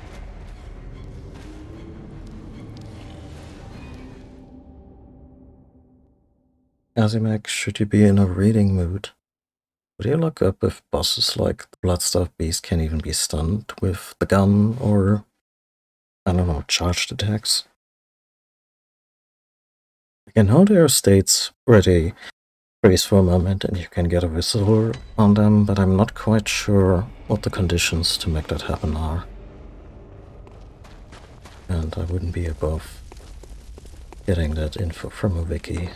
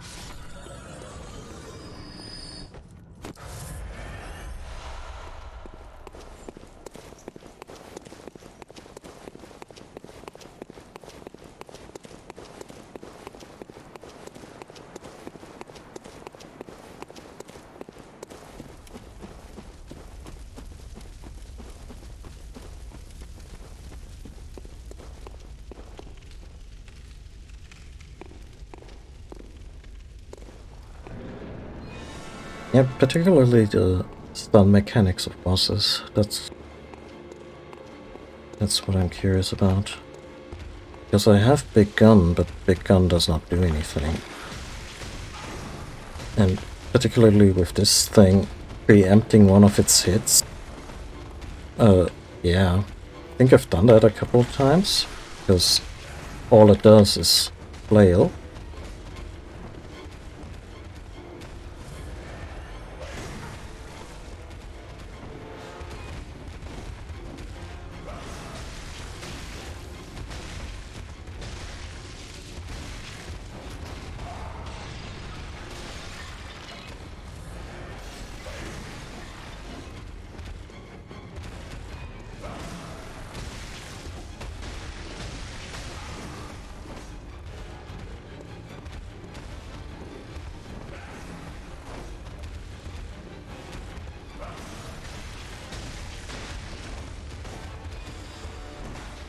What is the right-hand claw attack? Yeah, probably the one that is a little, you know, drawn out.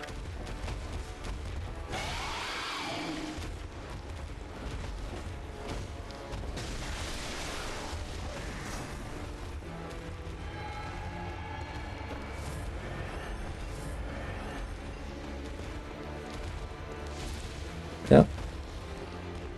Ah, there it was.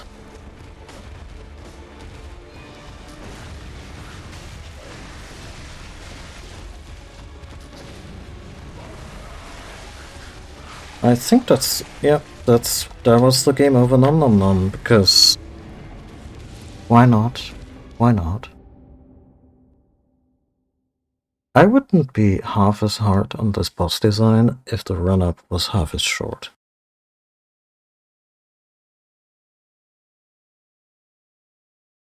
Like, I'm glad this is not one of those Soulspawn games where you find a lantern within earshot of each other.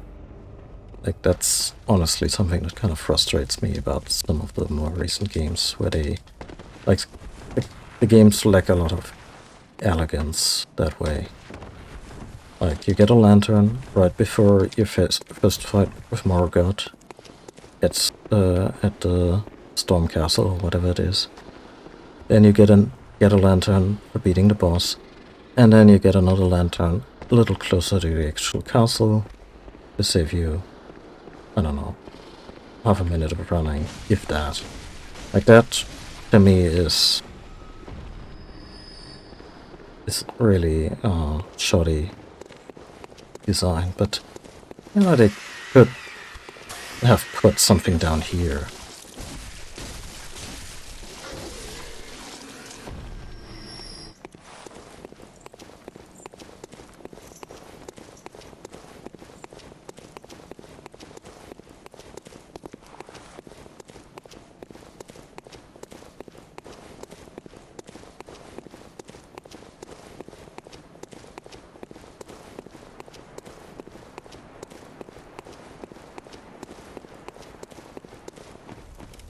Ah, yeah, so throwing the fire attacks in early.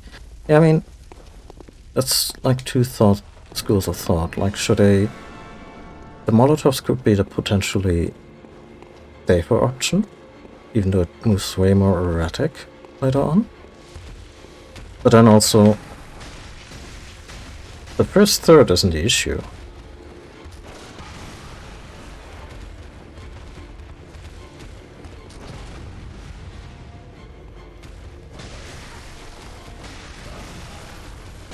Oh, no, I just stunned it. Come on.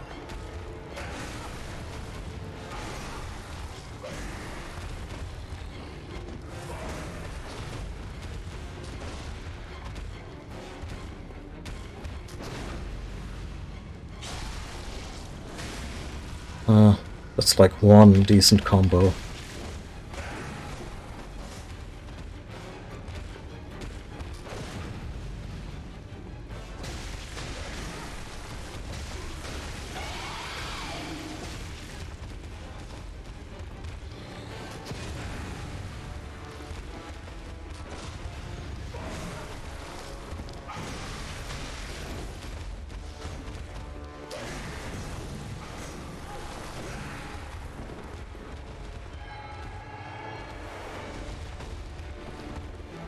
This time I actually yeeted myself towards it to have an easier time healing. So that's a thing that happens.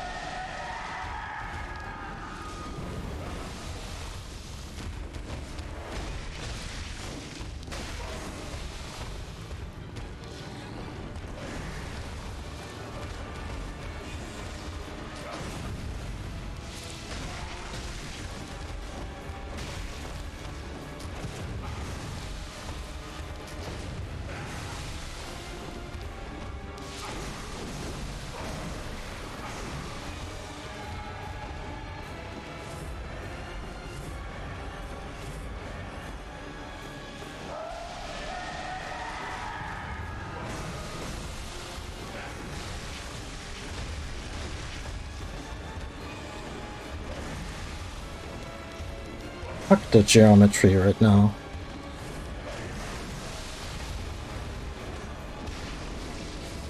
What? What? Where did it go? It was here, and now it's gone. Anyone see where Bloodstuff Beast went?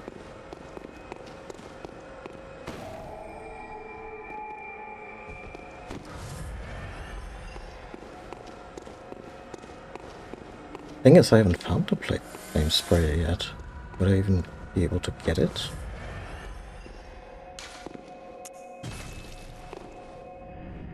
Oh, I guess they went home. You know, didn't we have that with the other guy? You know, take their ball and... Maybe the beast was like, hey, I could make a football out of all this excess skin and just have fun. And that's how that story ends. What is it you... Very well, let me...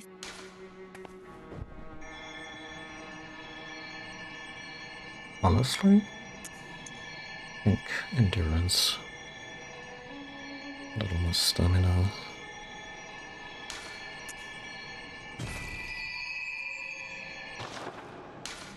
Farewell, good hunter. So in theory, it could be... Oh my god, I've been at it for 4.5 hours. Okay. The Healing Church and the blood ministers who belong to it were once guardians of the hunters in the times of the hunter Ludwig. They worked and forged weapons in their unique workshop. Today, most ministers don't recall the hunters. Funny how that works, huh? They have much to offer you. And so, heed the message of your forebears. Ascend to Erden Chapel. I've been at Odin Chapel. Ascend from...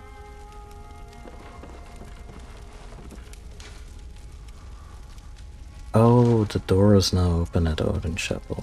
Yeah.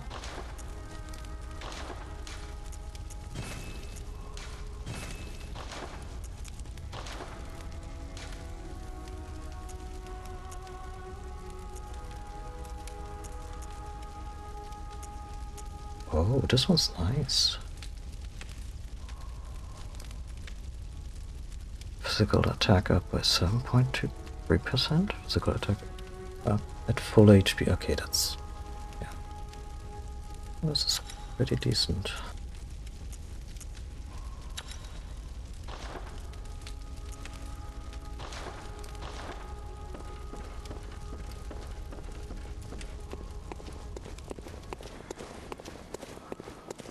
I mean, with that much skin, they could make so much. The many balls, they're gonna be happy, I believe.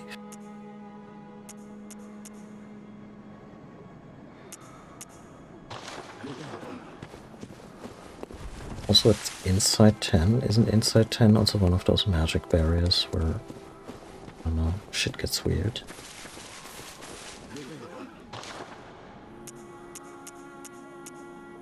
Oh, Henrik said, if I wanted this yellow, and that's kind of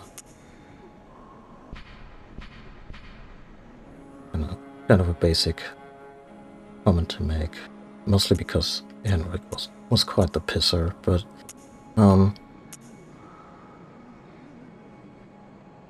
oh, this guy was once a pup about a gas coin. Huh?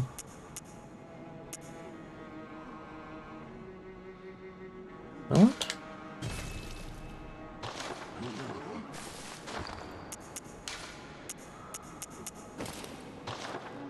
Yeah.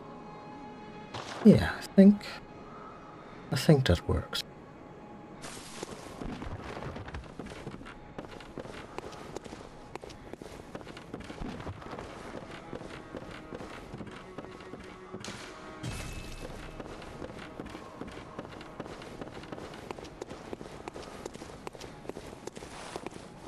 Welcome home. What is it you... Very well,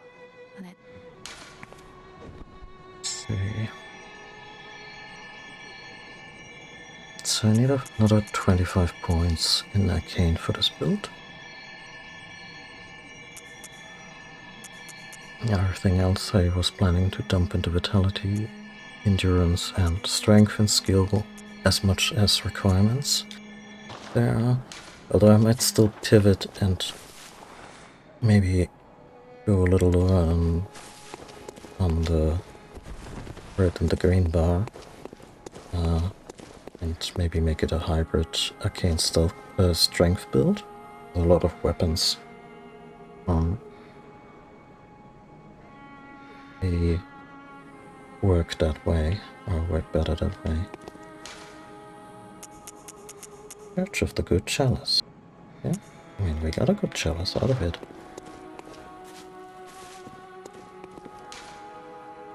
What ritual root chalice is required? Use the ritual order to create a chalice dungeon with a chalice ritual, or to search for chalice dungeons created by hunters who are not wolves.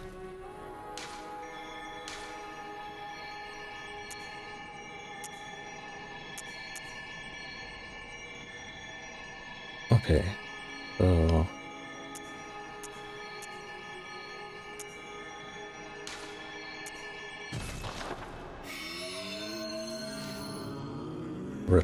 ritual is finished, and the chalice rests upon the altar. You may now explore the dungeon.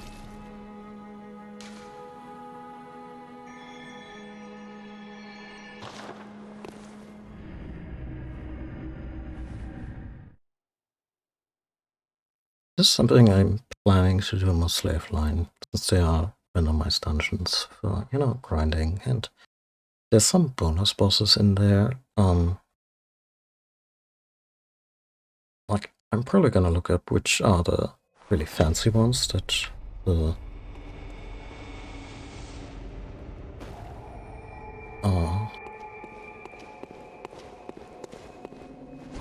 main game doesn't have. Oh no. Okay. For a second I was like, wait, is this just Elden Ring crypts? I've seen them be played before, and well, yeah, no, they probably share a lot of assets with Elden Ring crypts.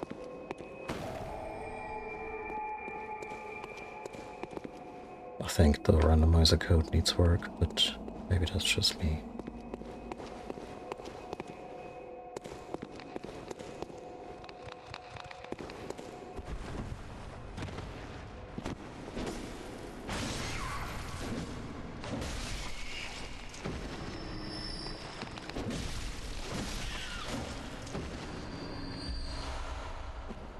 Mode. Oh. Apparently it's a kind of a self-perpetuating or self-repelling mechanic. Because I played the game originally like with pretty much ignoring these, and it's easy enough to do. You don't have to play them.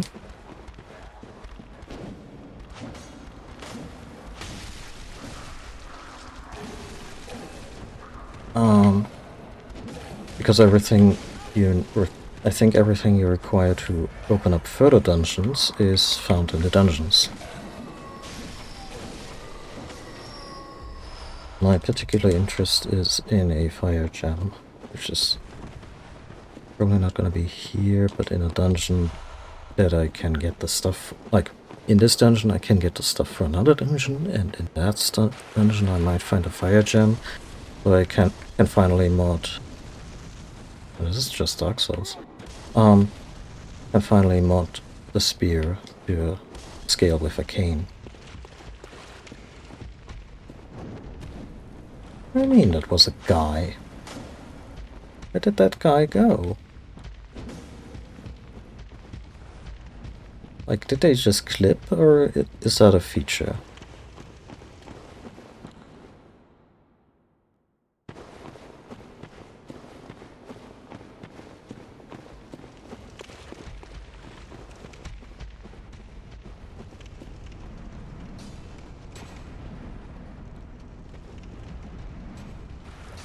wonder. It also has, it's also supposedly riddled with traps.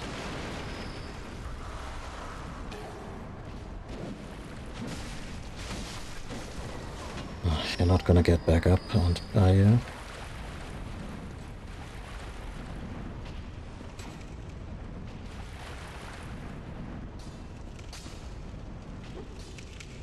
Oh, there's the traps.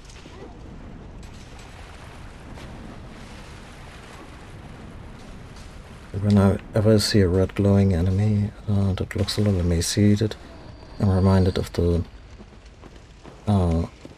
blood skeletons from Castlevania, and like blood-covered enemies that kind of reassemble. I've also encountered them in a Souls game, so I would imagine blood skeleton thing is a bit of folklore.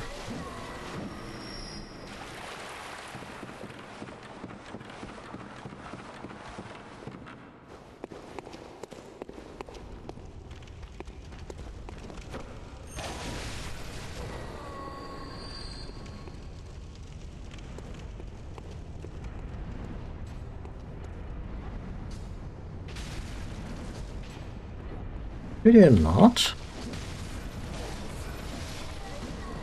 I'm famously out of antidotes.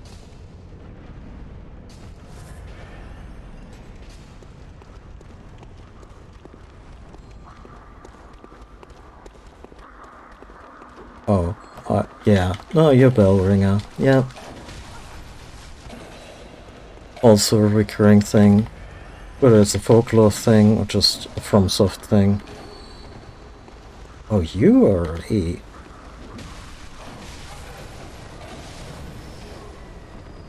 They had told me I would be fighting... I know these aren't really skeletons, but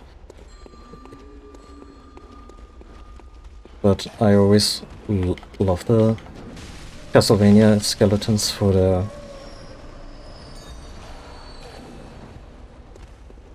their ingenuity and variety. Like, I can't really stay mad at them. And if these skinny individuals here are basically gonna be the same thing, like... That's a big-ass enemy. I should...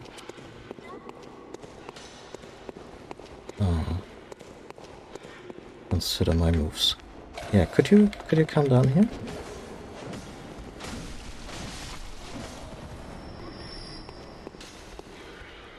Oh god.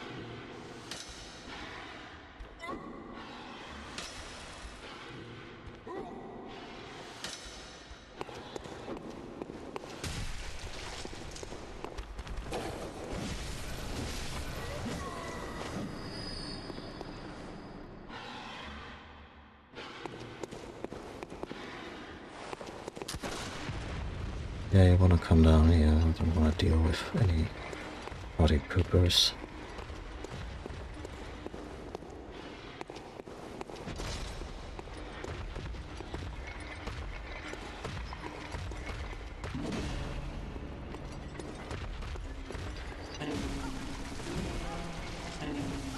Okay, yeah, I guess fresh meat and all that.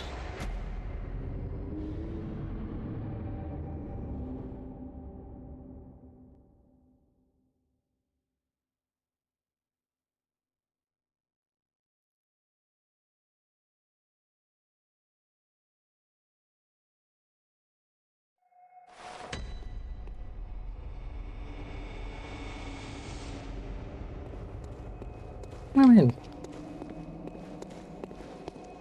still taken from the best, right?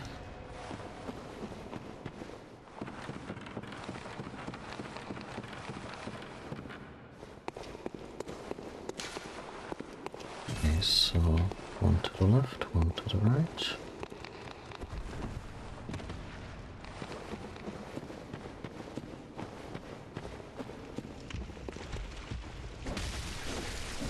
Oh, hello there.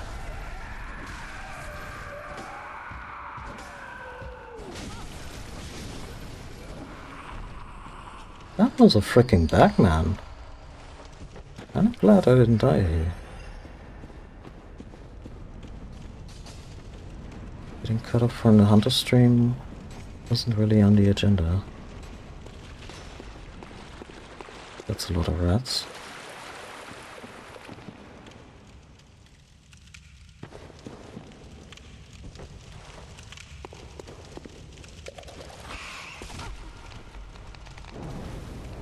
I mean, fair. They're smart, they're hungry, and we're not even bigger than them.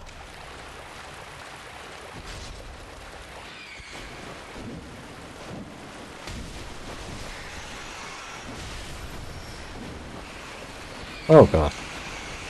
Such big teeth. Yeah, fair.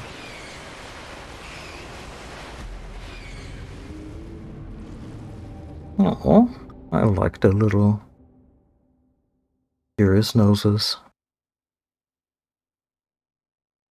I wish they didn't have these terribly bloated, diseased eyes, but the noses are very cute.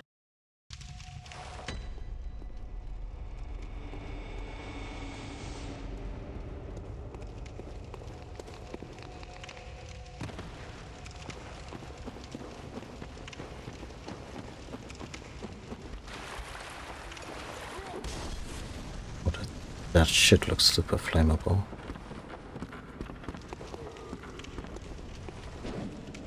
What was that shit, huh?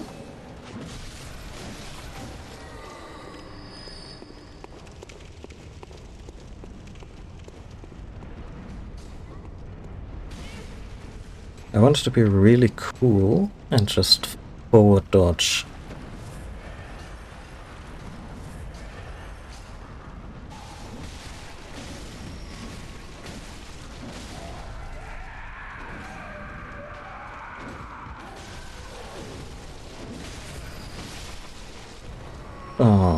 Forward dodge under the poison knife, and yeah, completely ruined my timing with the saw blades.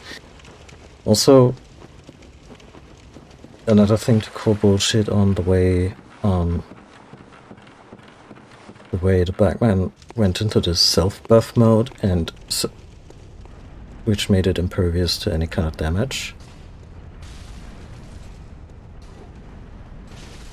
Oh.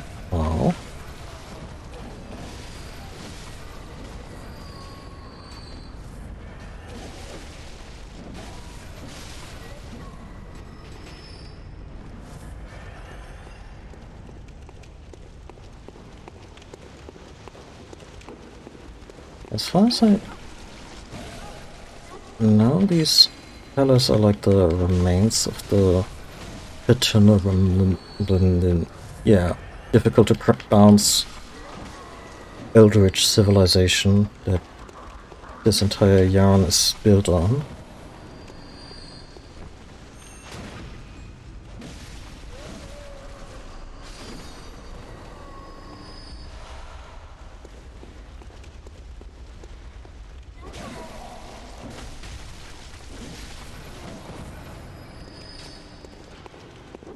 So this is basically what's left of this civilization. Probably because they, I don't know, had the misfortune to meet a bunch of elder gods. That's usually how this plays out. Okay, come on, one more time.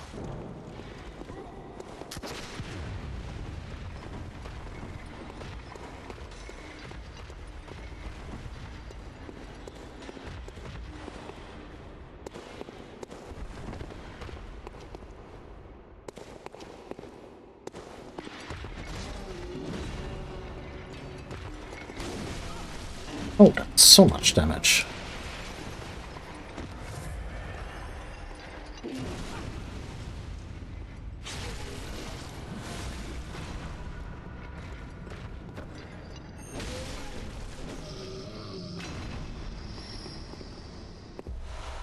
The second I feared that one of the smaller ones was just hiding behind the big one.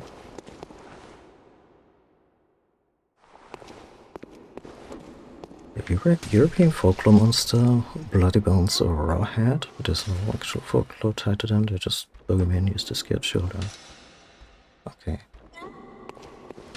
So there's nothing about, like the mechanical stuff of, yeah, there's blood on them, that's why they always, that's why they won't stay down.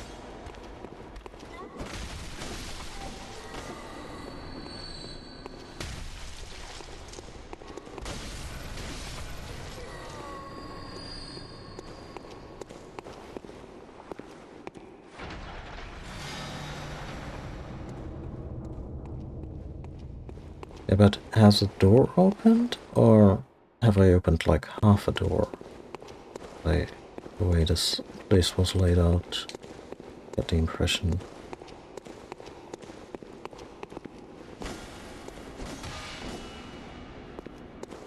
Oh, that's cool. You can actually dispel the mist by attacking the thing that produces them.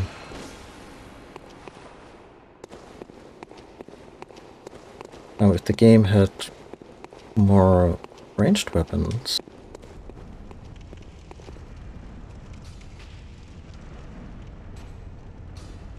Okay, who's still throwing shit?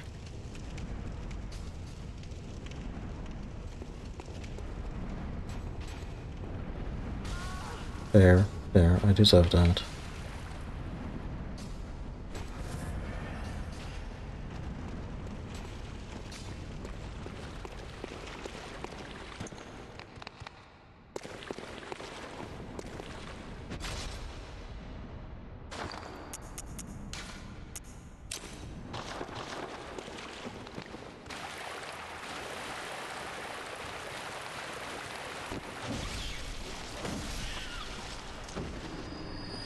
What about the other little fuckers? Yeah, yeet. I got one. And aggroed God knows how many.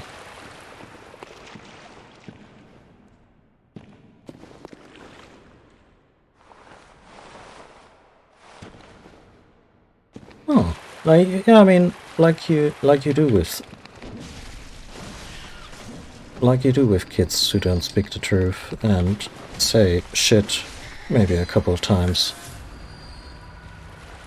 Just condemn them to a horrible, horrible death that shall, you know, act as a warning to others.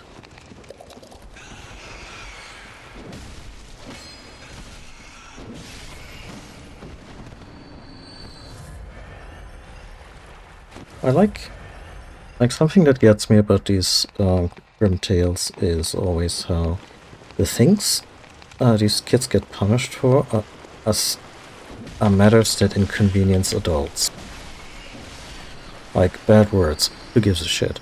Like sure, it's I try to not use fuck and shit too much around little kids myself, or etc. etc.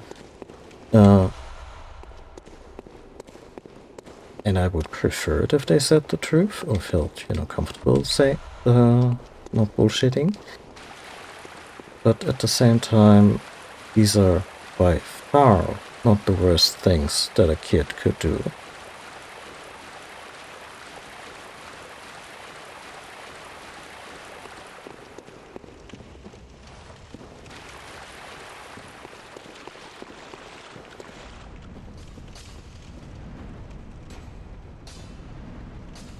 Also not saying that, like, I don't know, schoolyard bullies would absolutely deserve a terrible fate involving blood-faced boogeyman, but, you know, that's the kind of stuff I wish parents would, or, you know, any kind of educational body would more universally focus on.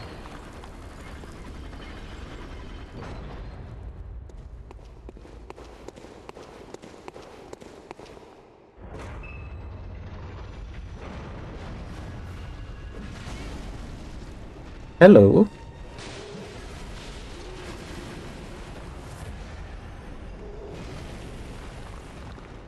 You look like someone who can't tie their shoes, and I get that's frustrating.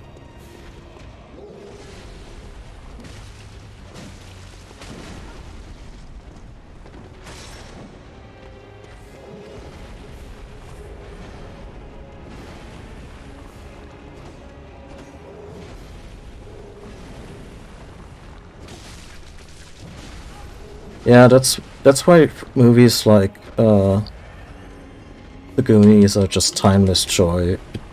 Because these kids, like, I don't know if they say fucking shit all the time. The kids in E.T. use some very explicit language.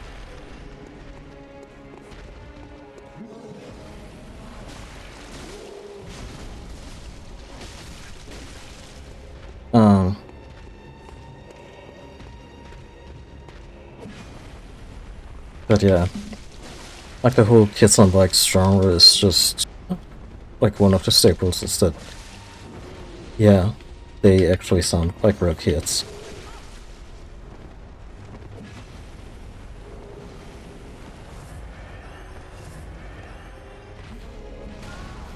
Oh, dear. So I could have healed, but I was realizing I was losing a lot of health and also had very generous rallying opportunities. Yeah. That was me trying to... I mean, look at this boss run up. That's heavenly.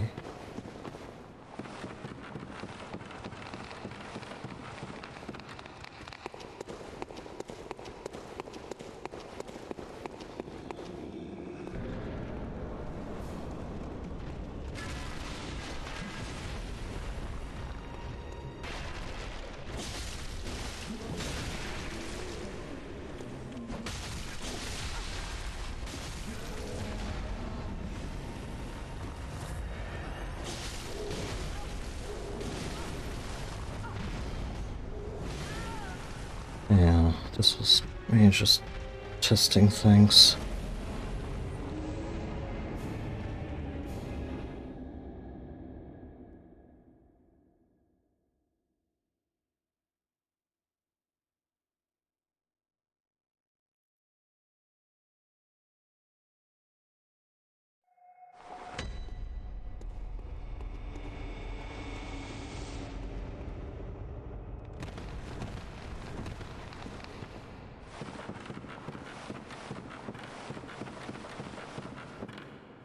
Just to me that I didn't really bother to pick up my salts, but...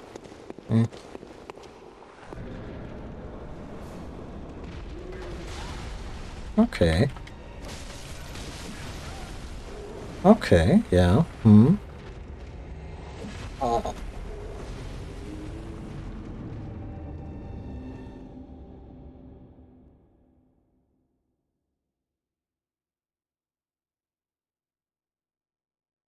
I should probably wrap it up. Coming up on 5 hours. Let's see. Let's do a final attempt at this boss, and after that, I'm gonna call it.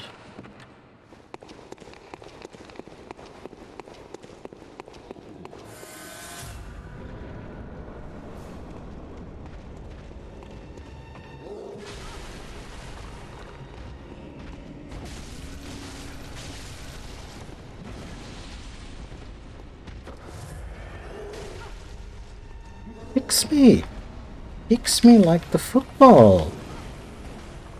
The Bloodstuff's beast, blood red football made of skin.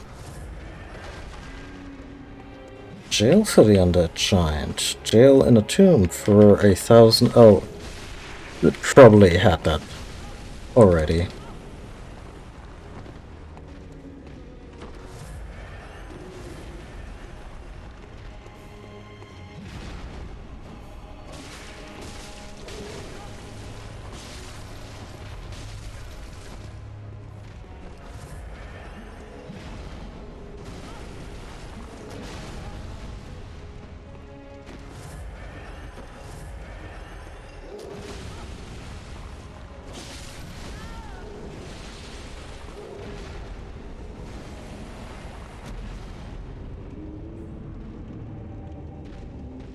Okay.